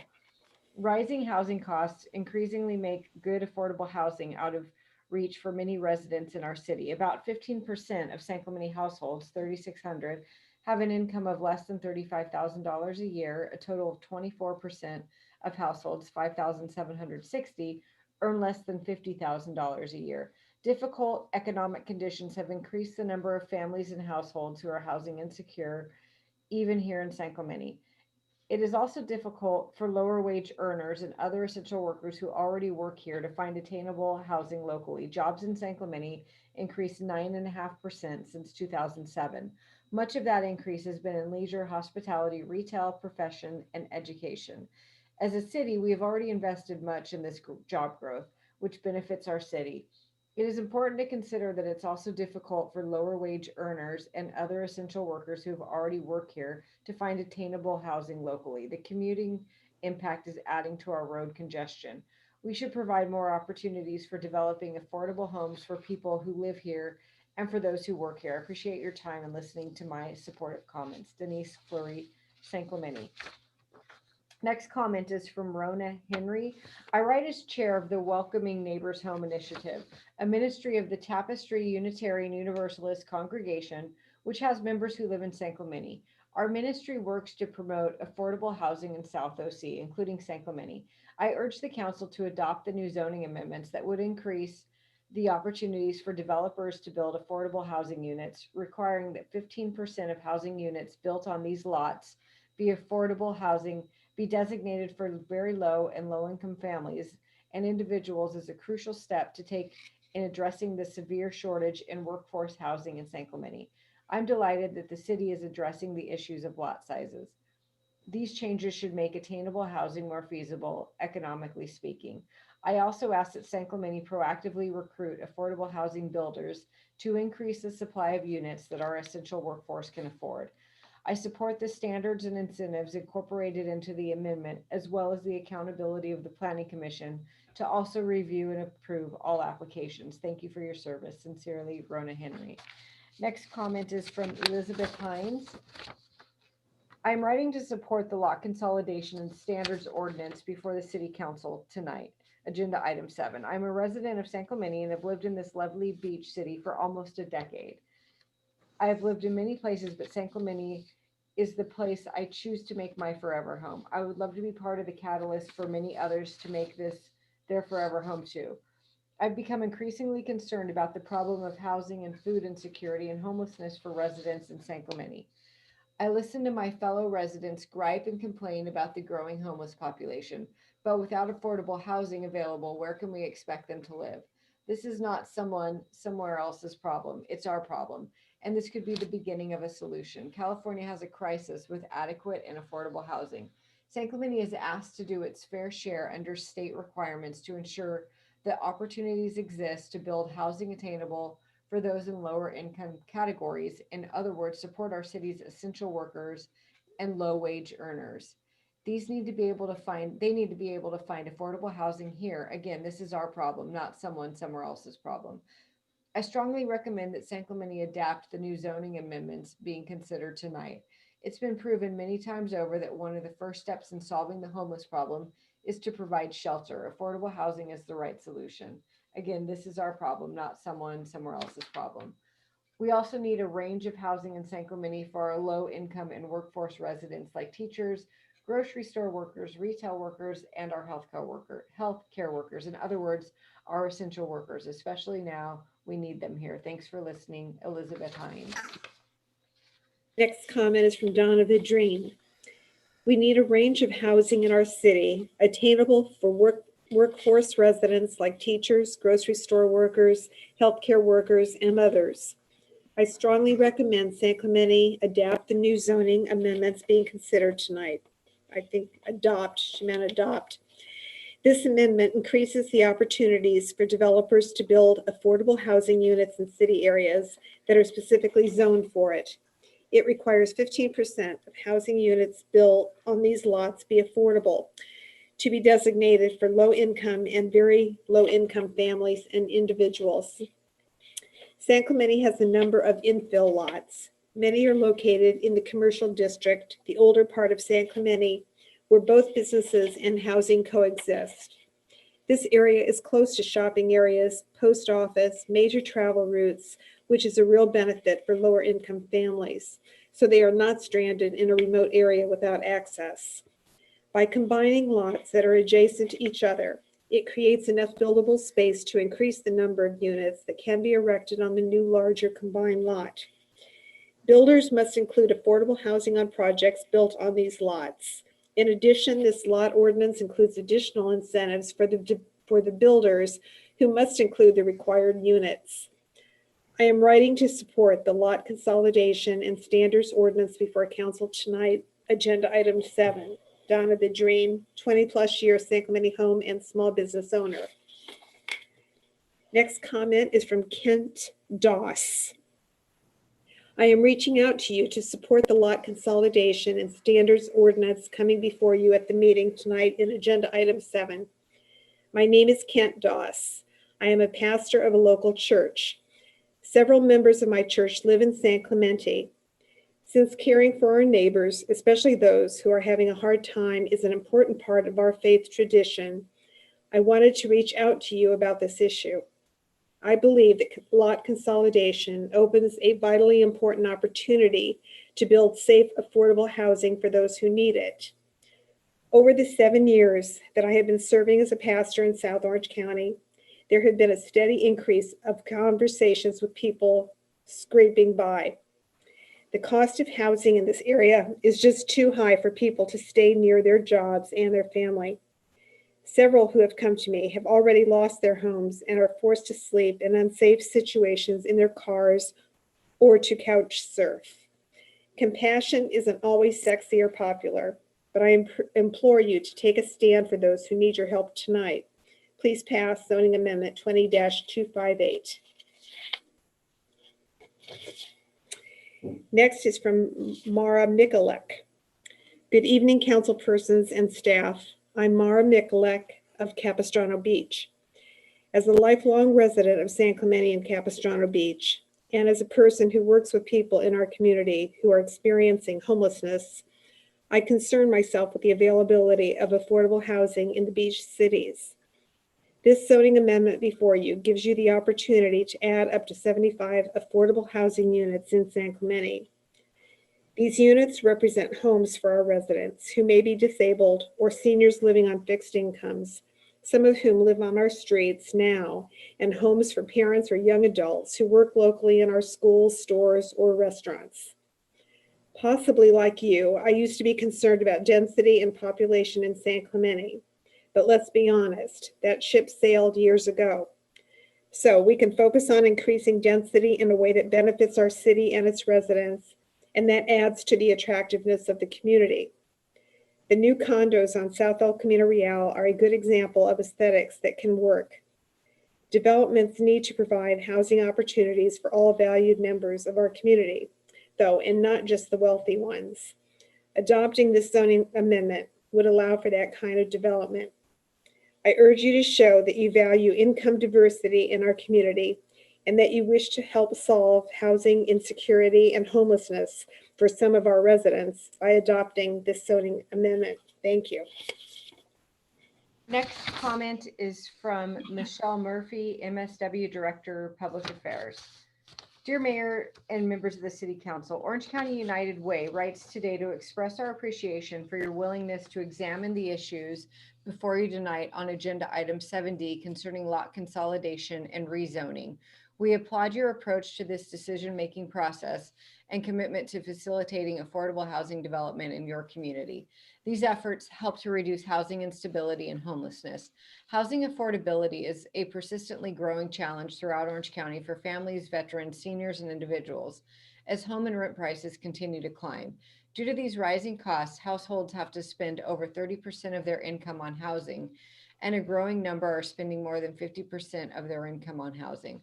Prior to the COVID-19 pandemic, affordable housing was already a growing need in communities throughout the county. Given the disproportionate impact the pandemic has had on working class families, affordable homes will be even more needed as we look to rebuild our local economy. Currently, over 20% of San Clemente residents fall into the extremely low or low income status. The problem of housing, food insecurity, and homelessness for residents in San Clemente continues to be of great concern. Never before has there been a greater desire or stronger desire to end homelessness and create housing in Orange County. In 2018, United Way launched United to End Homelessness, an influential collaboration among Orange County's top business, philanthropic, government, faith-based, and nonprofit leaders committed to ending homelessness and ensuring housing and services are available for every individual who may need them. United to End Homelessness has been a powerful voice in advocating for housing as a solution to end homelessness, and Orange County United Way has always supported and maintain that affordable, stable housing is the building block to a family's success. Thank you for your comprehensive approach to this matter. We are grateful to you for your courage and willingness to improve the lives of so many. Next comment is from Ryan Lenny. Dear San Clemente City Council, I'm writing to voice my support for the approval of zoning amendment 20-258 by requiring that 15% of units on these lots are for low-income residents and providing additional incentives to developers who otherwise might find it infeasible to build affordable housing in San Clemente. This amendment will be a sizable step towards a more inclusive city. Having worked as a surf instructor in San Clemente, I've seen firsthand the impact that high housing costs have on our community. Many of the young adults and workers that make San Clemente the beautifully diverse place it is simply can't afford to live in the city they know and love. Many more residents are just barely scraping by, considering 28% of San Clemente renters spend over 50% of their monthly income on housing. Approving this amendment will go a long way towards giving dozens of families a safe and affordable home in San Clemente. I encourage you all to continue working to find ways to make San Clemente a home for all, such as working with affordable housing developers to take full advantage of the affordable housing opportunities created by this amendment. Thank you for your time and continued work. Next comment is from Bill Krudinger. The proposed amendment creates interesting new development opportunities in the city. I'm comforted that the proposed amendment preserves the Planning Commission's ability to make sure projects are in keeping with the city's plans and character. The requirements for low and very low income housing will also help meet a severe need in the city for this type of housing, whether RENA numbers are revised or not. We clearly have a lot of work to do in this area. Please support this amendment. It's good for jobs, housing, and families. Next is from Kathy Esfahani. My name is Kathy Esfahani, and I live in North Beach in San Clemente. I support the proposed zoning amendment on lot consolidation because I believe it can be an important tool in encouraging the development of affordable homes for lower income families. There is a housing affordability crisis in our city and across Orange County. San Clemente must take bold steps to increase the supply of affordable homes. I do question two aspects of the proposal, however. First, it uses 5 parcels in my neighborhood as examples of how the ordinance can produce affordable units. These parcels are on Calle Las Bolas and Calle Colina. 2 of these parcels are already being developed into luxury units that clearly will not be affordable. All 5 of these listed parcels are on very steep slopes, which conflicts with the ordinance's minimum standard that the slope of any parcel considered for lot consolidation must be no greater than 20%. So that makes me wonder whether any of the other sites on your list similarly fail to qualify for the amended ordinance if it's passed. My second question concerns the regulations concerning the resale of affordable units built as part of a for-sale residential project. As described at page 11 of the packet, these regulations only restrict the original sale of these affordable units, requiring them to be sold to, quote, low and very low income households at an affordable housing cost, end quote. The ordinance permits the low-income buyer to later sell the home and keep a proportionate share of the market appreciation, and the city gets to keep its proportionate share. In other words, the units can convert to market rate housing. I strongly believe these homes should be deed restricted to be used as affordable housing for at least 30 years. That is the only way to ensure these new units will remain affordable. Thank you. Next is from Linda Yergin.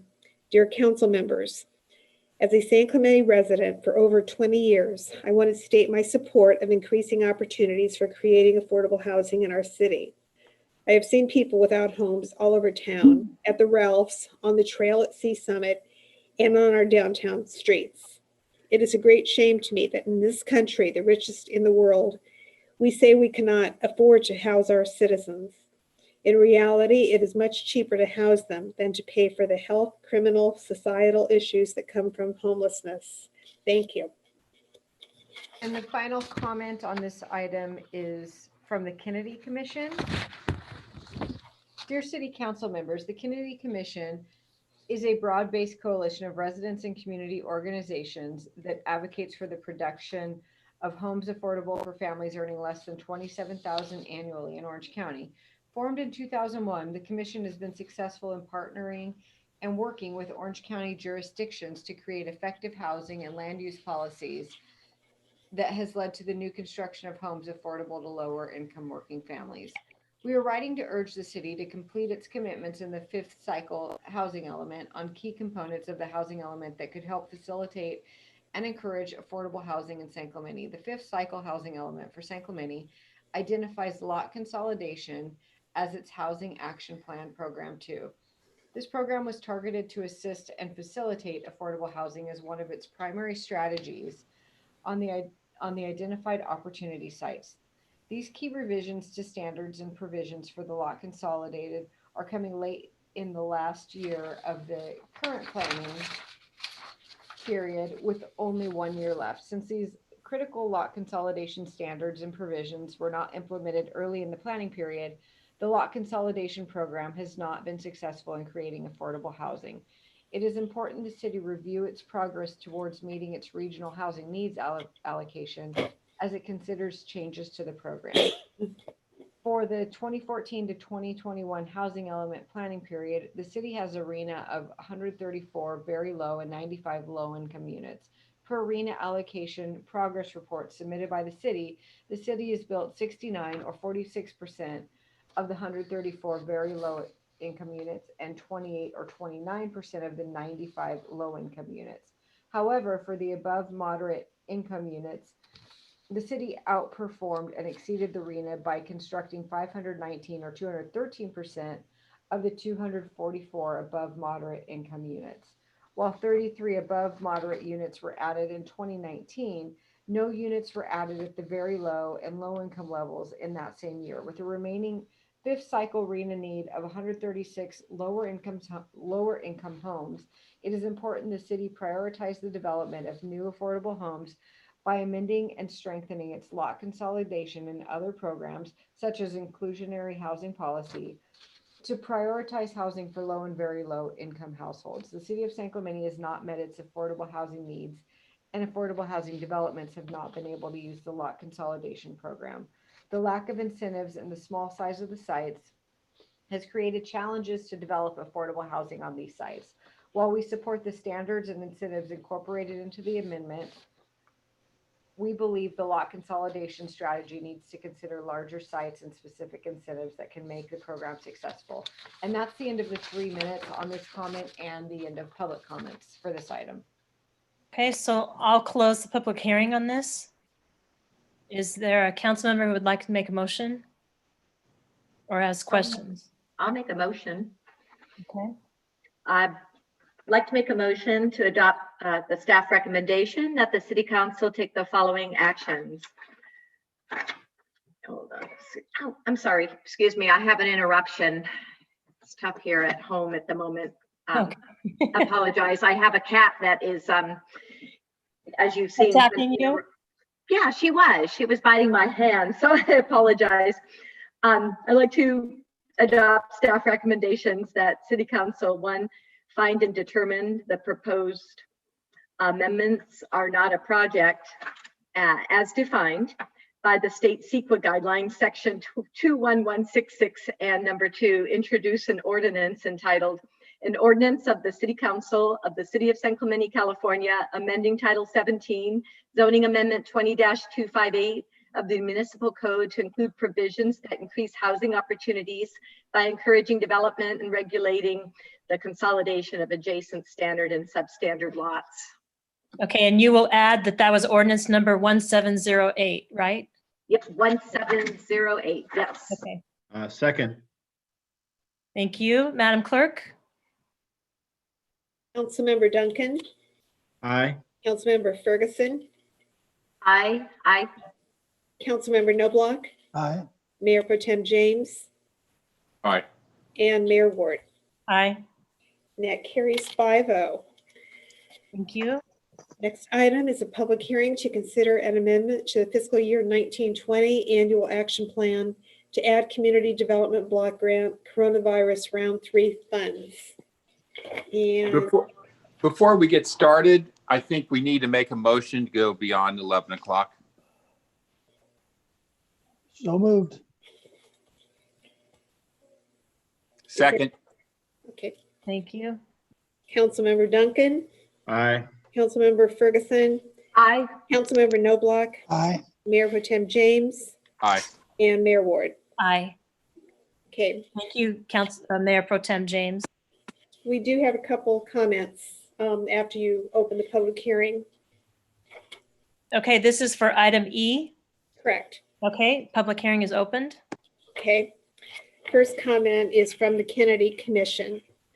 The Kennedy Commission is a broad-based coalition of residents and community organizations that advocates for the production of homes affordable for families earning less than $27,000 annually in Orange County.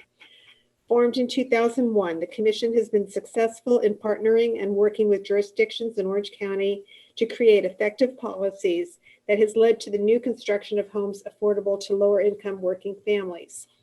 The COVID-19 pandemic has exacerbated needs that were already existing in our communities. As you make amendments to your 2015-2020 consolidated plan to access emergency funding intended to assist in making a timely response to the impacts of the COVID-19 pandemic, we ask that you prioritize housing. While evictions in California have been momentarily paused during the pandemic, housing costs are still a major concern, particularly for lower income households who may be at risk of homelessness once the judicial order expires. Affordable housing and homelessness prevention must be a community priority to prevent increase in homelessness as housing protections are lifted. We support the proposed amendment allocating $178,044 to public services for expanded homeless outreach to assist homeless individuals along with rental and utility assistance to avoid eviction and utility shutoffs. We support providing rental assistance and urge you to consider increasing this allocation. There is a need for such a fund in the city of San Clemente, and it is important that it is accessible to residents with the greatest need. This includes residents that are undocumented and have very low and extremely low incomes. Thank you for your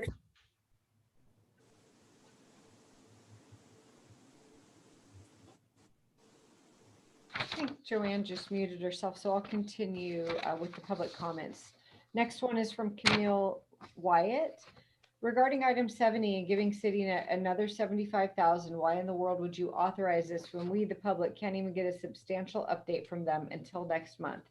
CityNet continues to be ineffective at getting the homeless permanently off the streets. As I've stated before, I'm in the SC downtown area daily and have never seen CityNet interact with any of the homeless. However, I continue to see the same homeless daily, drugging, drinking, and causing mayhem down here. Please do not authorize another penny to CityNet. Find an outreach group that actually shows results and helps the homeless, including the chronically resistant, to get off the streets and doesn't just talk a rosy picture. The final comment is from Maura Michaelek. Please accept the CDBG monies made available to respond to coronavirus. I understand you want to give some of the monies to CityNet. CityNet does a good job in our city, but will not impact the numbers of people on our streets as long as there are not opportunities to get people indoors. We have no shelter available to us, and there is years-long wait list for housing, and there is no more Project Room Key. There are no longer any options for people on the street in San Clemente. Please earmark this money for motel rooms to get vulnerable people off the street. This will prevent suffering and possibly death and will provide income to some of our local motels. Please consider this as you deliberate, as many people died while homeless in San Clemente in the last year as we're helped to get from street homelessness into permanent stable housing. Allow me to repeat, and you can ask CityNet officials to confirm this, as many people died while homeless in San Clemente in the last year than were helped to get from street homelessness into stable housing. You can prevent more deaths this winter during this pandemic by earmarking all of this COVID money for motels for our homeless neighbors who are vulnerable to COVID. Thank you. And that is all I have for public comments. Okay, so I'll close the public hearing.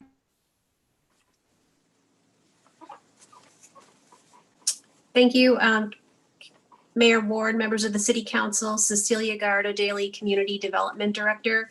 I'll just provide a very, very brief report to the council on this item. Earlier this year, the city did receive some community development block grant funds from the Federal Housing and Urban Development Department. We received additional funds related to preparing, preventing, responding to the impacts of the coronavirus. So the item tonight is to discuss with the council use of the recent allocation. With these round 3 funds, staff proposes a combination of public services and economic development assistance.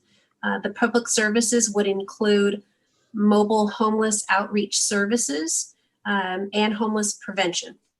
So under the category of mobile outreach services, there are some options available. Currently, the city contracts with CityNet for mobile outreach services. The city could continue to utilize an outside provider, and that could be done by either extending the current contract with CityNet to provide that service, or issue a request for proposals and solicit for a new provider. Additionally, the council could consider the option of hiring a contract or a city community outreach worker. This would be a city employee limited term position. The money that's identified in the staff report would fund this position for 1 year. But I did want to point out that in considering this option for the council, the city has available to it funds through the state for additional funding that could pay for this limited term position for an additional 4 years beyond this 1 year, should the council so choose to explore that option. Staff is also recommending that money be allocated to provide financial assistance to our San Clemente businesses who've been impacted. Staff is recommending the establishment of a small business assistant program that would provide grants to businesses to pay for things like personal protective devices for employees and help with rent and utility assistance. And there is funding that's proposed to administer the CDBG program. I have Mike Linares, our Community Development Block Grant contractor, on the line, as well as Jonathan Lightfoot, our Economic Development Officer, and we're available for questions. Thank you. Okay, so thank you, staff, for those alternative actions. I think what this report does is continue what the council has started with our community partners who regularly are working on the front line to prevent people from being homeless and help them with rent and health services. AgeWell has had to step up for the food distribution for all the seniors that are at home, so increasing that. I find it interesting to add funding for small business owners. I think that those grants, I believe, stopped for those. I don't know that the county is actually providing those anymore. Hopefully there'll be more funding for that. So that is something that I think might be important to add in this. Does any other council members have any comments? I have a comment, Mayor Ward. Sure. I like the suggestions and the staff recommendations, and I've talked with Cecilia and her staff about this. And I certainly am in favor of helping the homeless and our partners that do that. And I do like the idea of the contract employee for 1 year that would hold CityNet accountable. I think that would make CityNet more effective, and that then we would be able to get presumably state funds if that employee was proven to be effective to continue that in that role. That's about $100,000 of that money. I got to say, to me, and part of this is Gene and I meeting with our small businesses, I think the immediate need right now is small businesses. This mandate that's come up is crushing them, and it's having a disproportionate impact on our small businesses, particularly our restaurants.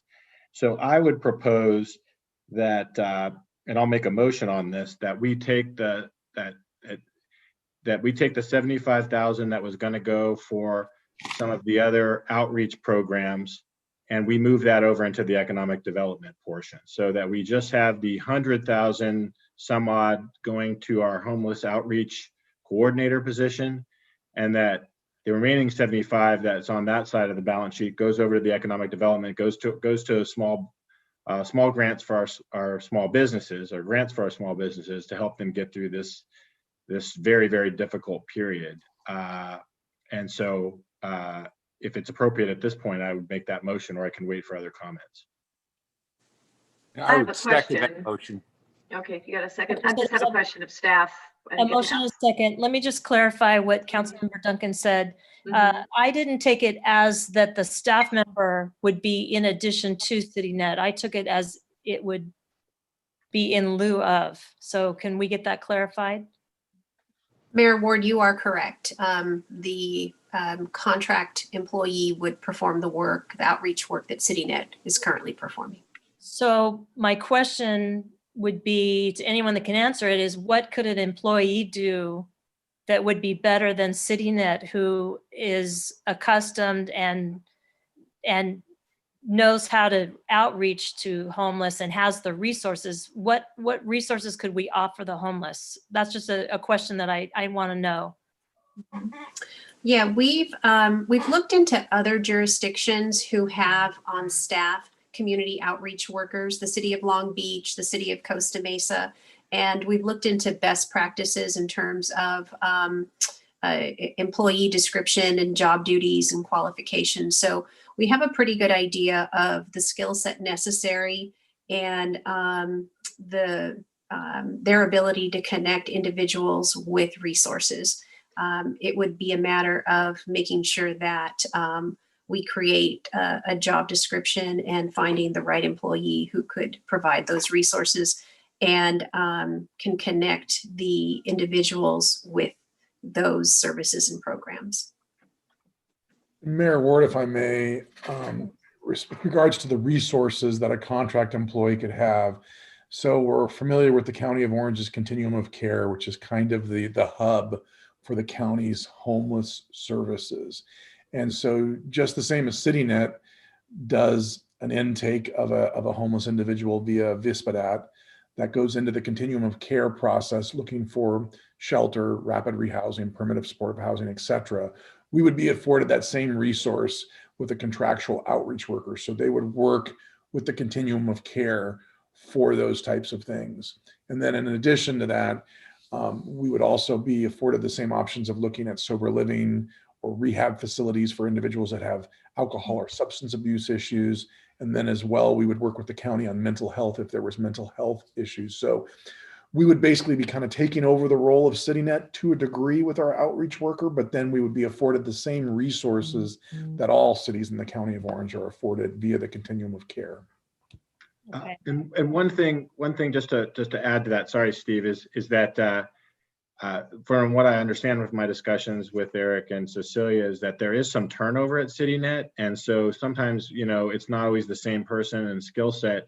With our own individual working kind of in partnership with CityNet or taking over some of those duties, we'd have that consistency, that person would be very accustomed to the individuals we have in our homeless community and who they are, and be able to better track that. Okay. And they'd be here every day instead of just 2 days a week, which is currently like CityNet, Tuesday and Thursday. Stability in that role. Right, exactly. I just want to know when, and remind me, Cecilia, please, when CityNet's contract expires. Oh, let's see. I believe their contract expires in February of 2021. Okay, thank you. Councilmember Knobloch, did you have a question? Just a question regarding the 40% of the public services money that's going to the homeless and outreach. Doesn't FAM currently do this kind of work? I would, when I look at this, what comes to mind is I agree with Gene and Chris on the need for small businesses. I would move an extra $100 grand of that money over to small businesses and make sure we don't limit it to just restaurants. There's a lot of other small businesses that have been hugely impacted by this COVID lockdown, and maybe transfer that 78,044 to FAM. I presume we have some ability to monitor how they would spend it and how they would distribute that to the homeless needs and the food, utility, and so forth. That's what they do. So that would be my thoughts to not hire a person, but just simply to transfer this money to FAM and let them spend it. And I would even be in favor of taking a larger chunk of the city's admin cost of 90 grand and taking half that and including that bucket back into actual disbursement to our people. So those are my thoughts. City Manager, could you comment on that with FAM? As you know, we've partnered with them before, but So currently with FAM, we only have a homeward bound program that we seeded with them with city monies. In the event they find a homeless person that can be reconnected with their loved ones and their support network. That's the only current engagement we have with FAM. However, FAM does apply for CDBG grants through the city and gets some of that funding source for their services and programs. So that's currently the only subsidies that we provide to FAM for that. Yeah. We also, and we have throughout the COVID, provided additional COVID monies to Age Well for Meals on Wheels programs for the seniors who are, obviously elderly and have accessibilities to get dinner and so forth. And so we've been funding that food distribution as well. However, to Councilmember Knobloch's point, one of the things that we're hearing is that food pantries and food banks are going to be a necessity over the next couple of months as this COVID pandemic continues to obviously affect the community and residents in a negative fashion. The one thing I would defer to Cecilia on is the flexibility of admin costs as it relates to administering these grants. Yeah, so HUD allows us to utilize up to 20% for administrative costs. So we've just taken the 20% cut off of that. The administration would also cover the economic development aspects of this. We currently aren't set up for economic development assistance through CDBG funds. That's one of the things that's prevented us from utilizing our annual CDBG allocation for economic development. But this is an opportunity for us once we set up the program to be able to potentially utilize our annual ongoing CDBG funds for economic development, because that program will be up and running. What was that acronym, Cecilia, that you just mentioned? The initials, I didn't. CD da da da da. Oh, I'm sorry. CDBG, it's the Community Development Block Grant Funds. Okay, gotcha. Yeah. Gotcha. So, council, I would caution that we would get rid of outreach services for the homeless. If there was any choice in it, I would rather go to a in-house person than get rid of it altogether. Agreed. I think that's important. So I think staff, help me out here. You've got money allocated to each one, and it looks like 178,000 of it and $44 is going to economic development. Is that correct? That's correct. That's the recommendation. 178 approximately for economic development. The same amount, 178 for the public services, which would include, there's two components to it. One is mobile outreach services, and the other component is homelessness prevention, which is rental utility and food assistance. We would likely do a notice of funding availability and get applications from nonprofits who could provide that service, and then we would award that monies if that was something that the council supported. All right, so council, I mean, it's a lot of money towards economic development, and we do need to fund for people that are in trouble right now, and that's what we're getting this money for, I believe. So I don't know whether just the question is, do we go on with CityNet or do we go in-house as Councilmember Duncan suggested? My preference would be that we don't spend this money on staff. We have dozens and dozens of employees that currently are working, and I'm sure wouldn't be overworked if they took an additional responsibility. I'd like to get this money in the hands of people that need it. I think by helping small businesses, you're helping people that are hurting. We could carve, I mean, this is a pie that could be carved up so many ways. My personal preference is that we not spend it on staff.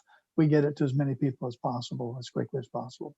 So the way I'm looking at this is we need staff. We need a staff member with a certain skill set, and I'm not sure we have that.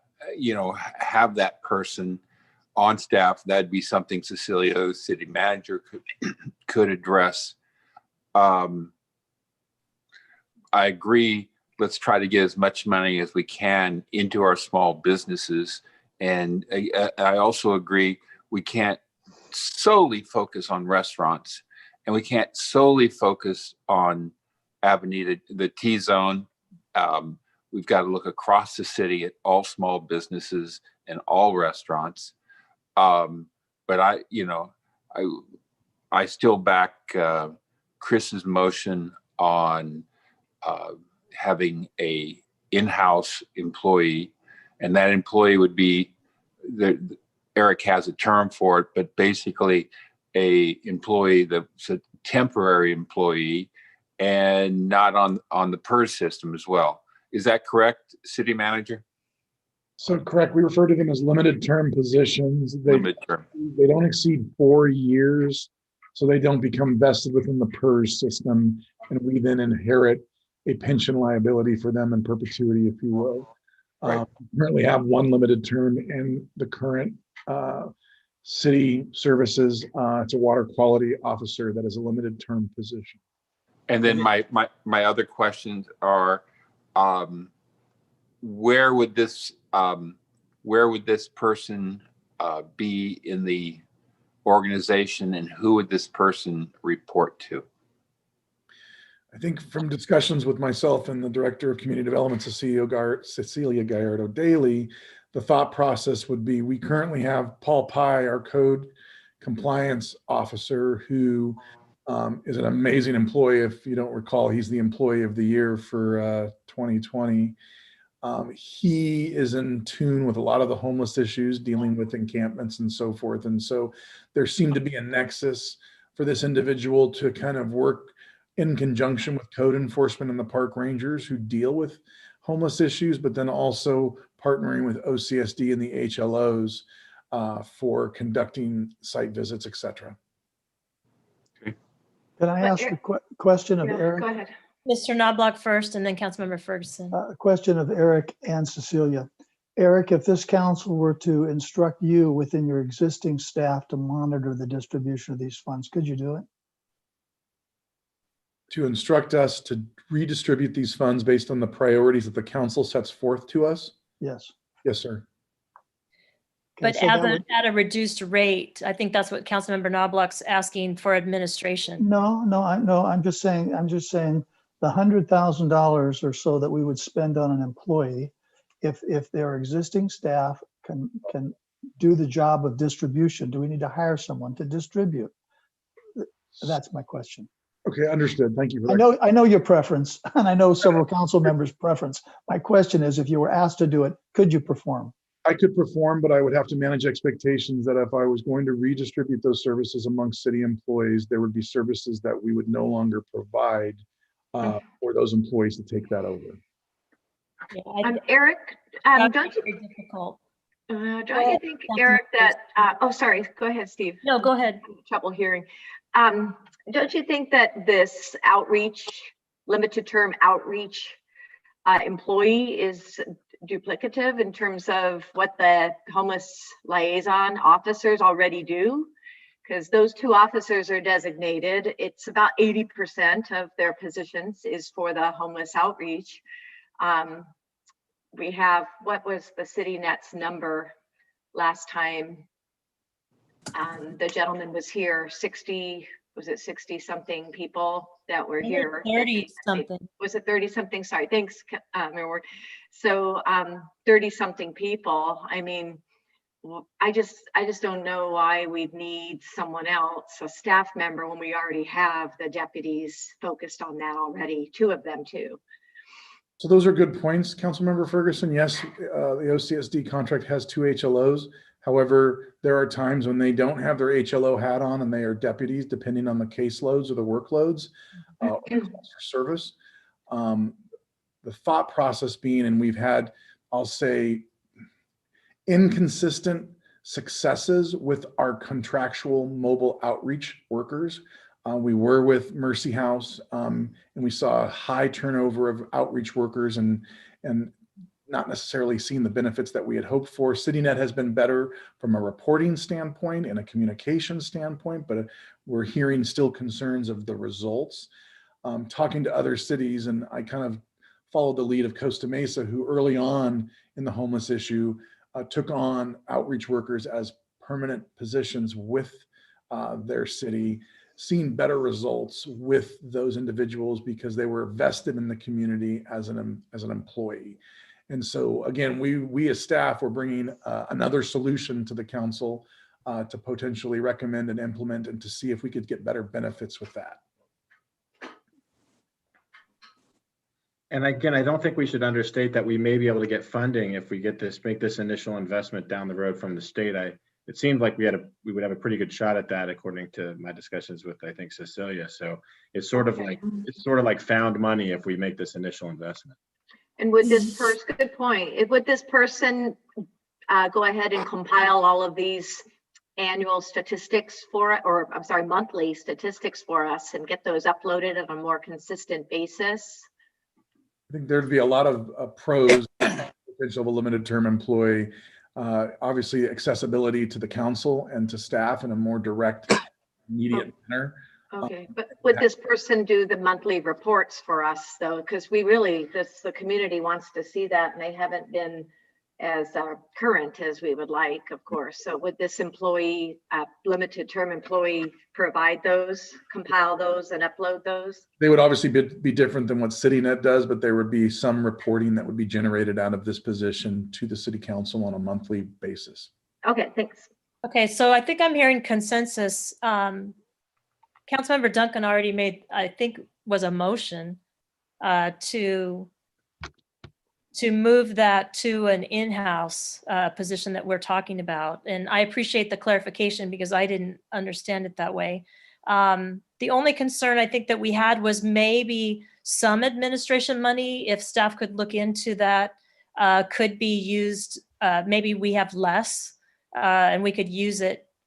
That administration is not paying for that employee, is that correct? That's correct. Okay. Yes. So I heard that maybe that we could try to see if we could downsize the administration of it, knowing that we have to we have to administer this and follow it, but maybe some of that money could go towards the economic development. Is that what I heard?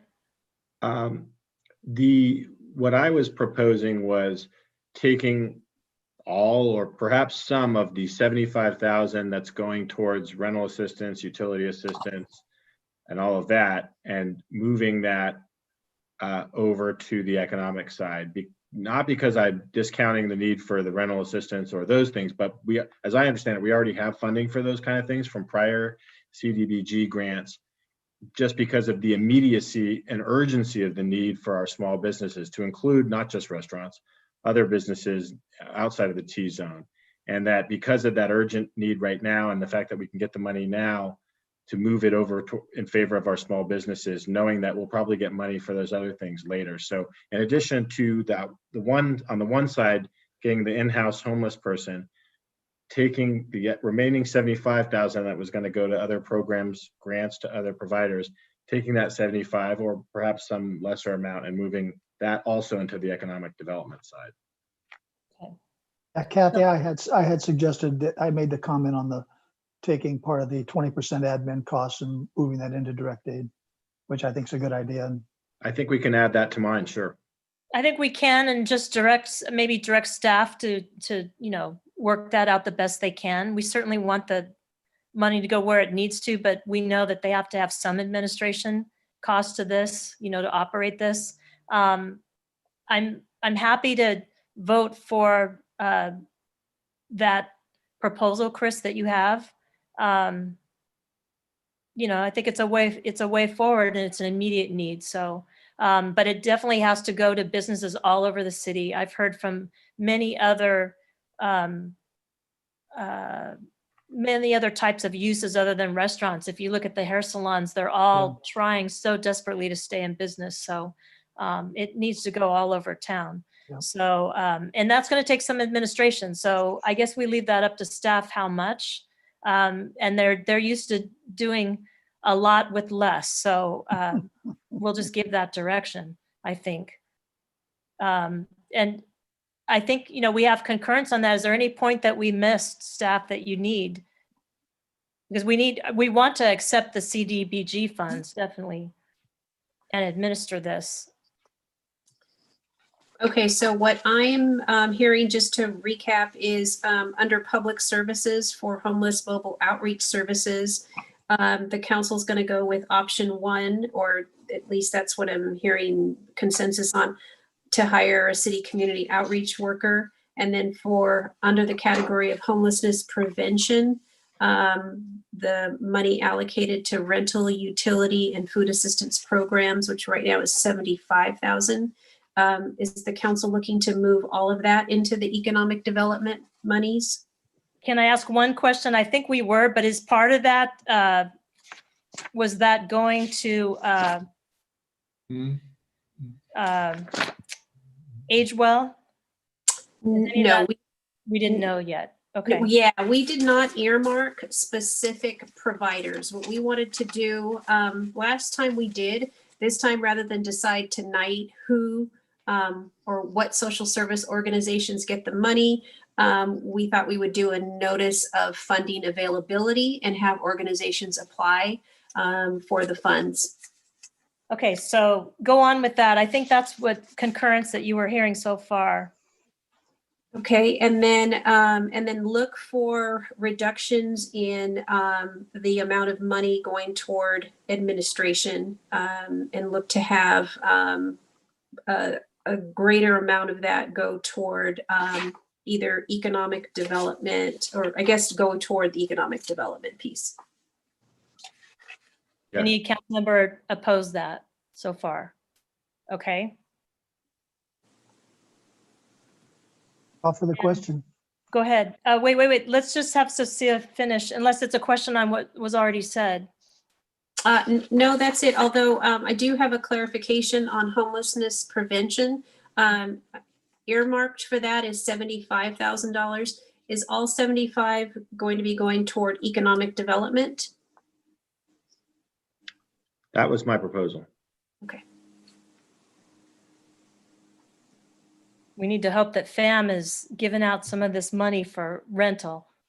I guess, we can do that, and hopefully there's going to be more funds coming. It's important to remember that, it's also going for rental assistance for the businesses, right? So they have their own rental and utility issues too, and That's true. all the people that they support. So Okay. It's all kind of connected. All right. I'll support you in that. So I'm looking at the actions.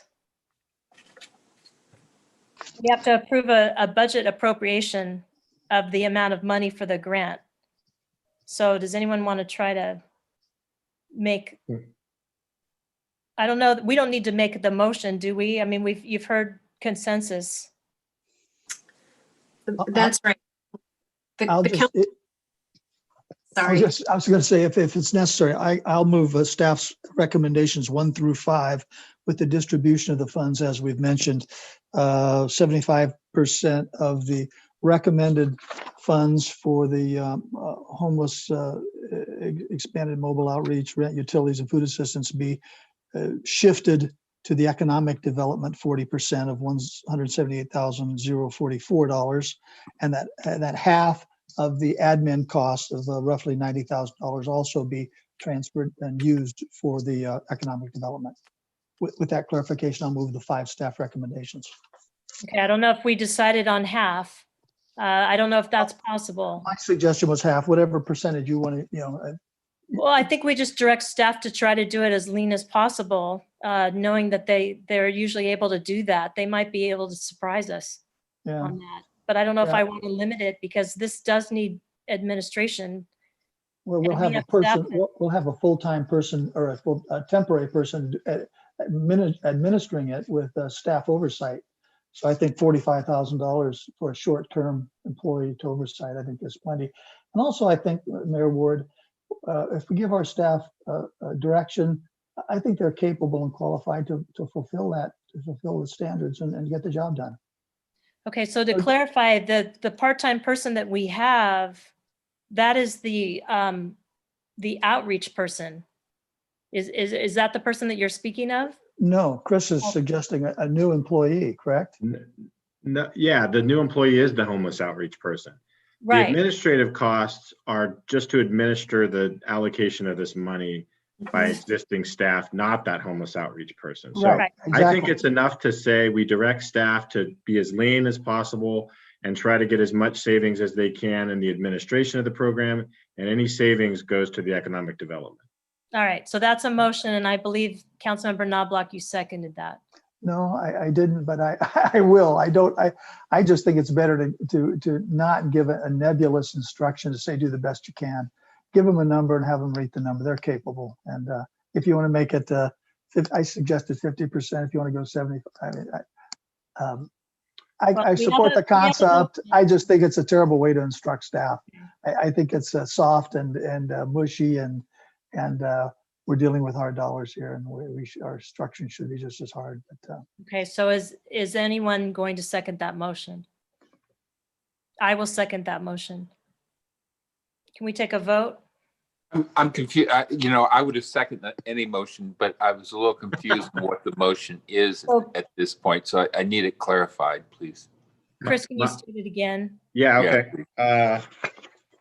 I move to approve staff recommendations 1 through 5 with the modification that we are using option 1 on the homeless outreach part. So we're going to hire an in-house homeless outreach person, and the $75,000 that was going to be allocated for homeless prevention be shifted over to economic development, and that staff strive to save as much as possible with the aim of perhaps 50% of the administrative costs, and that all of those savings go to the economic development piece. Councilmember James, Mayor Pro Tem James, would you like to second that? I'll second that. Yeah, thank you. Thank you. Okay, Councilmember Duncan, Aye. Councilmember Ferguson, Aye. Councilmember Knobloch, Aye. Mayor Pro Tem James, Aye. and Mayor Ward. Aye. Carries 5-0. Thank you. Okay, next is ordinance introduction, establishment, operations, composition, and appointment of members of the Public Safety Committee. Okay, I don't know that, does anyone need a staff report on this, a staff presentation? I don't need a staff presentation. I just have one quick, simple comment. I was surprised to read this, that the membership are all made up of public safety professionals. I just, it kind of surprised me a little bit. We don't have any citizens that aren't public safety professionals on the committee. I was just a little surprised by that, but.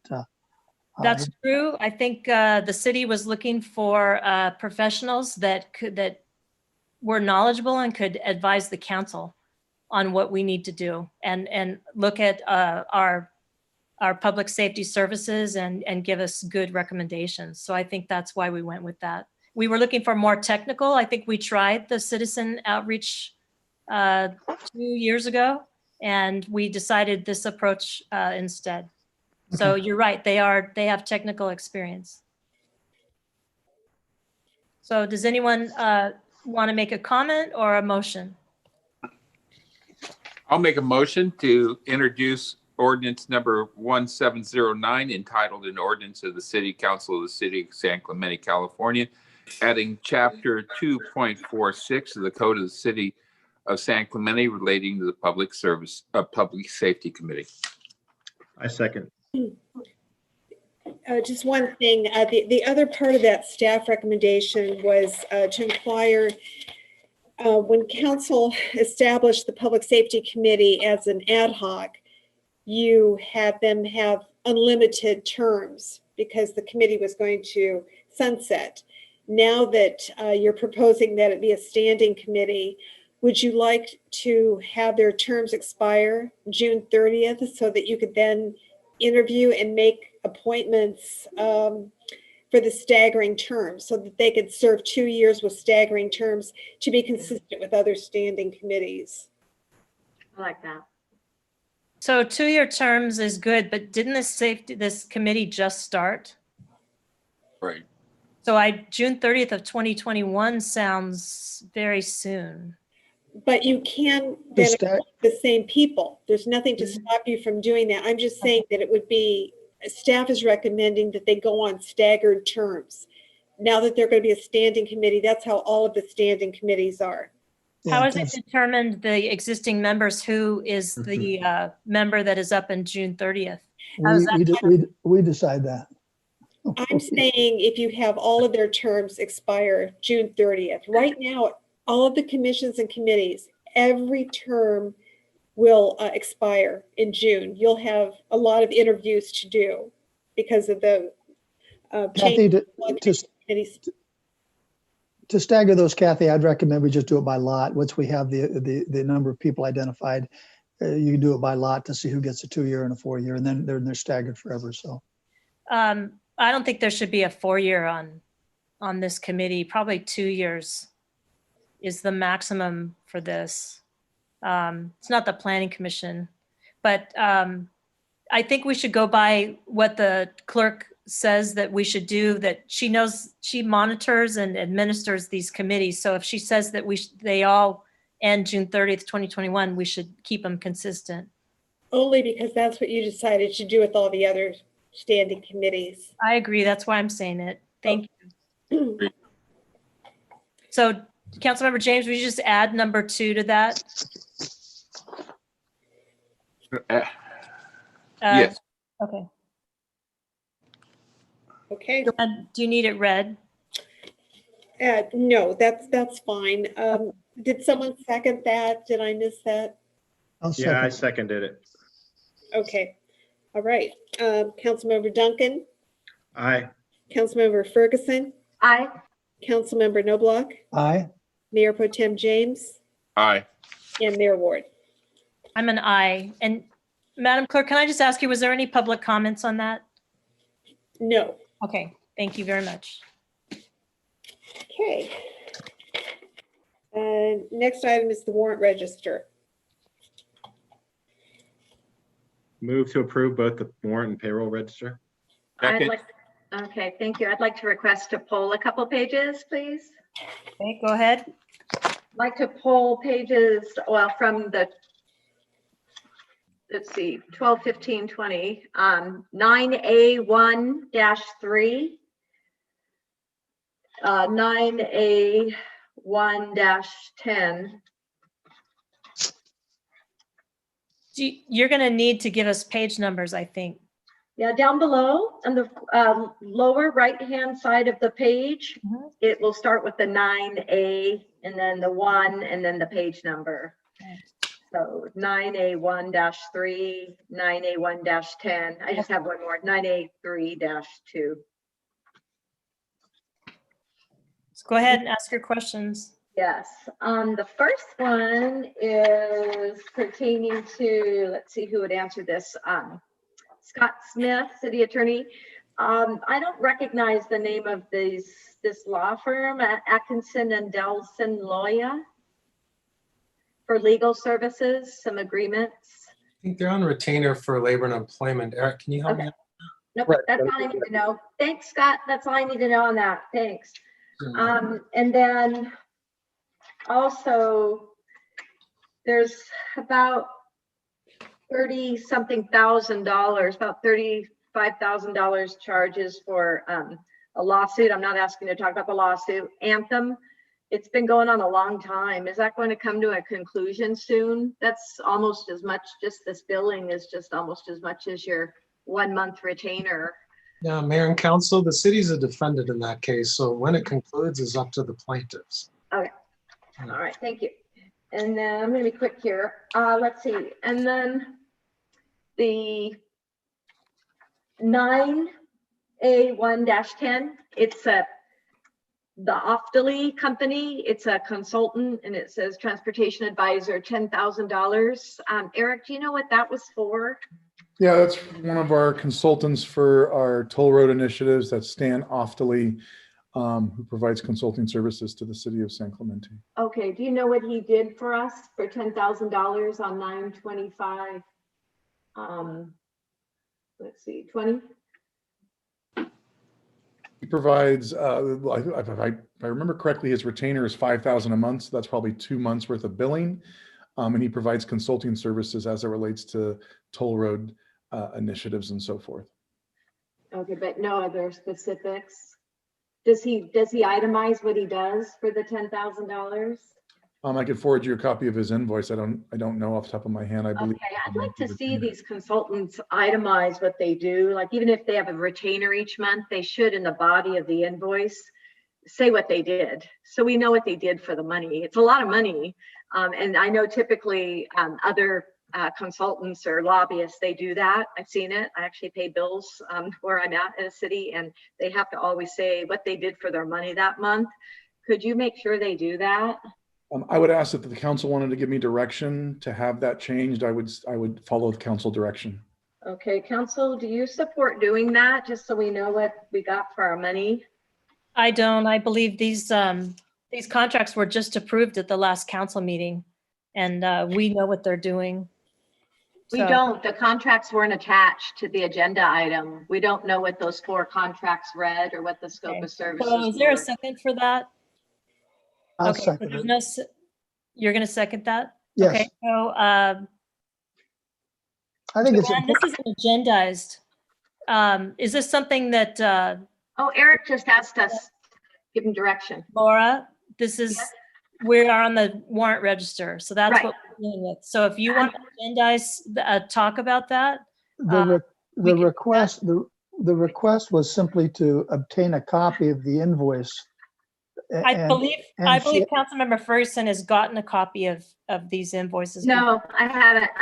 I haven't. Never had a copy of these invoices And from Mr. Oftly. Sun did offer that. Mr. Sun did offer that. We're at 11:30 right now, so. Wait, Mayor Ward, please don't interrupt me.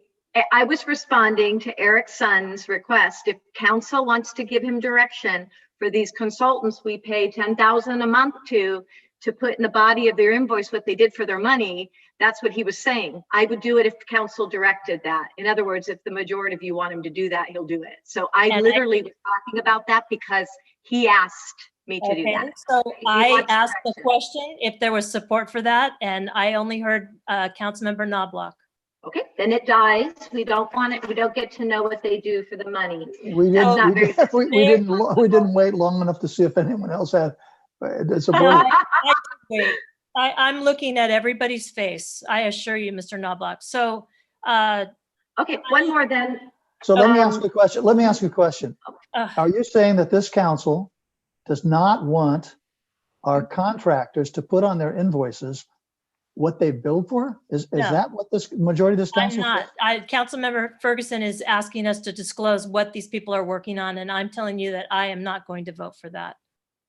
It's simply not accurate what you're saying. That's not the concern. That's what I heard. Did I hear it wrong? I know, Maybe I but heard it wrong. It's true.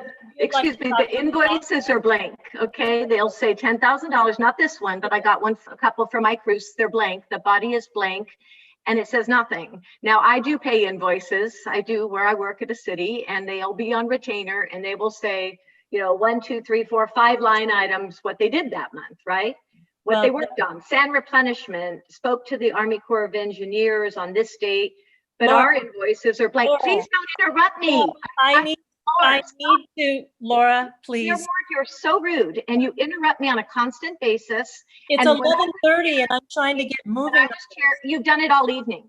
When No. I was chair of the meetings, I would let you speak for 30 minutes without interrupting you. even I if never it spoke would have been for 30. relevant. So, okay, well, I guess Just that ask your fails. question. Councilmember Noble, that fails. So I'm moving on. My last Thank item on the warrant register, I'll be quick, is item 9A 3-2. And this would be a question for our interim city manager. It's a payment to California JPIA, that's the insurance authority, California Joint Powers Insurance Authority, for $966,784. It's an annual contribution second to ND second. So is that what we pay twice a year, Eric? Yeah, that's part of our premium cost to our JPIA. Almost 2 million a year. Is that it? So 2 installments? I believe that is correct. 2 installments. Okay. All right. I hadn't seen that before on there, so that's good. All right. Thank you so much. That's all I needed. There's a motion and a second to approve the warrant register and the payroll register. Joanne, did you get the motion and the second? I got the motion. Who seconded? I'll second. James. I believe it was Councilmember James. Okay. All right. Councilmember Duncan, Aye. Councilmember Ferguson, Aye. Councilmember Noblock, Aye. Mayor Pro Tem James, Aye. and Mayor Ward. I'm an aye. Okay, that carries 5-0. Next item is cooperative agreement among the City of San Clemente, County of Orange, and Rancho Mission Viejo relating to the Los Patrones Parkway extension. Scott, can you give us a kind of a brief, very brief overview since it's 11:35? Go for 2 minutes, all right? Mayor and council, for a long time, this city council's had a three-pronged policy to try to stop a freeway from coming through the middle of San Clemente. The first prong is in my court, that's to pursue a judicial judgment that neither Caltrans nor TCA has the ability to do that. The second one plays out in Sacramento, where with legislative advocacy, you've sought to stop that happening. And the third prong is to try to support the county in construction of a local circulation system that makes it legally, physically, fiscally, and politically impossible to build a freeway through here. And so the agreement before you and the associate item that will follow it seek to support the county in its pursuit through OCTA, Orange County Transit Authority, of a county arterial that will make it impossible in all those respects to build a freeway through San Clemente.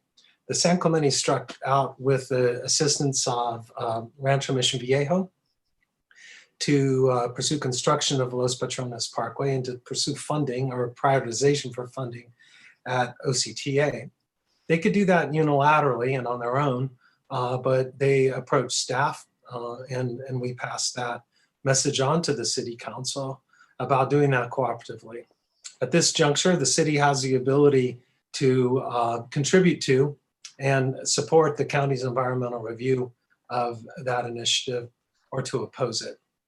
When they extended that offer to us, on the city's behalf, we submitted from every city department a wish list, a dream list of every constraint on this project that we could imagine.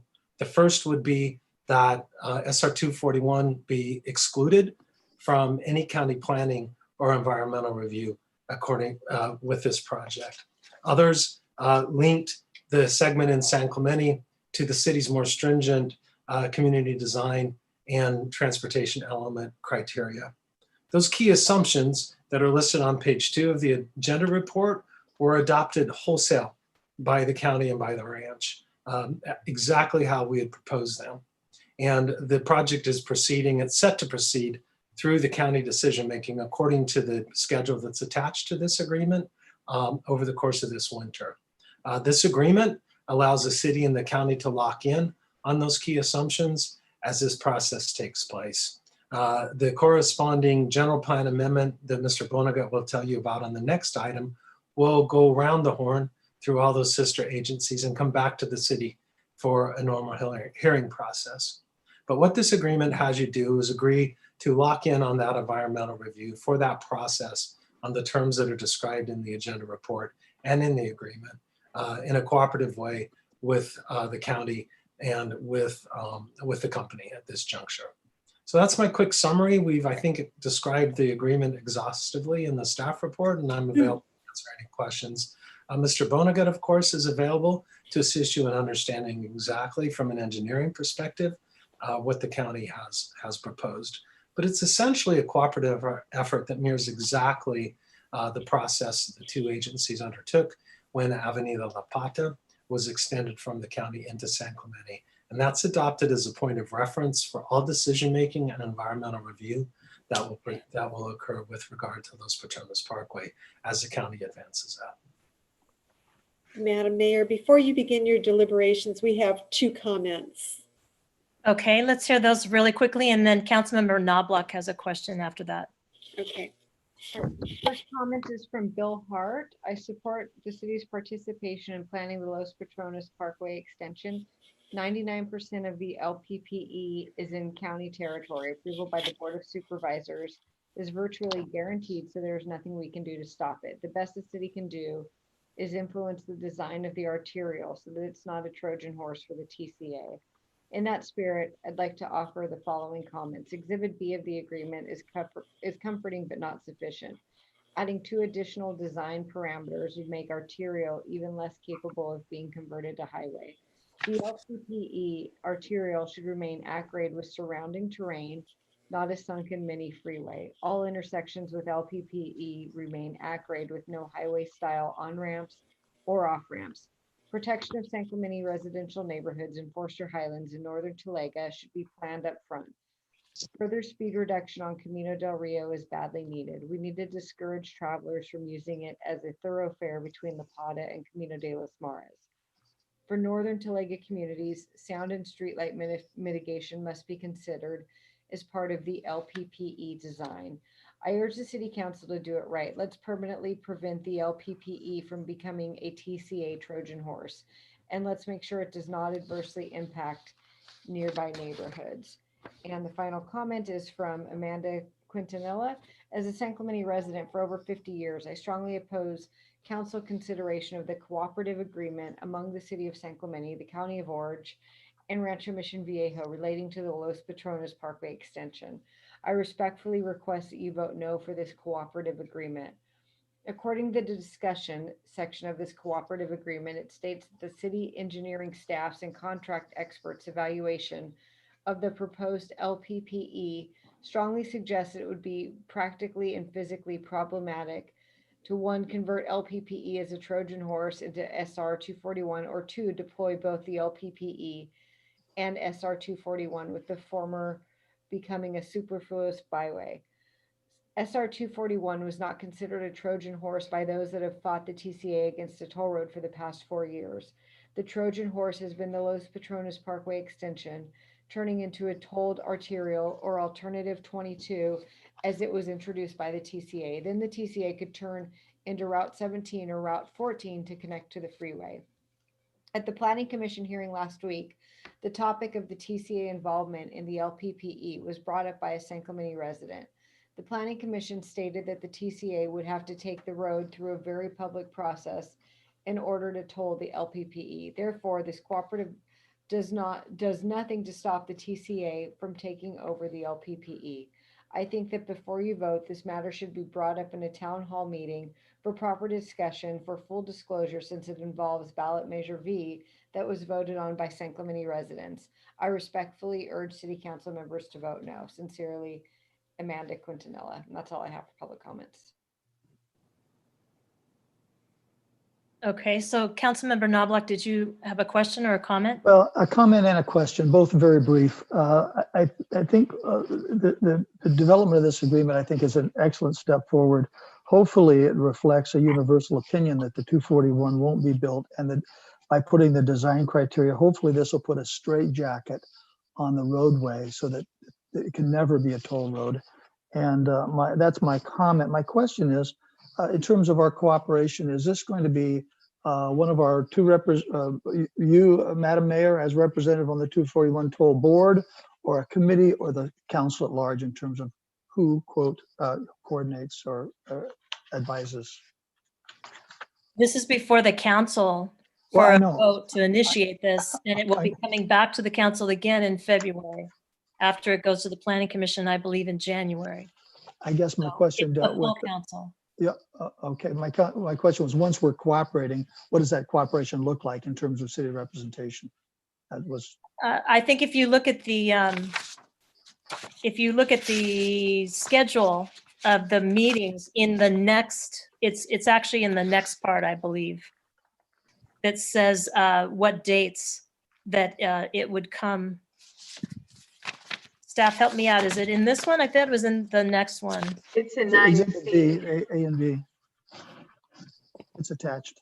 Okay, so that has the schedule in it, and that's the cooperation. You know, we initiate this now, and okay, then gotcha. the county has to do their part, and it will come back.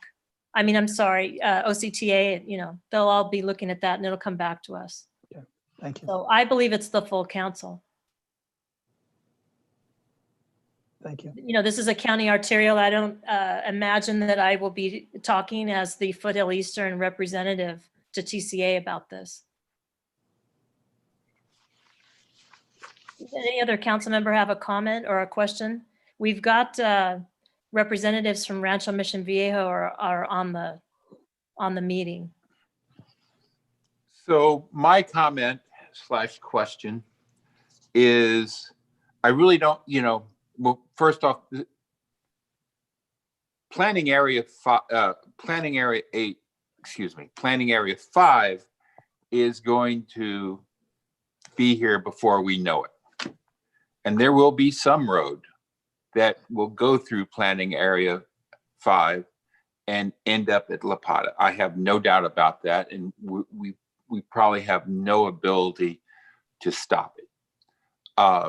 With that being said, it's going to impact 700 feet into San Clemente. I really don't care what it looks like from the perspective of at Cal Camp. I don't care what it looks like going over the Ortega. What I do care about is when it comes out of planning area 5, which will be about a mile from La Pata, what the design is going to look like. You know, if that design looks like the current Los Patrones Parkway, I'll have problems getting behind that. If that design looks more like La Pata or Antonio, I can get behind that. So with that being said, I would like to hear what those representatives have to say about my concern. Whoever would like to take that. I'll take a crack at it, if that's all right. Yes, Evening, thank you. Mike Balsamo with Rancho Mission Viejo. And I'm also joined this evening by Jeff Thompson from the ranch and Robin Martindale, who's our attorney. I'm not sure if there's a county representative in the meeting this evening, but we have had a longstanding partnership with the county, over many decades, building arterials in South Orange County. I want to first thank the city leadership for an open dialogue, and we've been able to communicate well in recent months and understand kind of the city's goals. And also, I think we've been clear with you about what our intentions are, partnering with the county to see Los Patrones Parkway extended to La Pata as a county arterial. And I think Scott Smith went through it very clearly, what the gist of the agreement is. That's before you tonight. And if assuming the county and the city are inclined to sign it, the ranch is prepared to do so as well. To the question from Councilman James, This action tonight is the beginning of the process to get this road officially on the general plan for the city of San Clemente, but also at the county. And that would lead to OCTA adding it to the master plan of arterial highways, where by definition, it becomes an arterial. This is a planning level exercise. And we're really at a 30,000 foot level right now about putting the line on the map. It's the first step in sort of institutionalizing this as a county arterial. There will be further design efforts beyond this once we get past this current process. And I think this first step of partnership with the city is a good lead in for further dialogue about what the ultimate road will look like. We do know the basic traffic volumes that the road will accommodate, and we know that there will have to be a certain amount of substance to the facility, to relieve traffic in South Orange County. So I want to be clear about that, as far as the capacity of the road and what the basic needs are. The traffic study dictates that, but we are open to having a dialogue with the city to try to make this, the most efficient facility possible, to make it an attractive facility to the extent we can. Now, again, we're just an agent of the county in this regard, but that would be our goal. I mean, to the extent that we can make the footprint of the road as limited as possible, that minimizes the impact on our developable land in Planning Area 5, for example. Also minimizes the impact on the Prima de Checa landfill in the county. So I think we're incentivized to, build this sort of gentler facility if possible. Of course, that it's got to meet the utility as well. So I'm hopeful that answers the question, but please let me know otherwise. So right now we're looking at an ADT of 22,000, is it 21,000? Jeff? Yeah, correct. At the connection to Avenida La Plata, the ADT is about 22,000. As the roadway heads north, it picks up more traffic volume. Okay. And I would compliment what Mike had shared about the roadway section. We are not looking for this to have any significance of what you see in a normal transportation corridor. And so what you see in Los Patrones Parkway going through Esencia, that was right away that had to be dedicated, that was required of Rancho Mission Viejo back at the time of our development agreement. That is not what is proposed for this roadway extension. It's the gentler roadway following an arterial highway designation, which is much more sleek. So it won't look like the current Los Patrones Parkway. Los Patrones Park, correct. Los Patrones Parkway in Esencia has got a right of way that is like 150, 160 feet wide, and it gets wider as it goes to Cow Camp Road. You will not find that. The roadway section we're talking about here is like 100 feet wide for its roadway carrying capacity. There's going to be cut slopes, and that's going to be part of the definition process that we'll be coming back in to partner with the city to be able to review what those cut slopes look like. But the roadway is much more like what you described earlier as a La Plata type of roadway or an Antonio Parkway, albeit only 4 lanes. Antonio has 6 lanes. This roadway will be 4 lanes. Mayor Pro Tem, the design criteria that apply to the city section are the cities. And if there's any doubt about what those mean, reference is made to La Plata in the agreement, as you just did in your comments. Mayor, I should also mention that we talked this afternoon about calling out the city's sign regulations specifically as part of that criteria. I didn't want to steal your thunder, but the county and the ranch had no problem with adding that parenthetical to the design criteria that the Mayor Pro Tem is talking about. I appreciate that. And I would tell the rest of the council that what we're referring to is page 8.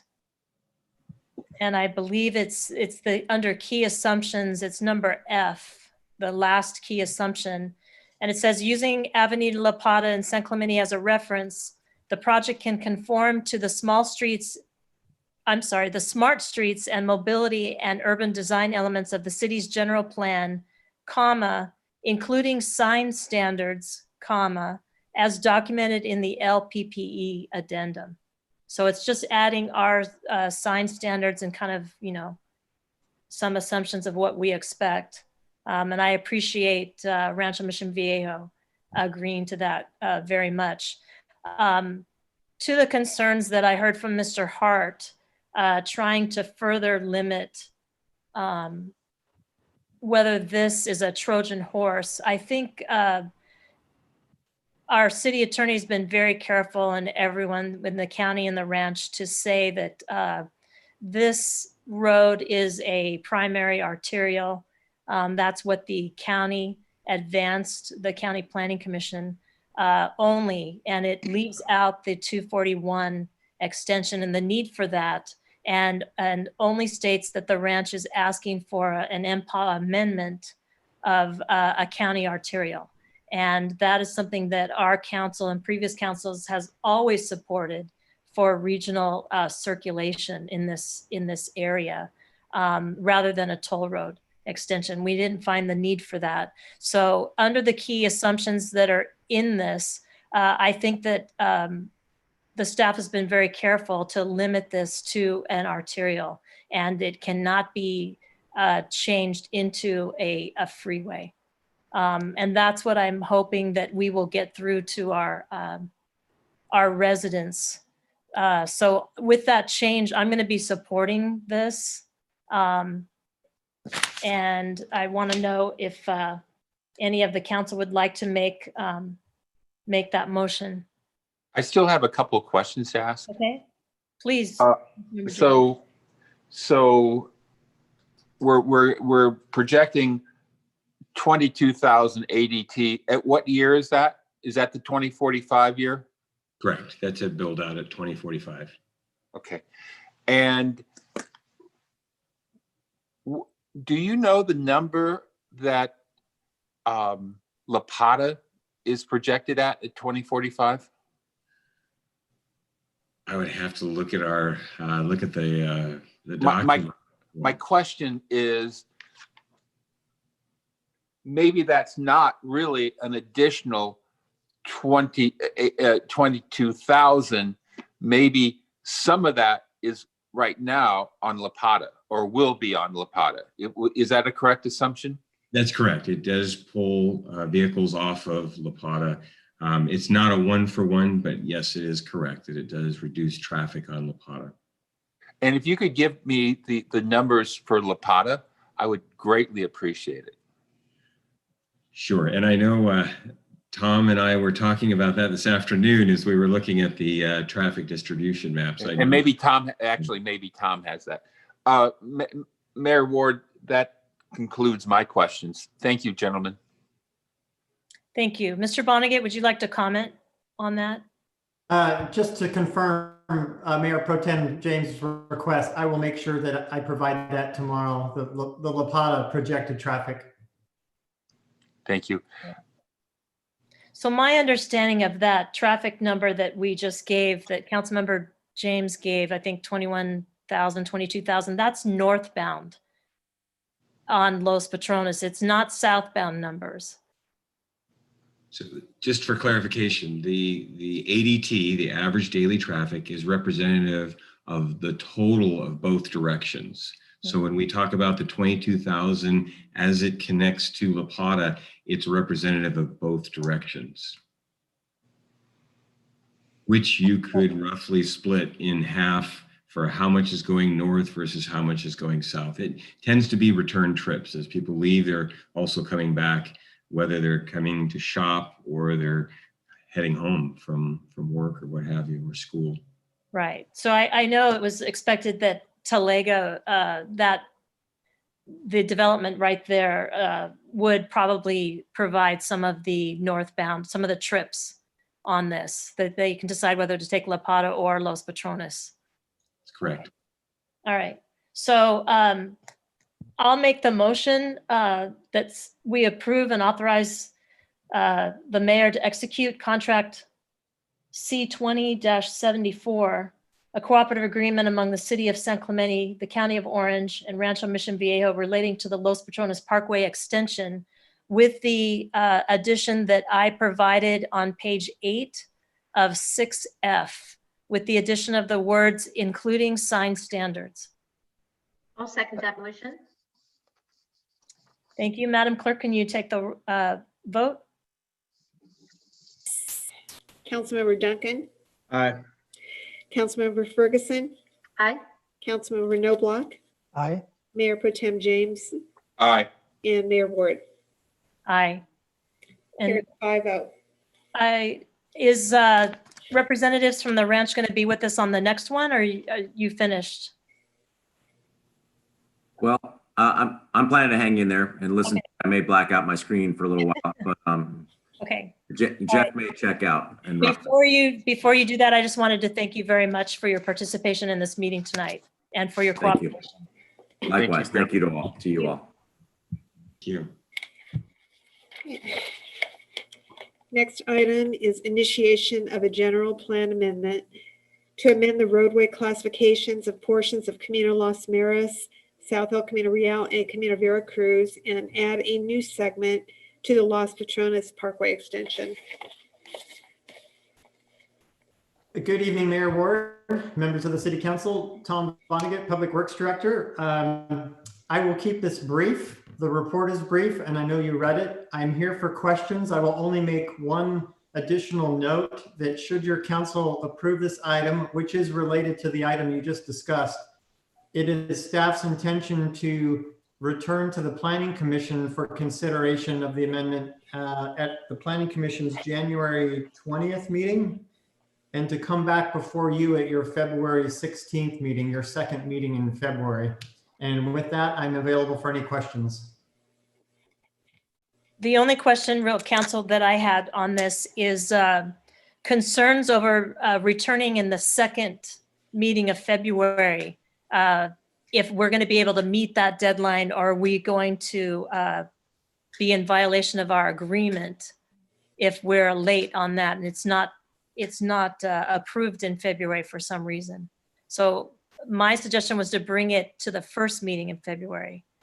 Is that a possibility, or is that just too soon with the turnaround from the Planning Commission? I will have to double check with our Community Development Department. We thought that was pretty tight on the heels of the Planning Commission and putting the report and the findings together in time for your first February meeting. And that's why we thought a more realistic schedule would be February 16th. Okay, so if the council does not meet that, would we need to facilitate a special meeting to do that? I'm just a little worried about our agreement. Yeah, I would need to defer to the city attorney on you know what timelines and what that actually means. Yeah, we could figure that out, Mayor and Council and Tom. One possibility is we don't usually do it, but the council could pre-notice this action before the Planning Commission acts, and just it's contingent upon their acting. In other words, you don't have to wait for them to finish for you to notice your hearing. So there's some flexibility in here to come forward, but not to take longer. And we can work that through this. Yeah, I don't, it confuses the public if we don't go in order. So I guess we'll just count on that will go through on, that we'll follow the Planning Commission's recommendations in February. So that was just my concern. If it's an issue of timing, I totally understand. I just wanted to bring it up if it was possible. Cecilia's ready to pack their schedule and to have some back-to-back special meetings so that they can meet this schedule, and then it'll come to you on time. Okay. Council, do you have any comments or questions? I have a comment I just wanted to raise and make sure that Mayor Ward and Mayor Pro Tem James, that you're okay with this letter now, because this letter that I signed, that we all supported, having written, being written to James Treadway, Director of OC Public Works, it's attached to this agenda report. And I know when I shared it on Facebook, you both were surprised and we're talking about rescinding it. Do you still feel that way, or are we good with it now? I don't recall that conversation. I don't think that's a Okay. matter of public record. Mayor Pro Tem James, it was on Facebook. So how about you, Mayor Pro Tem James? Are you fine with it now, the letter? That's I not mean, part of city council. I'm just wondering, because we have our chance here, because it was on the Facebook that you both wanted to rescind this when I had shared it, but it looks like we're all in agreement now. Well, I don't believe what you're saying is accurate. So I have it on Facebook. do I have a motion for number C? And I believe we have to read the staff recommendation. Does anyone want to take that on? Yeah, I'll move that we accept staff recommendation that the city council is authorized by the municipal code section 17.16.020 C1 approve initiation of an amendment to the general plan to reclassify Camino de los Mares from Camino del Rio to the eastern terminus from a secondary to divided corridor. Next, to reclassify south El Camino Real from Avenida Montesino to the southern terminus from a secondary to a divided collector. Next, to reclassify Camino Vera Cruz from Camino de los Mares to Carretera from a secondary to divided collector. And lastly, to add the future planned Los Patrones Parkway extensions to the city's general plan mobility element roadway network as a primary arterial as generally depicted in attachment 1.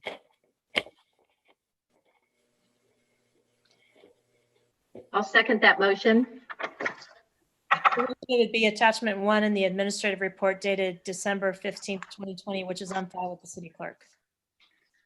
And so we have a motion and a second. Madam Clerk, can you take the vote?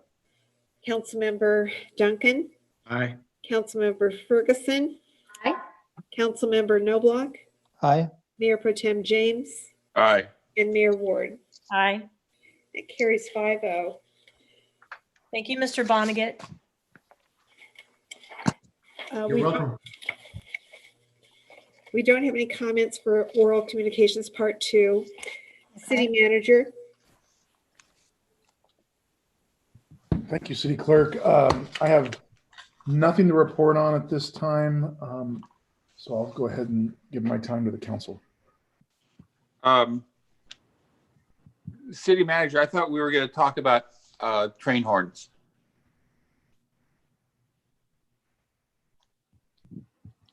You're muted. I heard him.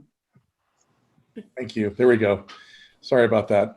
So yes, so the city did, just to back up a little bit, as we provided a press release last week with regards to the FRA and asking for some additional items. Those items were provided to the FRA on Sunday. I want to thank Tom and Metrolink for working with us to get those documents in the right position. So we've submitted all the documents that were requested by the FRA. We did a partial inspection today and we'll be scheduling further inspections probably in the coming week, just based on availability with the FRA inspectors. And we are waiting for a date in January where those items will be reheard by the safety board. And so once I have that information, I will definitely provide that to the council. And I know that there's some public interest as well with regards to that date that we'll communicate to the public as well. And so that's what I have to report at this time, sir. So with that, I would like to let the council know that I've had, along with Council Member Duncan, we've had conversations with former Mayor Lori Donchek, former Mayor Wayne Eggleston, and with John Dory, who was very involved in putting together the waiver 5 years ago. They, in discussions with them, they have recommended that we create a 2-member subcommittee, that we retain, number 2, we retain a subject matter expert in DC on railroads and the FRA to ensure we get this item on the agenda for the FRA Safety Board, that we don't even know what the actual date is, and to shepherd it through the Safety Board. And the three of them also recommended that the 2-member committee go to DC and attend the Safety Board hearing. So with that, this is something we need to take action on this evening, because we don't meet until January 19th. So I have a motion to do that, to create the 2-member subcommittee, to retain a subject matter expert, and for the 2 members to go to DC and attend the Safety Board hearing. I will need a second and 4 council members to vote in favor of having a discussion on this. So Mayor Pro Tem James, I believe that the time to agendize something for this meeting is past. That was item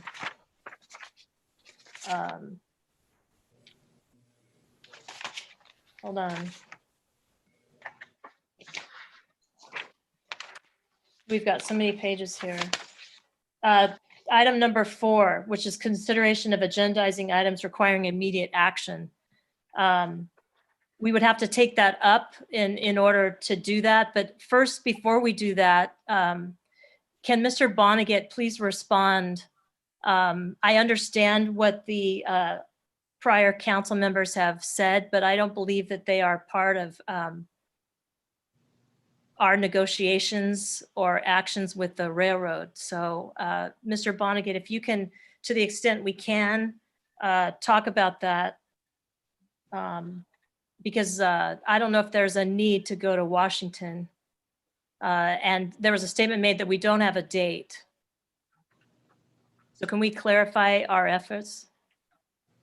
Sure, let me try and give you a little bit more detail, Mayor, Ward, and Council. So as the city manager said, we are working with FRA, and our goal is to get done what we need to via the inspections and the report that the FRA staff need to write based on that inspection and submit it to their safety board, which, that's correct. I don't know the exact date, but it is about mid to late January is when their next meeting is. The board meets quarterly, I'm told.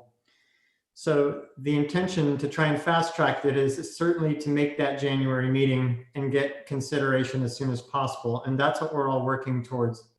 Currently, and by the way, I don't know, I don't know specifics on if the board even, if they're doing Zoom meetings too, if they're meeting in person.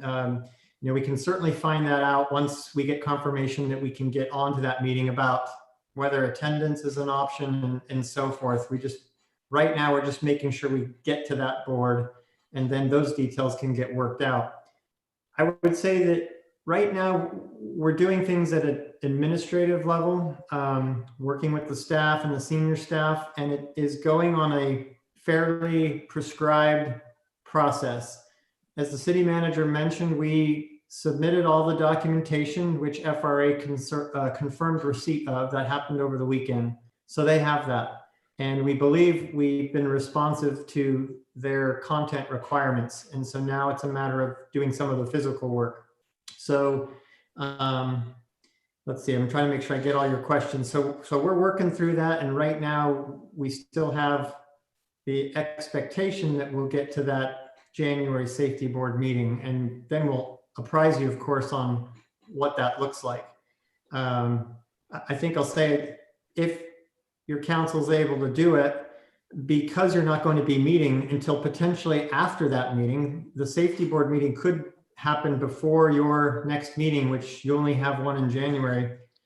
If you have the ability, it would probably be helpful to do what Mayor Pro Tem James has suggested, establish a subcommittee where you have 2 council representatives that can make some recommendations or act on your behalf if we have to act quickly to perhaps attend a meeting or pen a letter or whatnot, so that we at least can be ready for that, because you won't be meeting again.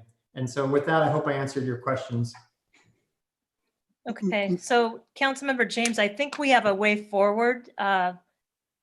Your concern of whether we would need to go to this meeting. I mean, we certainly want to make the January meeting.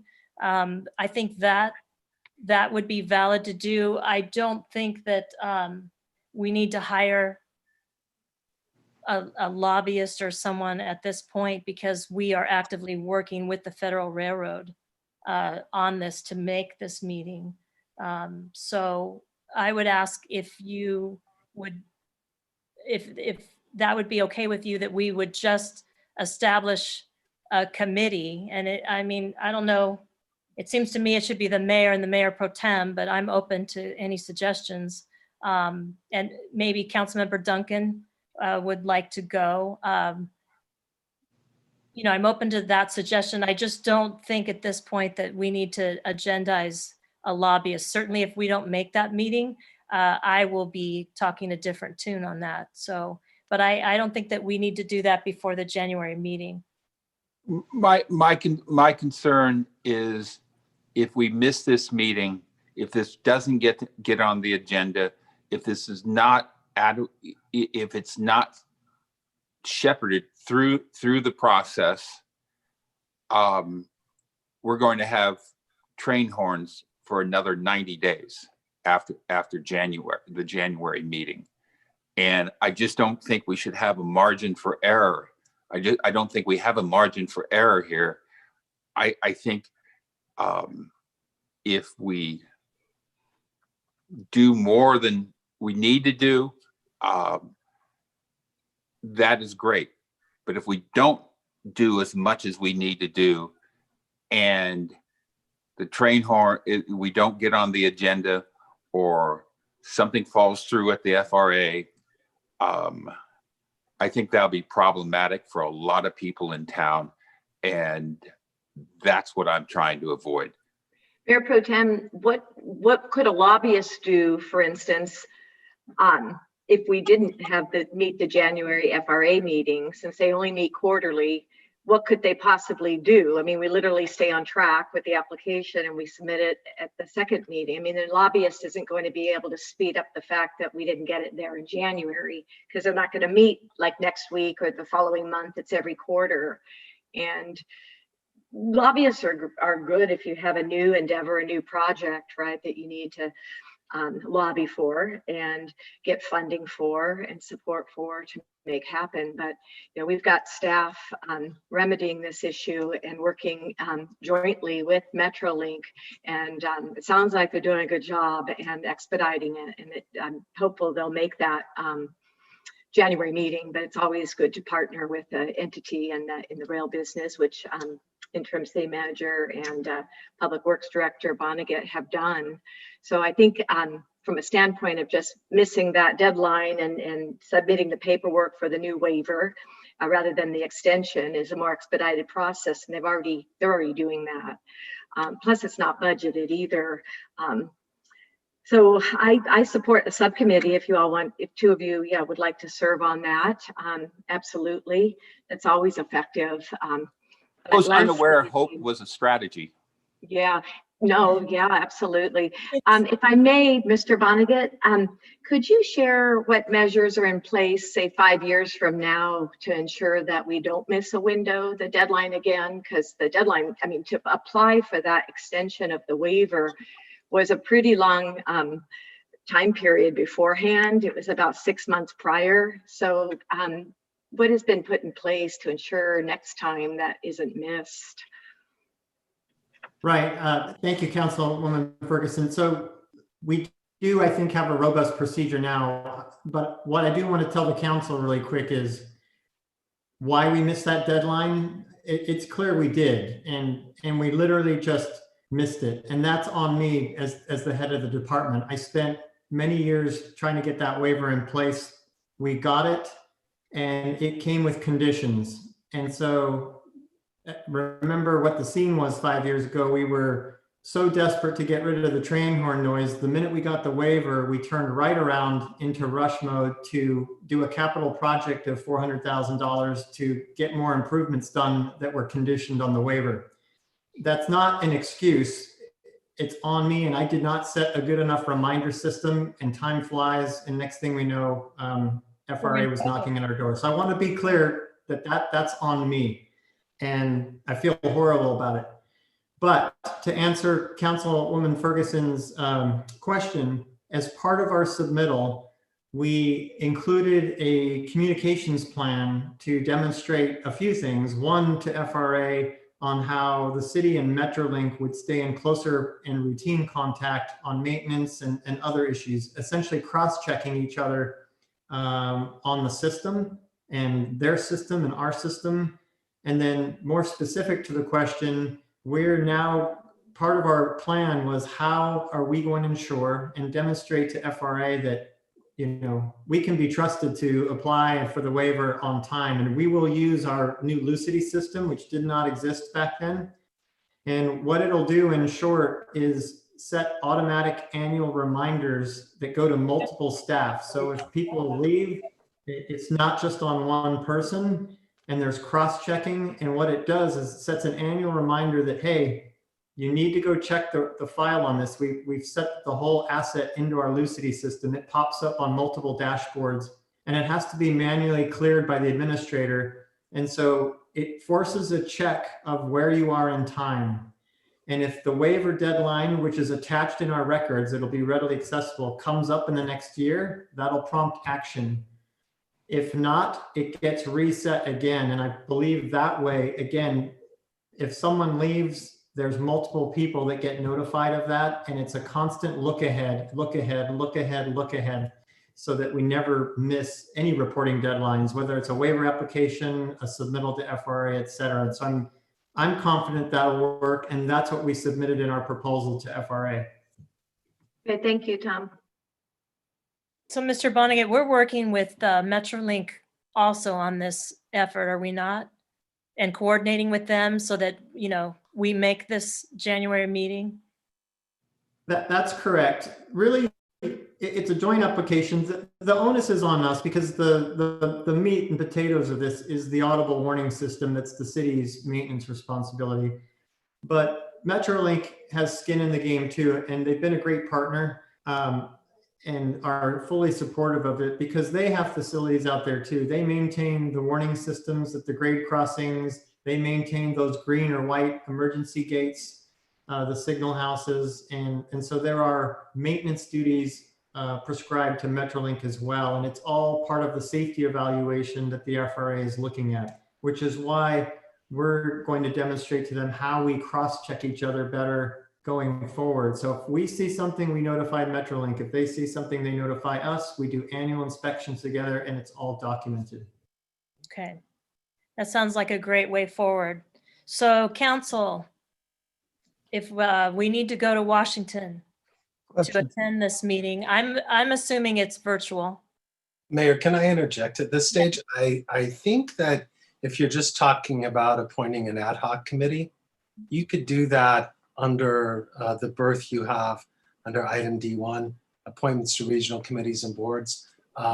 Whether you do all or part of that, I think you could do the ad hoc action there. If you want to deliberate something beyond that, then I suggest you roll back to the late breaking items, reopen that, and out of this late breaking as Mayor Pro Tem. Thank you, Scott. We were getting too far flung on that. Yeah, So we can talk about that in our next item coming up, which is our subcommittees. I think the ad hoc you could, yes. Okay. Councilmember James, does that address your concern enough? No, but we'll go on. Can I ask though that you you have a meeting with Mr. Sund and Mr. Vonnegut so that you can be fully briefed on all parts of this this waiver? Okay. I think that would be helpful. It would. Okay. So are we on item, oh no. We're on city attorney if he has anything. I'm going to pass. The Ninth Circuit struck down Nevada's COVID order right as you convened this evening. So we'll give you a bulletin on what that means to you tomorrow. Next item is update to council committees or appointees to regional committees, commissions, and boards.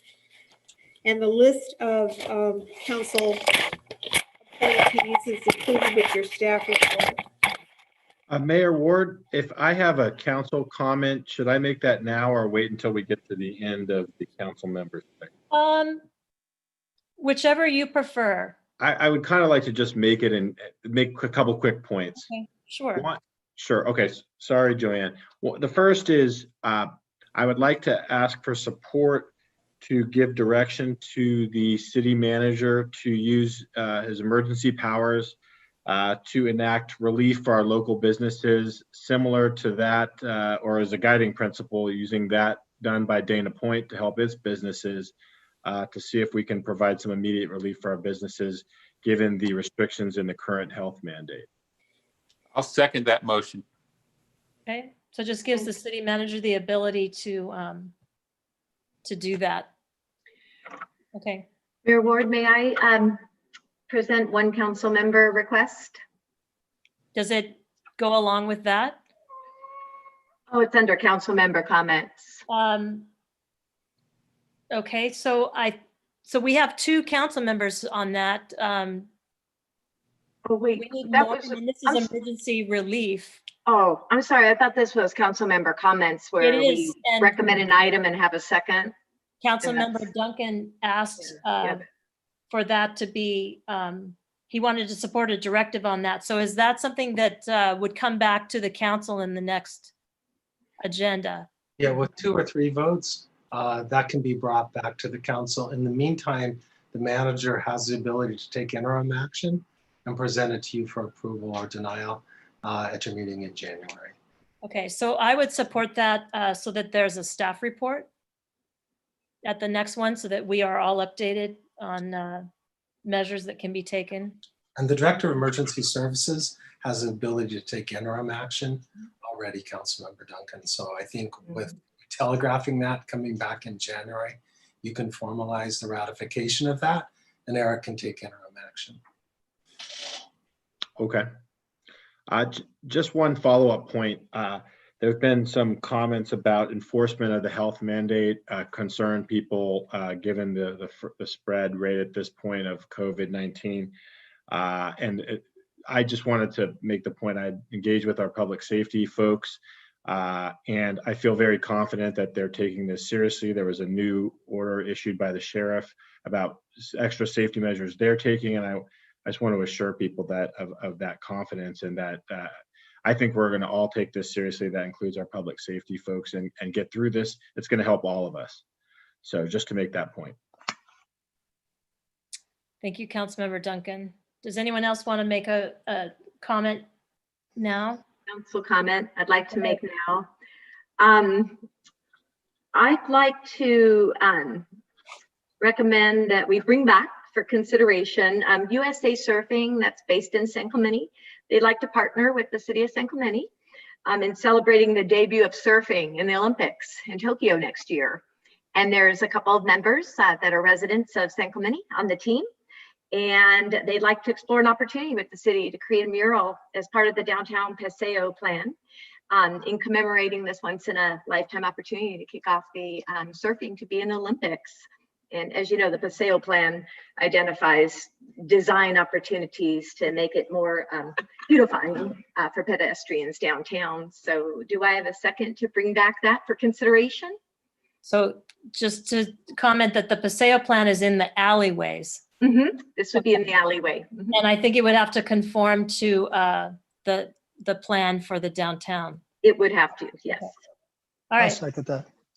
Okay, thank you, Councilmember Noblock.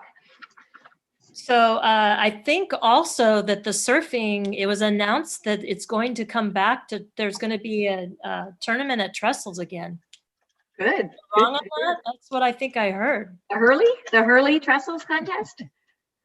You know, I don't believe it's that anymore. Not the Hurleys? It's sad because the surfing contests moved to the wave that's in the middle of, I don't know where it's at. Is it Sacramento? Oh, how about that? But anything that to bring it back to trestles, you know, a competition is a great thing. So I think I read that recently. Good. Okay, so can we move on to item number 1 under council comments, which is our regional committees? And first, do we want to take up a new ad hoc committee for the train horn issue? Anyone interested? Yeah, and I am interested, Mayor Ward. Obviously, you have preference, whatever. It's late, but I have been engaged with Congressman Levin on this. I think I might be able to provide some additional insight that way, and so I'm happy to be on the subcommittee if there's a spot for me. Okay. So, Councilmember James, I will defer if you would like to do that. Yes, I'll do it. Thank you. Okay. So please get briefed by staff on the current issues with that.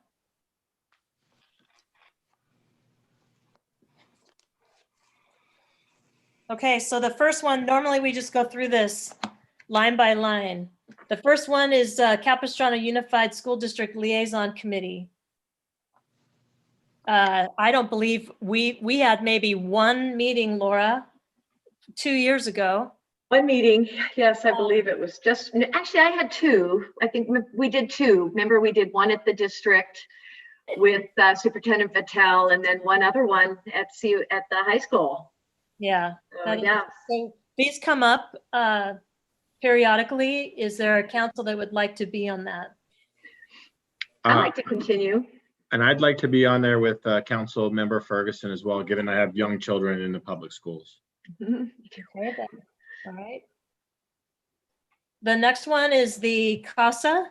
Currently, that is Councilmember Ferguson.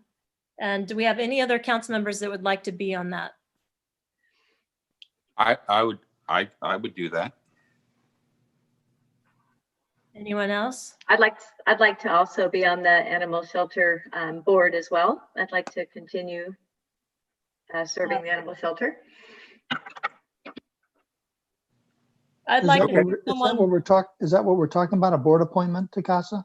Yes, it Yes. is. We're Okay. going through the list right now, Yeah. and it's a board appointment. I think it's CASA is we have employees that are on that, and I'd like to see a different representative to see what we can do with that board.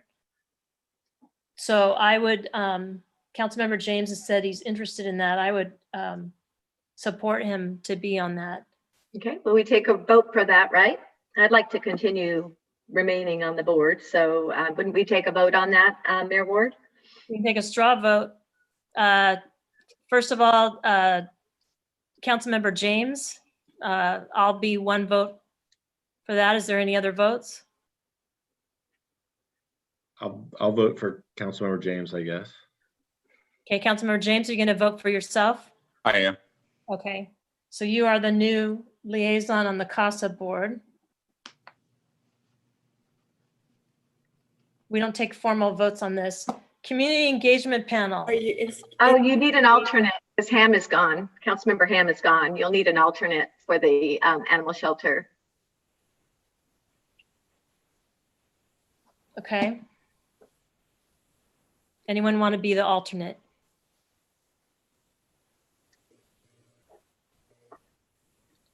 Councilmember Ferguson, do you want to be the alternate? No, thank you. Okay. I will be the alternate on the animal shelter. So that would be James and then Ward. The Community Engagement Panel. I think Councilmember James has taken some of those. I've taken some of those. Is there anyone that would like to take that on? I'll take it on. I have support.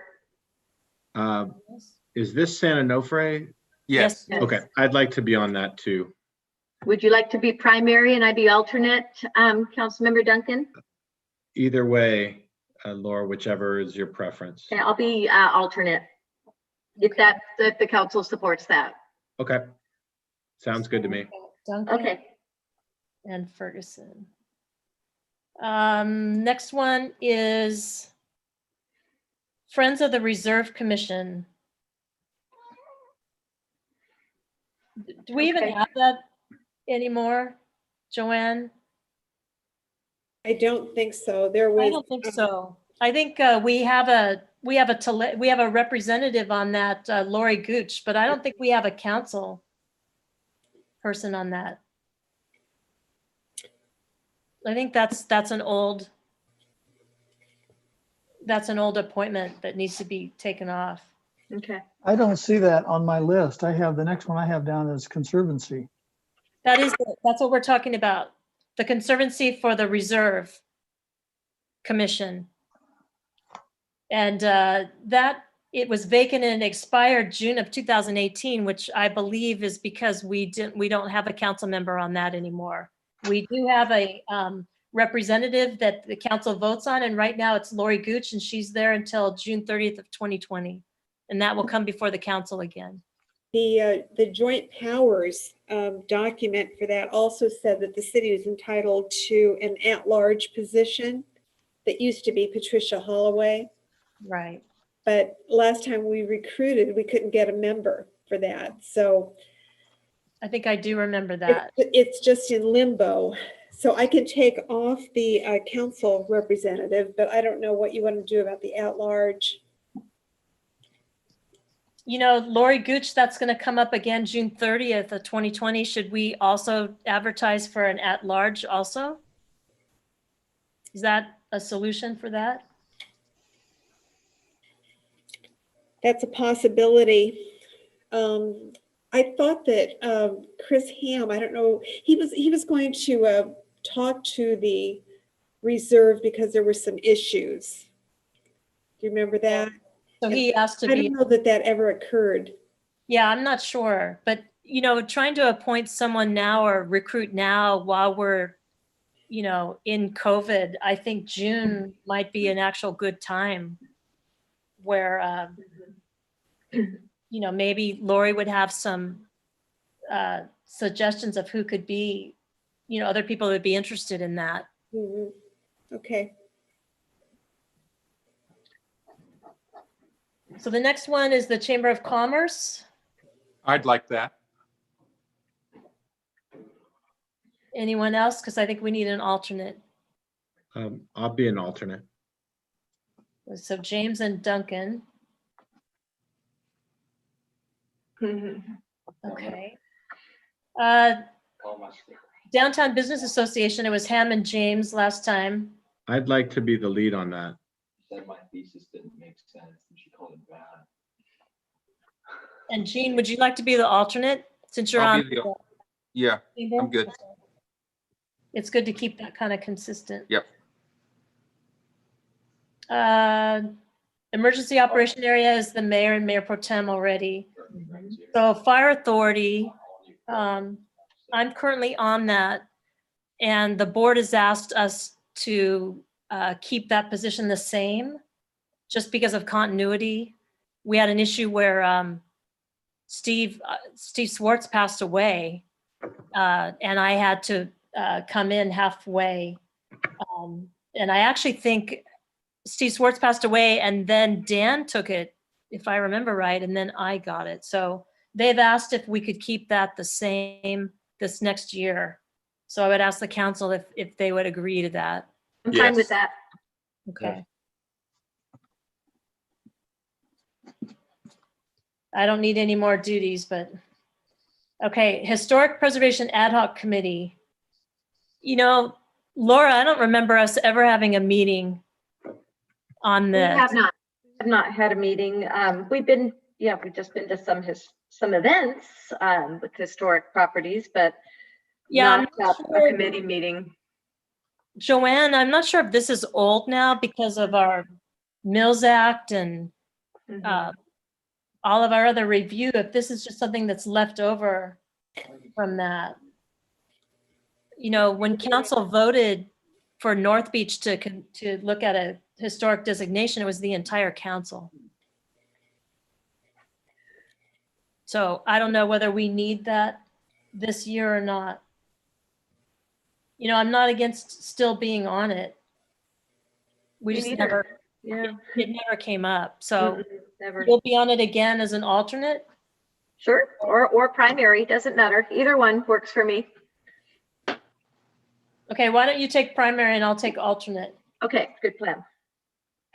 just in case. But I can go to those. Okay, next one is the JPIA. They do meet every Wednesday and they send out information. I am the current rep on that, and I just did the annual meeting for the year. So that won't be coming up. The board meeting won't be coming up for an entire year. So, you know, is there anyone that wants to be on that? There's really nothing to do on that. You know, the board meeting's been covered. They have their budget for the entire year. I reviewed it. So they don't meet again, Mayor Ward, until December of 2021? I actually think it was November that we held the meeting. They won't meet again until November. And I think it was late November, so it would be after we change again. They currently send me, you know, an agenda for the meeting on Wednesday, but only the executive board is required to be there. It's actually a meeting of the executive board, and they just send you out the agenda. So there's really not, there's not anything on it, you know, there's not any duties on that. Okay, so it's not the fourth Wednesday of every month then? It's the executive board that meets. And what are we? We're not anything. Lori Donchek was on the executive board, and I think there is a position open, but you have to apply to the GPIA for that. Okay, so this is just an annual meeting then. The next one's November 2021. Yeah. Okay. So, I mean, I could stay on it. I think it's going to change before the next council, before we change all these committees again. Well, let me know if you want to do it, fine. I'm fine with that. Or if you want me to do it, I'm happy to do that too. Well, if you want to know more about the JPIA, you could be the point person on it. Okay. Okay. And I'll be the alternate.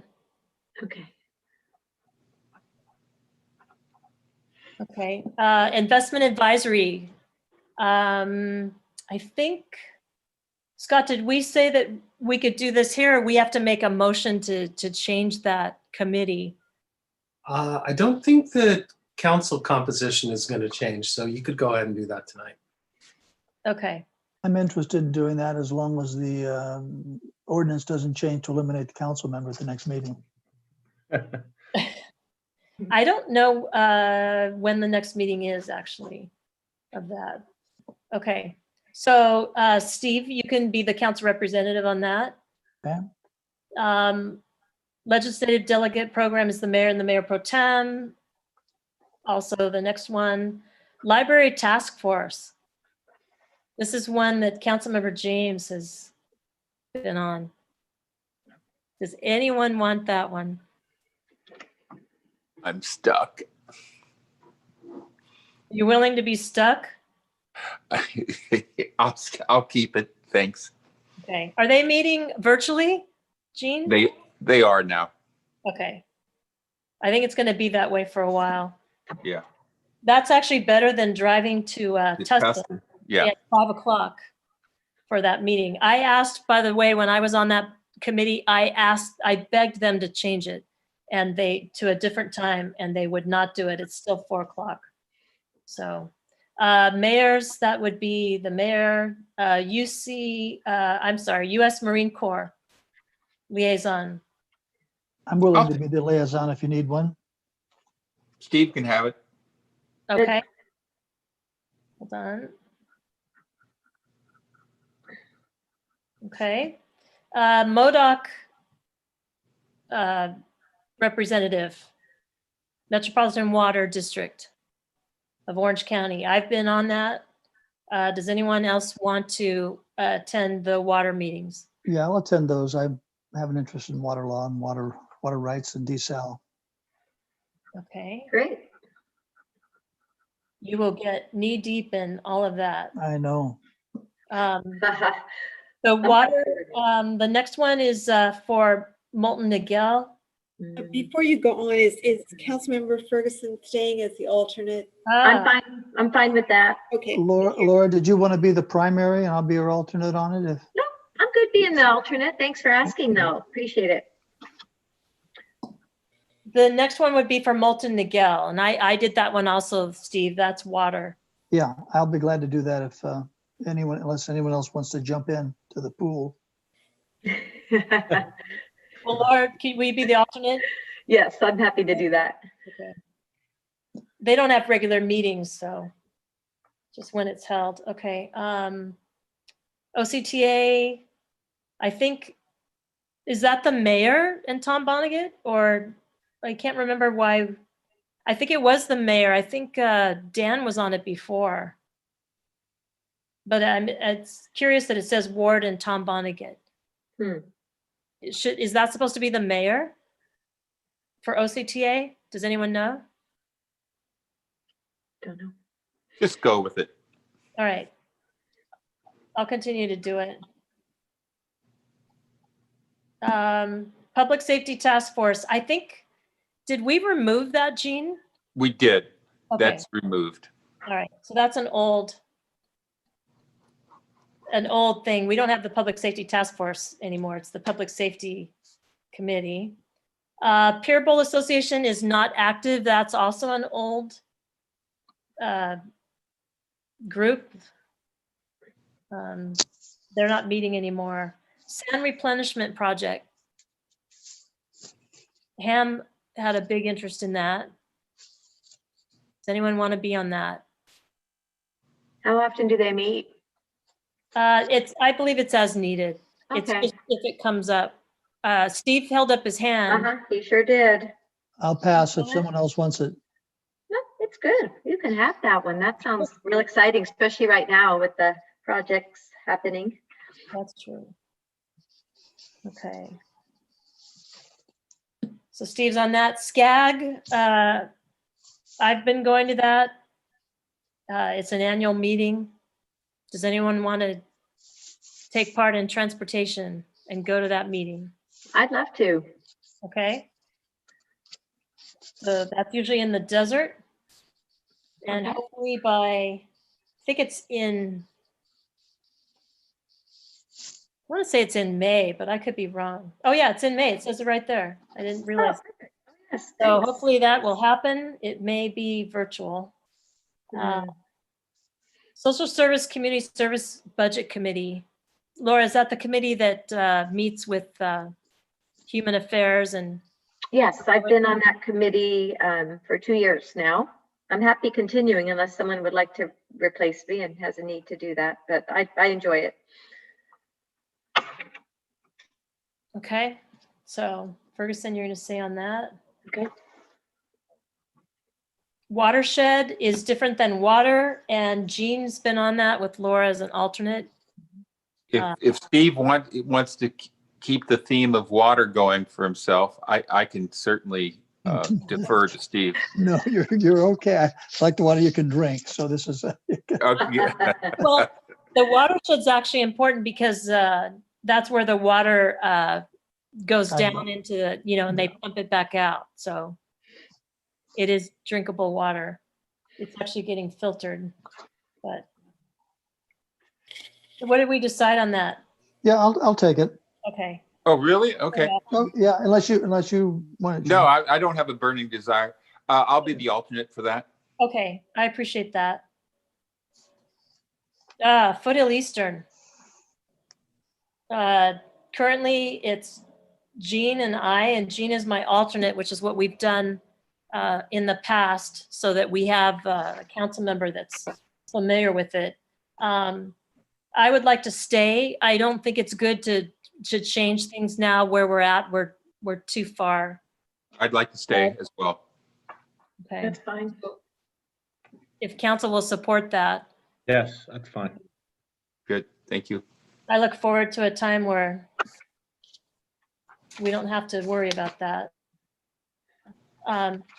So Jean, you'd stay on the San Joaquin then? Yes, I would be your alternate. right. Okay. All right. Then another council member doesn't have to read all the Right. minutes and all that. Okay. Vector control, that's Jim Dahl. So we are done. We got through that. Joanne, you got that?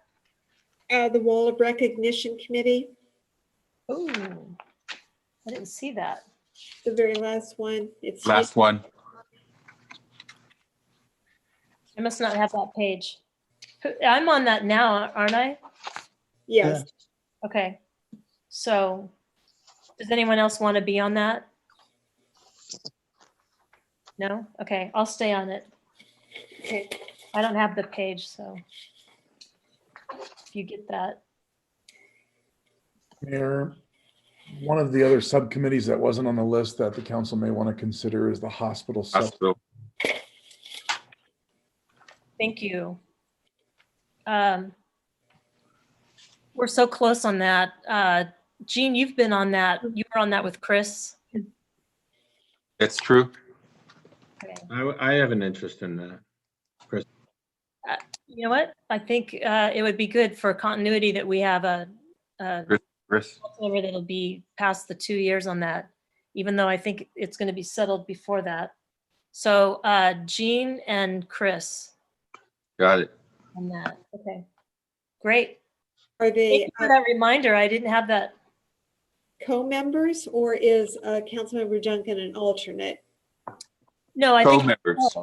Co-members, okay, yeah, we have 2 on that subcommittee. got it. Thank That's you. great. Okay, now the fun one where we decide what meetings. So you have to get out your calendar, get out your phone. And we figure that out.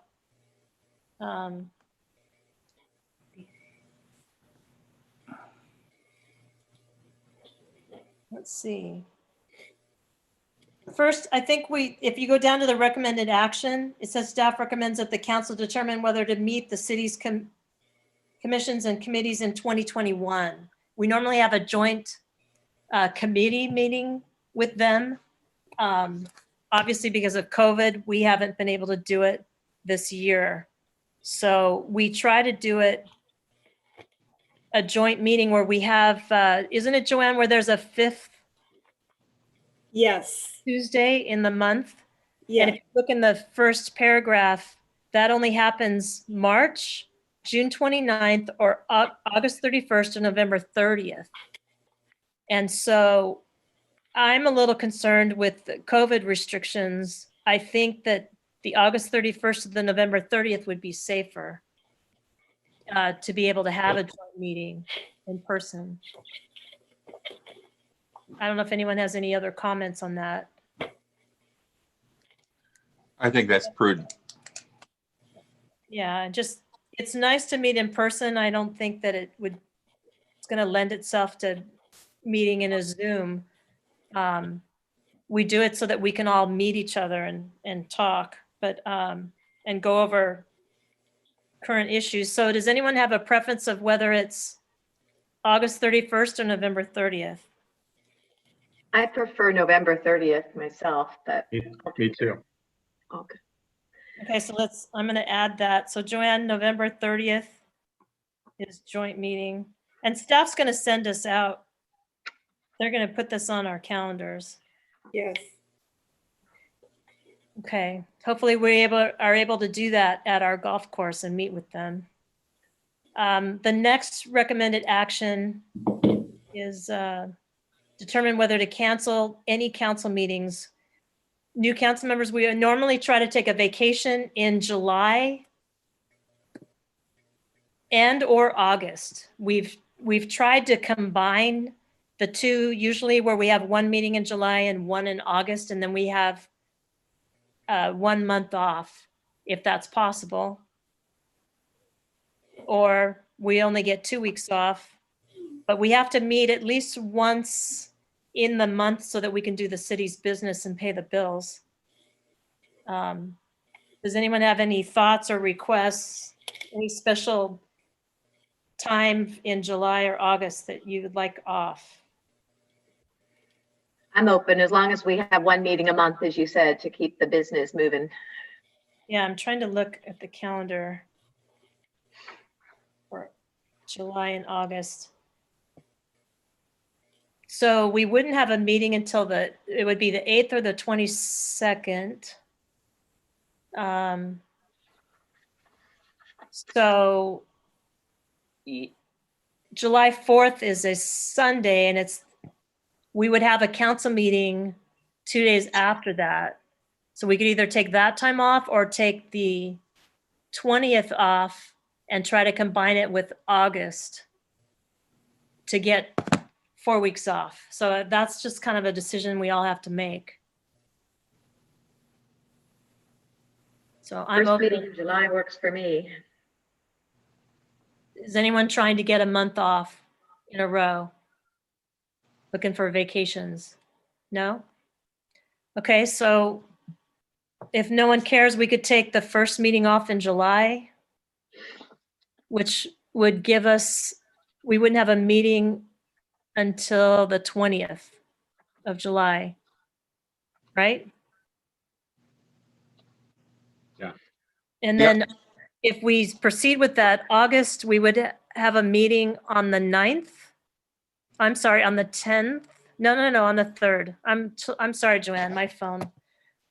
The 3rd of August or the 17th of August, taking one of those off. It doesn't really matter to me if we're not going to try to bookmark them to get 4 weeks off. So does council have a preference? We do this also to allow staff to take time off. You know, when the council's not in session, they don't have to do staff reports for us and be at meetings. So does council have a preference in August to take one of the council meetings off? Either the 3rd or the 17th? No one has a preference? This is odd.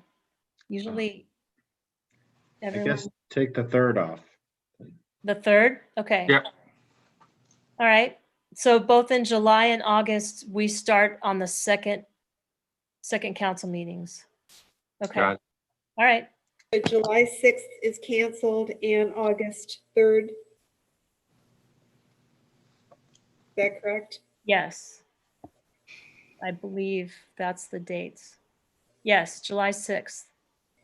So we would get the 4th of July off and wouldn't have to come back for a council meeting. And that's good for staff, for all the work that they have to do to coordinate 4th of July. Hopefully we get to have that this year. That would be exciting. Number 3, let's see. Determine whether to cancel or reschedule the regular meeting of January 1st, because that falls on New Year's Day. That's our last thing that we have to determine. If we look at January, in the wrong January. 2022? Yes. Yeah. I don't think we should be meeting on New Year's Day. Definitely not. It's actually not. Joanne, you said January January 4th. 1st. Wait a minute, that's not right.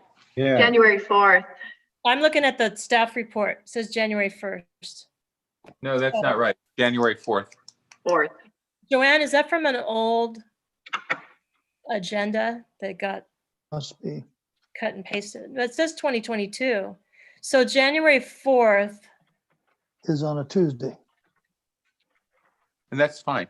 Okay. Staff, that's no issue with the Christmas holidays. That's what I think the reason is that we're looking at it. The Christmas holidays, it's hard. We're dark. So it would be hard for staff to get a staff report in for the 4th. That's Isn't a good that idea. Yeah, correct? that's fine. That's So, fine. okay, so if we canceled it, Laura, please, I'm trying to.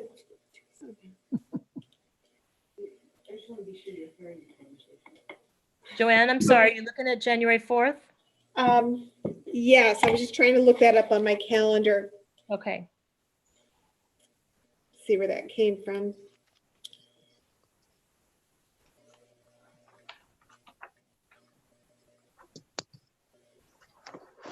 I forgot, but I think that's why we try to take that off if it's right away, because we won't have staff here to do a staff report. That's right. That is why a lot of times the first meeting in January, because we're coming off of the furlough. Right. So is council okay with that, that we would meet then on the 18th? Yes. Okay. So I think that's all of them, Joanne. All right.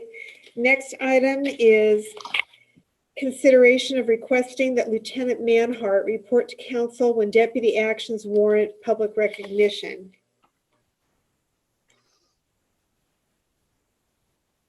I asked that this matter be on there, and I think Eric has already communicated with Lieutenant Manhart, and they've agreed that if he identifies a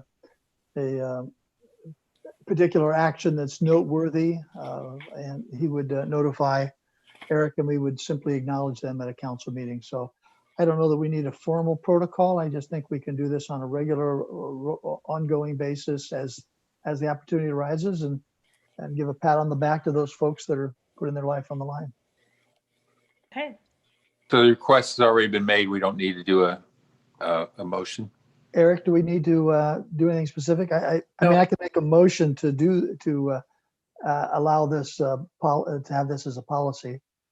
I think, you're correct. Councilmember Knobloch talked to Lieutenant Manhart. He knows when a deputy does something above and beyond. He'll let me know, and then we will agendize it as a special presentation to recognize that deputy. Okay. Great. Thank you.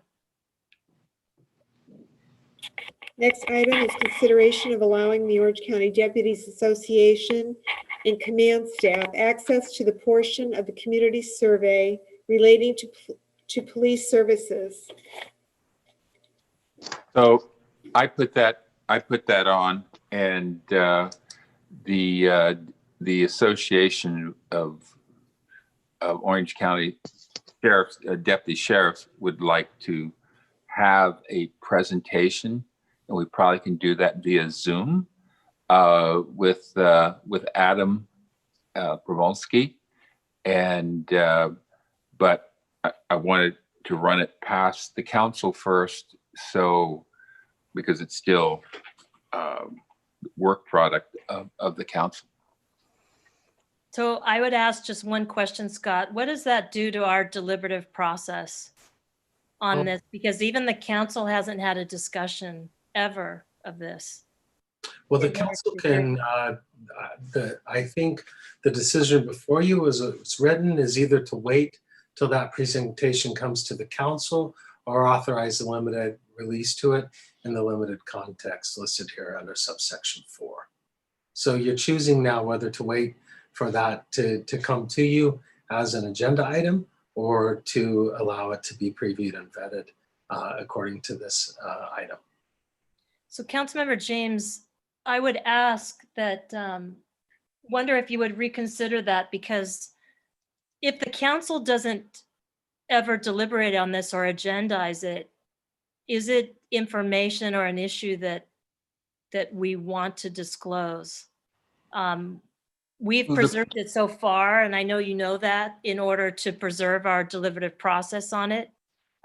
We've never had a discussion on that as a council. But Mayor Ward, it's already out there. I released it. It's a legal document. To not release it was illegal. Okay, when the media requested it, it doesn't even qualify for deliberative privilege. It doesn't. I've already proven that. The council has, on its own, tried to keep this deliberative process. You can want to keep things confidential, but they have to comply with the law to be able to do so. You know, your comment is noted, but I still have some concerns of releasing it, that it would have some impact on what we would talk about. It's not trying to keep anything secret from them. It's just, if we never take it up, is it information to put out? That's kind of my question. So I would be of the mind to wait until we agendize it, because then it is something. Well, it has been agendized, hasn't it? No, it hasn't. The council was keeping it part of our deliberative process, and we have never spoken of it. Okay, and also, this item has my name on it, and I didn't ask that this came up. I think I may have seconded Jean's suggestion to put it on here. Okay. Steve, the minutes, I checked, the minutes are correct. The agenda report has it, but the minutes are correct. Oh. The minutes are correct in that you made the motion? Yes. Okay. Okay. So do we determine that? Should we officially waive that and have a presentation of it, or do we wait until we consider it, if ever? That's my issue. I think the information is so benign and so insignificant that if there's any value to the sheriff's department in having the information, I have no problem with sharing it with the Deputy Association or the command staff. Okay. This is an Adam Probolski opinion poll. This is not any kind of a state secrets. Yeah. Chris, do you have any comment on that? Yeah, my concerns dealt with just setting a precedent about giving presentations to interested groups that might be affected by other surveys. Then, hey, we want a presentation too. We were part of this survey. That you got a slippery slope there. In general, I don't have a problem with the sheriff's. This isn't a presentation. This says consideration is to simply allowing them access to it. I don't know that we're talking about Gene, did you envision a presentation or just? Yeah, I envisioned that a Zoom call that Adam would walk through the methodology, the questions asked, why the questions were asked in a certain way. But then again, I could just, if it's council's will, I could just, we can just send them the raw data. I have no problem with just sending them the raw data. I think Adam I have no problem with the raw data being shared with them. Okay, well, let's take a quick poll. Council members who want to release the data, raise your hand. Okay, I see 3. Okay, so that will carry. That's council consent majority. Oh my goodness, is it really 1 o'clock? It is. It's 1 o'clock. Past your bedtime, Steve. Please know that I tried my hardest to get us through this, but you did good, Kathy. You did good. I gave up after a while. So where are we now? We are item 5, consideration of waiving attorney-client privilege in matter of censure of Councilmember Ferguson. Thank you. Yes, that's one that I requested be on the agenda, and Councilmember Noblock seconded it. Okay. And do we have Scott, do we have something to disclose at this time, or I just have a question on procedure? Well, I feel like I was interrupted, Mayor Ward. No, you're not. I'm just asking for clarification right now. Okay, like the floor back as soon as possible. No, we didn't have any presentation. The council did in closed session take action on this, but if it wants to reconsider it or take a different or comment on it, I think that was the point of this item. Okay, so the council needs to decide whether we're going to take this up. I'm sorry, but I see that we have a comment on this item. Thank you. Wait. This is under council comments. We take public comments on this? Yes. Anything on the agenda for the Brown Act? Re-itemize an item, yes. All right, thank you. Okay, this is from Dennis Nespor, and he says, Kathy Ward, Gene James, stop this nonsense. Your actions and pompous behavior are costing San Clemente valuable time and money.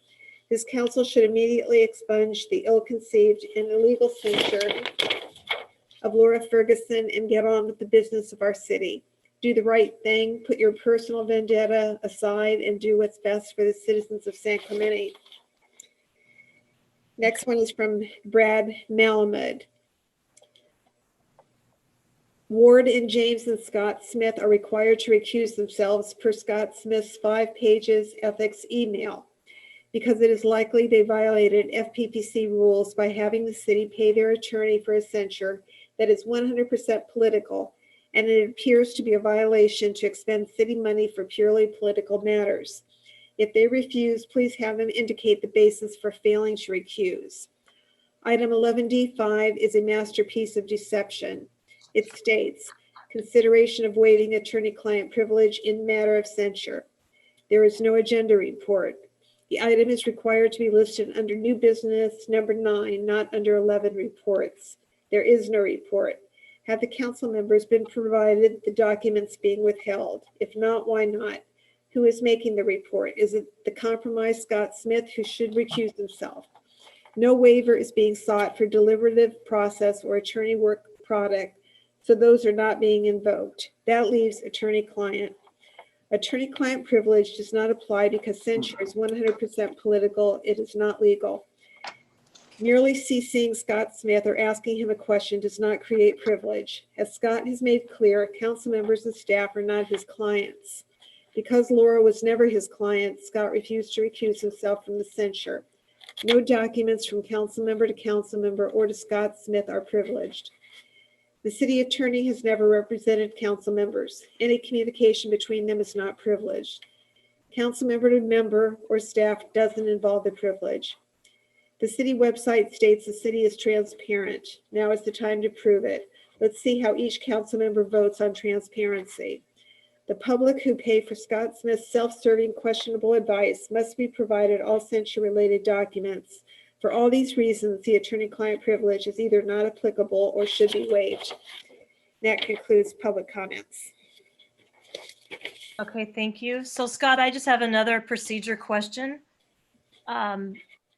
This involves a censure of Mayor Ferguson, or I'm sorry, Councilmember Ferguson. Is she able to comment on this at this time?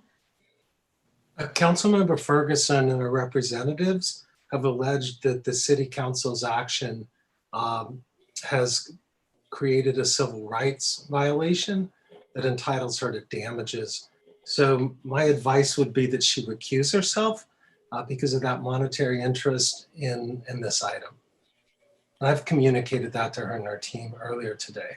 Well, 2 hours prior to the meeting. Thank you. May I have the floor back since it was taken away from me? You've been advised to recuse yourself from this item. I'm asking some questions of our city attorney prior to doing that. Okay. First of all, when I proposed this item and Councilmember Knobloch seconded it at the last meeting, city attorney, you didn't tell me I'd have to recuse myself from the very item I was bringing forth. And this item, so the public knows, it's emails. It's me requesting emails dating back to when I joined council to how long all of you have been plotting my censure. And I've been told they're privileged, and they're not. They're emails between all of you. So they're not privileged. And because you've reviewed the documents and we haven't, so it's hard to know that they're privileged. How does anyone know tonight to waive privilege if they haven't seen them? And if you say I have a financial interest, what is it? What is my financial interest in seeing emails about Mayor Ward communicating with Mayor Pro Tem James about my censure? Those aren't privileged. We don't get to see them. And if I have to recuse myself, you know, because of some financial interest, how do I gain financially from seeing emails about all of you communicating about censuring me and building a censure case against me, which is illegal because we don't have a law on that. So if I have to recuse myself, certainly council member or Mayor Ward and Mayor Pro Tem James have to recuse themselves because of course they're going to look at these documents and say, oh no, we want to withhold those because those are damning, right? Those are evidence. So we can't give those. So of course they're not going to be objective. So this whole thing is just a sham. So VBK, city clerk's office, just has to turn over documents. So if you'd like to tell me why and cite law, why I can't see these documents or why I have to recuse myself in this discussion tonight, please do so. I'd like to know. And you should recuse yourself because you plotted against me too. And you participated in the whole charade, which was illegal.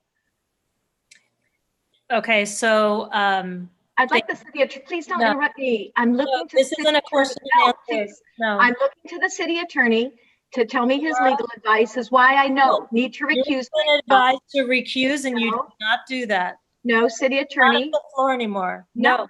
Laura. City attorney is not answering my question, just like one of the commenters said earlier, that when he knows that he's in the wrong, he won't respond. So Okay, there. your comments have been noted. If I could on this, I think it's a point of order Thank that you. Councilmember Ferguson's raised, and I'd like to address it. I've written her and her legal team extensively about why I think recusal is necessary in this matter. The bottom line is that her representatives have asserted that she's entitled to money damages from the city.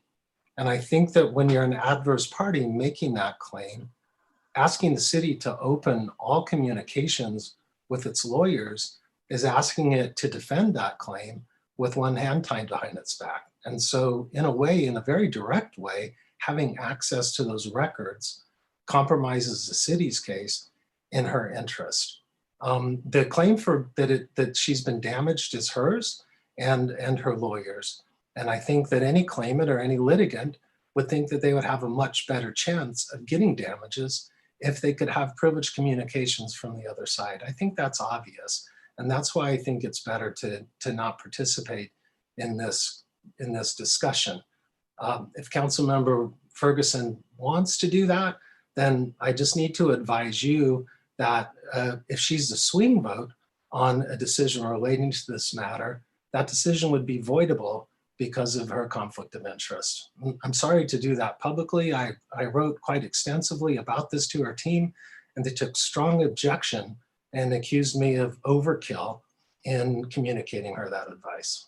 Thank you. You wrote 2 hours before the meeting, pretty hard, and most of us have jobs, just like you. So, but anyway, I'm going to recuse myself. Listen, please, excuse me, point of order. I'd like to discussion on the why, whether. Point of order, I will recuse myself. I will leave this discussion, but I will say that these emails, they can't be privileged. They're not litigation, they're political and use resources to plot against me. So how would you like me to recuse myself, city attorney? Do I turn off the show? I would like you to leave the meeting. Excuse me, but I'm asking the city attorney, how would I recuse myself? Do I leave now and then watch later? The Political Reform Act requires that you remove yourself from the dais. And so I think the way to do that would be to disconnect, and we can of course text you the moment that the deliberate, well, you'll know because you can watch from afar. Okay, well, all right. I think you're all just trying to hide this, but I hope you don't do that. It'll be costly. Okay, so I would like to lead a discussion.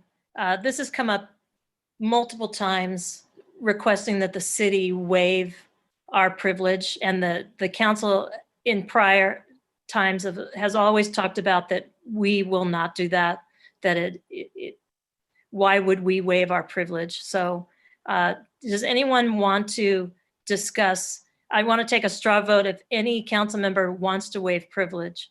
I have a question. I don't have any material on this subject. There's nothing in my agenda packet. Is there a letter, a resolution, or something we're considering, or is it a verbal request to release emails? I don't know what it is. It's agendized by Laura Ferguson, and you seconded it. And so it's on the agenda, but we already spoke about this in closed session, and we're now in open session talking about whether we should waive privilege or not to these documents. That's what's agendized. There's no resolution. It's a discussion of the council. So I'm asking for a straw poll of anyone that wants to waive privilege. Or reconsider the direction that was reported earlier in the meeting, Mayor. Thank you. I appreciate that, Scott. So does anyone want to make that, want to do that? Okay, so I'm not hearing anyone. So I think that this item is closed. Scott? That's what I think too, if there's no motion to reconsider. No. Okay. So I'm sorry, a motion to reconsider what? The reported action, the action that was taken in closed session. I think this wasn't my idea, council, but I think the idea here is that if the council wanted to reconsider its refusal to waive privilege, taken in closed session, it could do that now. So I'm not hearing any comment on that. Okay, so that item is closed. Would a council member like to please adjourn the meeting? Motion to adjourn to the, To today. yeah. Thank you. So I believe the announcement would be that we are adjourning to an adjourned regular meeting to be held on December 16th, 2020 at 5:30 p.m. for the purpose of meeting in joint study session with the Planning Commission relating to the inclusionary housing program. That meeting will take place via teleconference. That is tomorrow night or today, as you have stated. The next regular city council meeting is scheduled to take place on January 19th, 2021. Closed session items will be considered at 5:00 p.m. and the regular business meeting will commence at 6:00 p.m. Please take note that the regular city council meeting of January 5th, 2021 has previously been canceled. Did you say tomorrow at 5:30 or 6:30? 5:30. 5:30, thank you. And my next question is, before the next regular council meeting, it doesn't say teleconference. I don't think it needs to, does it, Scott? That'll just be according to the posting when it occurs, unless the council want to give specific direction now. Jean, you have any comment? No, I don't. So do we have a second on the adjournment? Second. Okay, so I guess I made the adjournment. Jean seconded that.